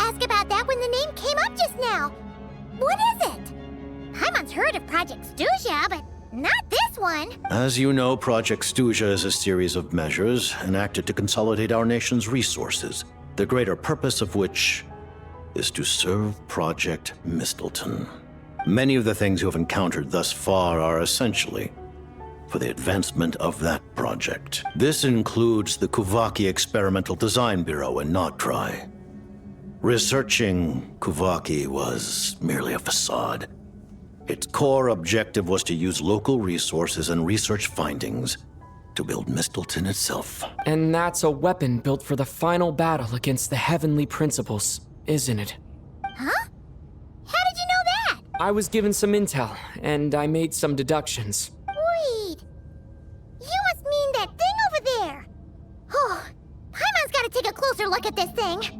Especially after you guys sent so many people to Nocturne to work on it. Kuvaki alone will not break through Celestia's defenses, let alone challenge the Heavenly Principles. The Heavenly Principles are no doubt accustomed to combating the power of the Light Realm, and elemental energy is simply the power of the human realm, converted to that form by the Heavenly Principles themselves. Any attempt to use this power against its creator would be a futile endeavor. That's why we're trying to make a new energy. For now, therefore, we have set our sights on the form of energy associated with the Third Descender and the Stellar Linchpins. This may hold the potential to allow Mistleton to contend with the Heavenly Principles. You could say that by reverse engineering the Stellar Linchpins to extract the energy within, we have obtained a source of anti-Celestia energy. So that's what he's in the energy research Michia's in charge of. Major project, yeah. The Kuvaki Experimental Design Bureau. Projects. And it looks like your plan is almost complete. No wonder the ruler of death came after you. About the Tsaritsa. Her Majesty the Tsaritsa has embarked upon an expedition to vanquish a monster. Were it not for this, I imagine she would have been delighted to grant you an audience. Seems like the powers that be in Snezhnaya don't intend to hold my past conflicts with the Fatui against me. Yeah, probably wanted to make you an ally. The Harbingers have been granted significant autonomy in retrieving the Gnosis. But by the same token, they do not completely represent Snezhnaya's official stance. You read my mind. Speaking of the Gnosis, Paimon's been dying to ask this question since forever. What exactly does the Tsaritsa want to collect them? Is it something to do with the fight against the Heavenly Principles? The Gnosis will undoubtedly serve as a key bargaining chip when she confronts the Heavenly Principles. Beyond that, you had best ask the Tsaritsa herself. I am not sure if this information is mine to disclose. What do you mean? Not sure. Taking on the Heavenly Principles is something most people wouldn't even entertain in their wildest fantasies. Why is the Tsaritsa so fixated on this? In Tevat today, civilization is nothing but an illusion. Something whose very existence can be negated at any moment. Our civilization may very well be destroyed in the struggle, but as things stand, the Heavenly Principles could choose to negate our existence on a passing whim. And we must not sit back and accept that fate. Only by changing the state of affairs, only by overthrowing the Heavenly Principles, can our civilization truly be said to have taken root. Otherwise, the fate of the people of Conria and Hyperborea is a cycle doomed to repeat itself. Accepting potential destruction in return for getting to control your own fate. Furthermore, perhaps this is still somewhat difficult for you to understand. Are you aware that all the rules of this world are made up of curses? No, I did not know that. So either I missed something or it was never mentioned before. Huh? All of them? Paimon knows about the curse of death you mentioned, and the curse of immortality that you and Dainsleif have. Then the birth of the Hilichurls, the rules of Natlan's Ode of Resurrection. Those are curses too? Farina's long life seems to stem from a curse placed on her by Focalor as well. Yes. Even a god's love for humanity is a curse the heavenly principles inflicted upon the gods. What? The Tsaritsa has always had ample reason to hate the heavenly principles. If she can seize their authority, she will reconstruct the entire world, and when that time comes, humanity will be completely liberated from curses and lies. Whatever that means. Look forward to it. It will be a world beyond your imagination. Though the ordinary people of Snezhnaya may not understand these details, in this frigid land locked in a ceaseless struggle against the environment, in this nation to which the gods have never shown favor, we all believe that standing in solidarity with the Tsaritsa in our shared struggle will surely usher in a new and better world. And finally, okay, Paimon.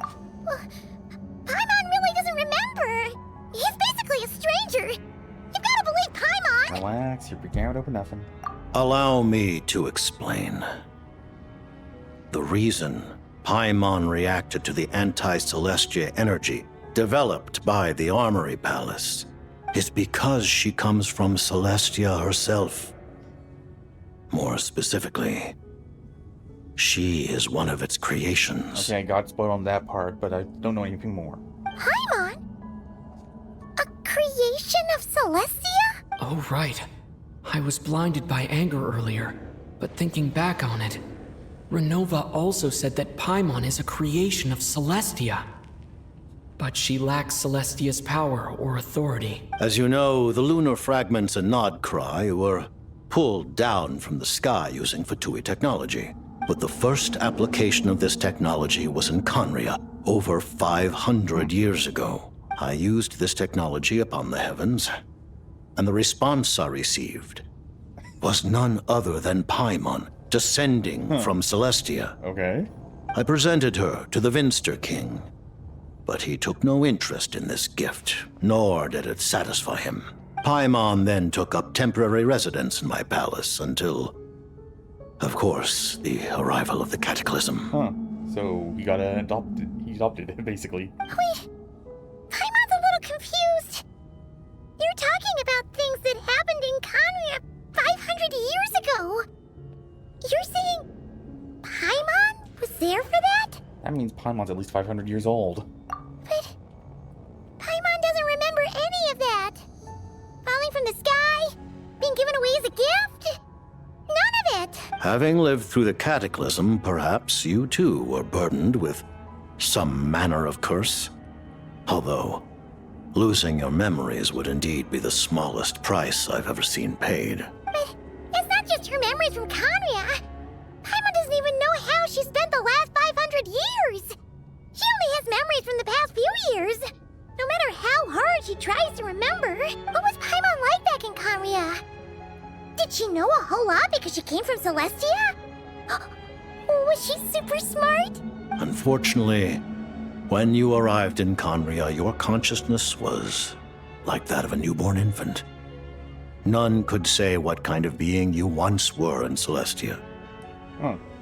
During the time you lived in Conria, your personality was no different from how it is now. No surprise the Vinster King wasn't exactly taken by your charm. At least it sounds like you were able to fly under the radar. Aw, man! Paimon's plan to get her memories back and become super smart is ruined before it could even start. You know, even though Paimon lost her memories, she still feels weirdly close to you for some reason. That must mean you took pretty good care of Paimon back then. On the contrary, I completely ignored your existence. Ouch. I was entirely focused on my struggle against Troptatir the Wise.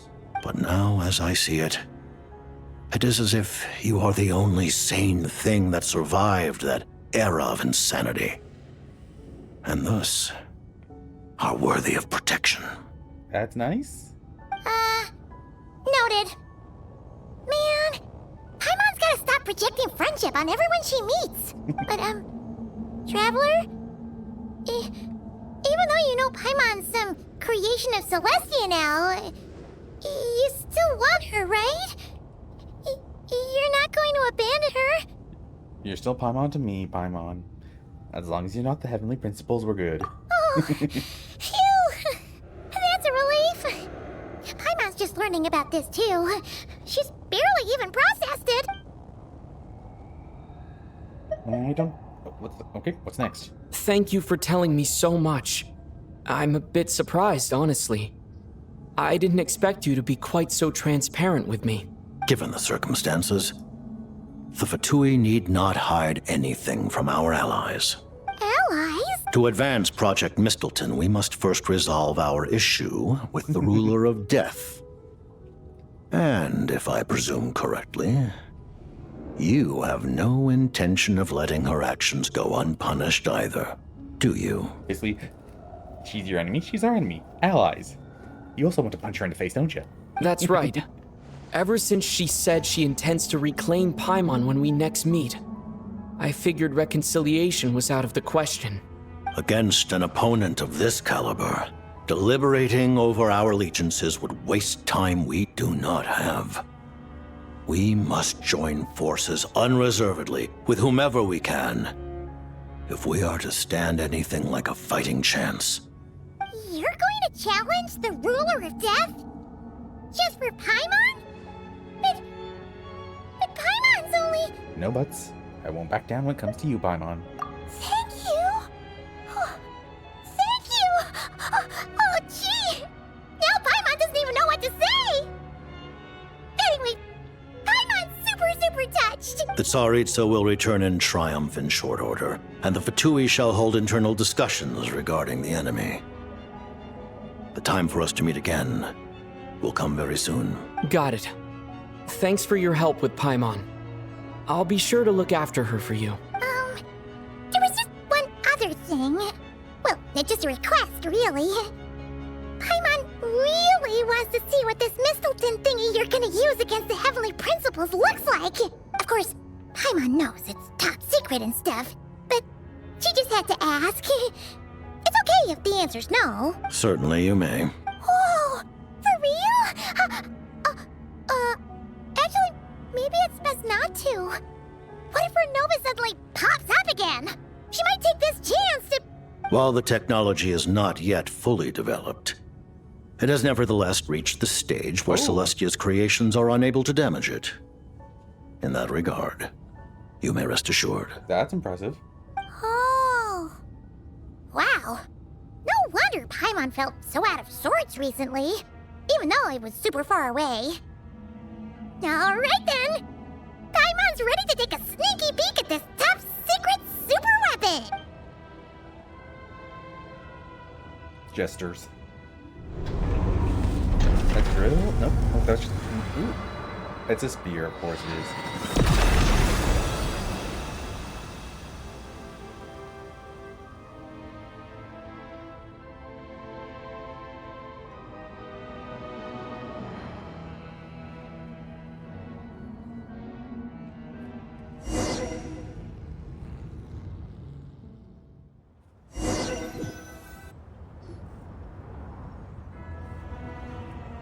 We just get to walk out. Oh, hey there, Odette! Paimon?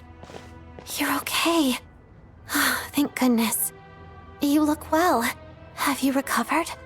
Long story short, yep, Paimon's all better. What are you doing here? Were you waiting for us? She did help us break in. That's right. When I woke up, I wanted to go in after you, but the guards had woken up as well. It would have been tough to take them on alone, and there was no easy way to sneak past them. So I returned the way I came and waited for you here. It was thanks to you that my soul found its way back to my body so quickly. Thank you. Huh. That actually worked? Nice.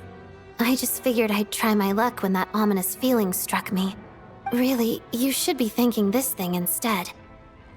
Anyway, and now that things here are all taken care of, I have other things I should get back to.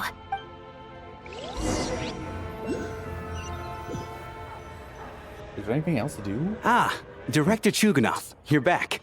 We just received notice that Project Stuja has been suspended. so we've convened an emergency meeting. This is the preliminary plan. In addition to expanding production capacity, we've also discussed feasible layoff plans to optimize revenue and expenditure structure. Our calculations indicate that the factory's profits will increase by at least 30%. Just give the word, Director. That won't be necessary. Leave the energy for those who need it. Whether they use it just to get by or to run a business, that's up to them. Start preparing to halt production and lay off the staff. Make sure the workers are able to land on their feet and that they are duly compensated. Thank you all for your hard work during this time. Am I hearing you right? Why? After all the tough times we made it through, now is exactly when we should start to turn a profit. I just suddenly don't want to do this anymore. Huh. Does there have to be a reason? Iskra, it's time to rest. Dear esteemed members of the Rokat, given the effects of Lelic's radical actions upon our organization's reputation and social stability, a decision has been made to permanently withdraw this codename from use. Considering that Lelic did what they did for the benefit of the people, the Rokat has nevertheless negotiated with the authorities, ultimately securing a waiver for all penalties due to them. Lelic will be suspended for a period of time. Depending on their future performance, they may be allowed to adopt a new codename and continue acting as part of the Rokat. The purpose of this notice is to remind everyone once again that motives and methods are equally important when one operates in the shadows. Even with Project Stooge's suspension and our interim operational victory, we must guard against complacency and rashness and work to consolidate the progress we have made so far. We act only for the greater glory and solidarity of our nation. May the aurora shine ever on, and the tundra always stand firm. We act only for the greater... Looks like it's finally over. You mean for us? Just thinking out loud. I've never seen the Snezhna Gradvecha so lively before. I never once thought I'd come here. But I understand everything now, Rosaline.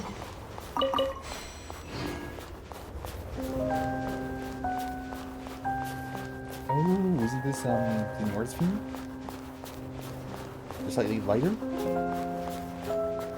and slower. Oh. I've seen Spirit Seeker performed many times, including by your mother.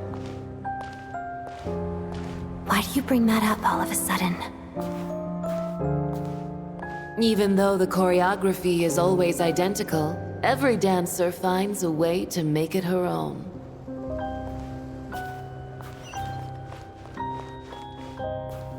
So you actually want to talk to me about ballet?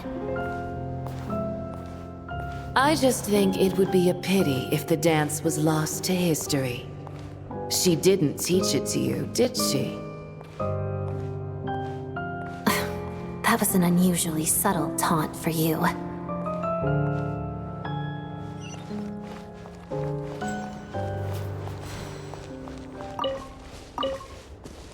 We embraced one another on the snow-swept plains, melting the ruthlessness of time. But when our bodies, in pieces, are cast to the winds, what of our love will remain behind?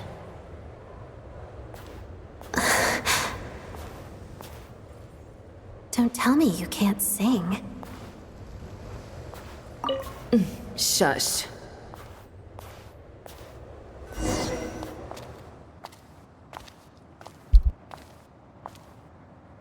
I understand her hatred. The Fatui robbed her of the life she should have had. I never opposed her dancing. Yet still I became an enemy of her ballet. I'll just keep my distance. Many despise me. I'm used to it. You're certainly not one to shy away from confrontation. But children, they need a different approach. I'm hardly the most maternal figure. Yet, she is a child. In my experience, while a father commands authority, he must still yield to love. You should tell her what you think about her dancing.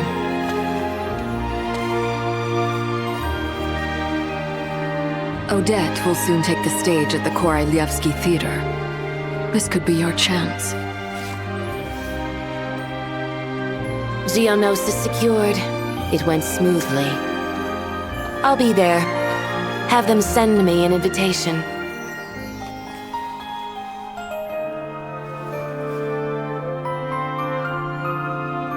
Sadly, things didn't work out. Her final words are inside that block of ice. This? Aren't these for monitoring her subordinates? Not yours. This one isn't her witch's flame, but my two worlds' flames. The two worlds' flames can burn away memories. It was my parting gift to Rosaline.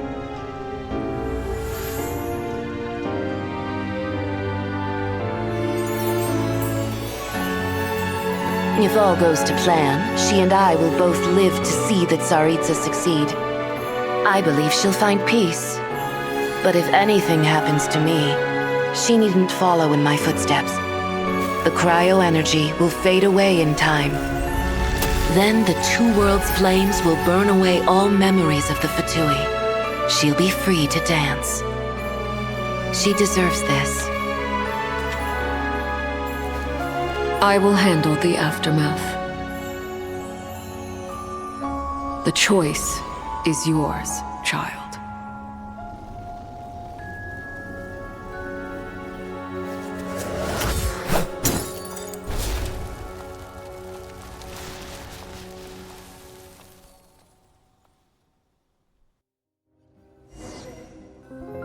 Oh, she decided to continue being part of the Fatui, I guess.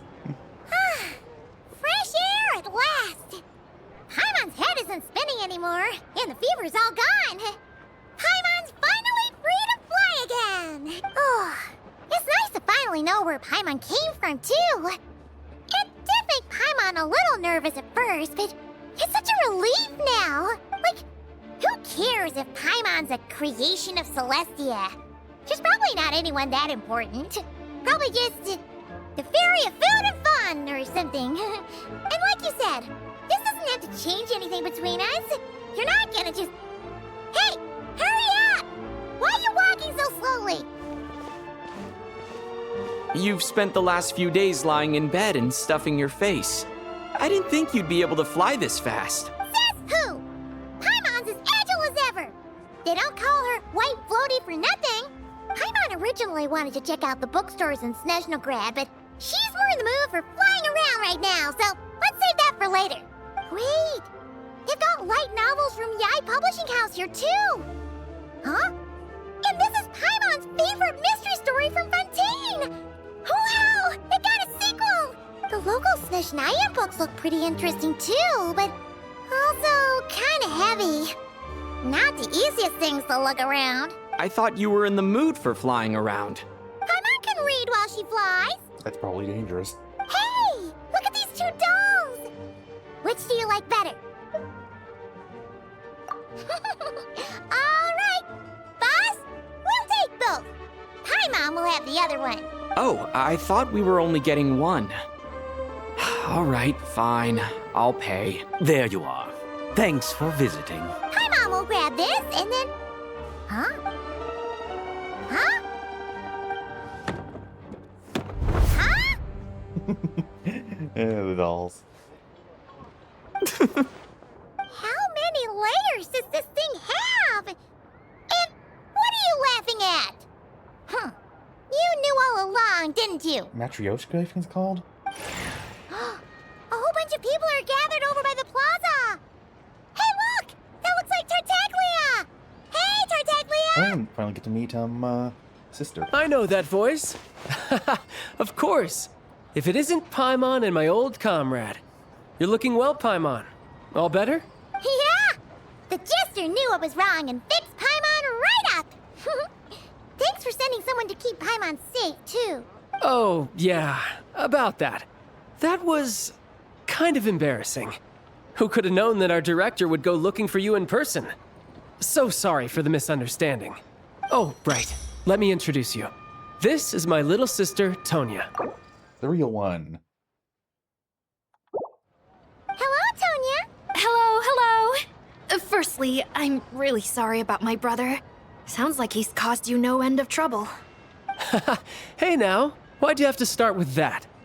Not that it isn't true, of What course. happened? So she's the real Tonya. She said you two didn't manage to meet up at the theater. She waited ages for me, and when I didn't show, she got a little worried and went outside. Wait, you mean you didn't even tell her that I'd be going in your place? I know, right? He didn't bother to say a word to me. I searched up and down the city for him, and he only told me about it when I finally caught him at the gates of Glupov. I've been rushed off my feet lately, so I didn't get the chance to go home. I just figured the Traveler would fill you in when he got there. Well, the snow was bad, and you're never late. So I was really worried about you. How was I supposed to know that you'd stood me up? I'm sorry, Tonya. I really am. I'll make it up to you somehow. Just... please don't tell Mom and Dad.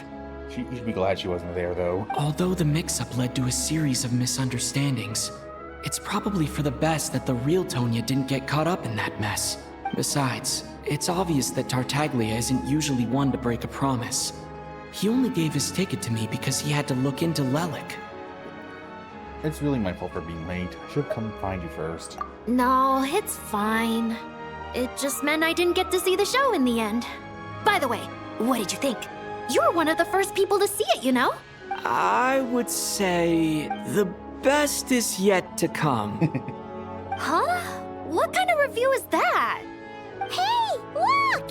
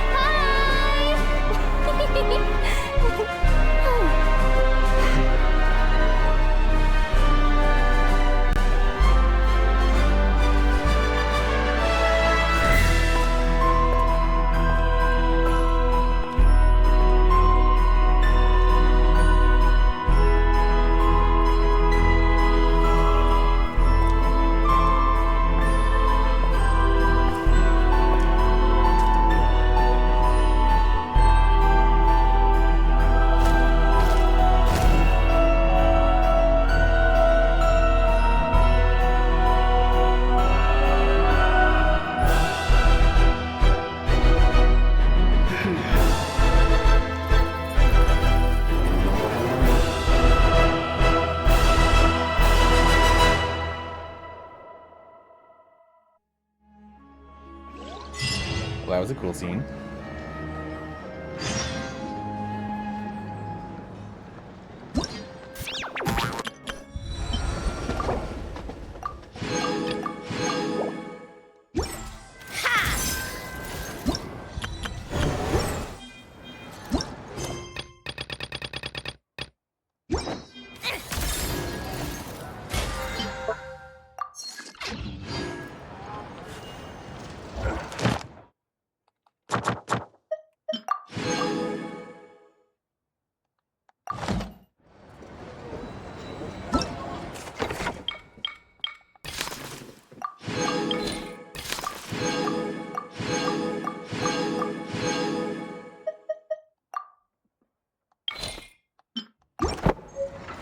That will be all.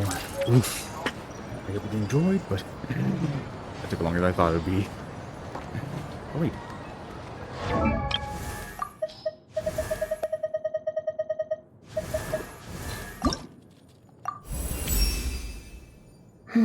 My movements feel sharper.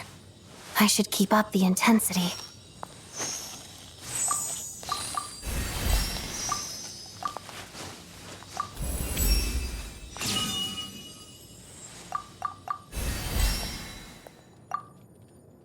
I'll get more.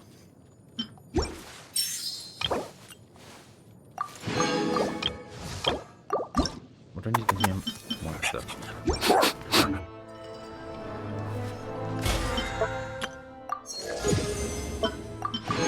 Okay, now that will be all. Okay.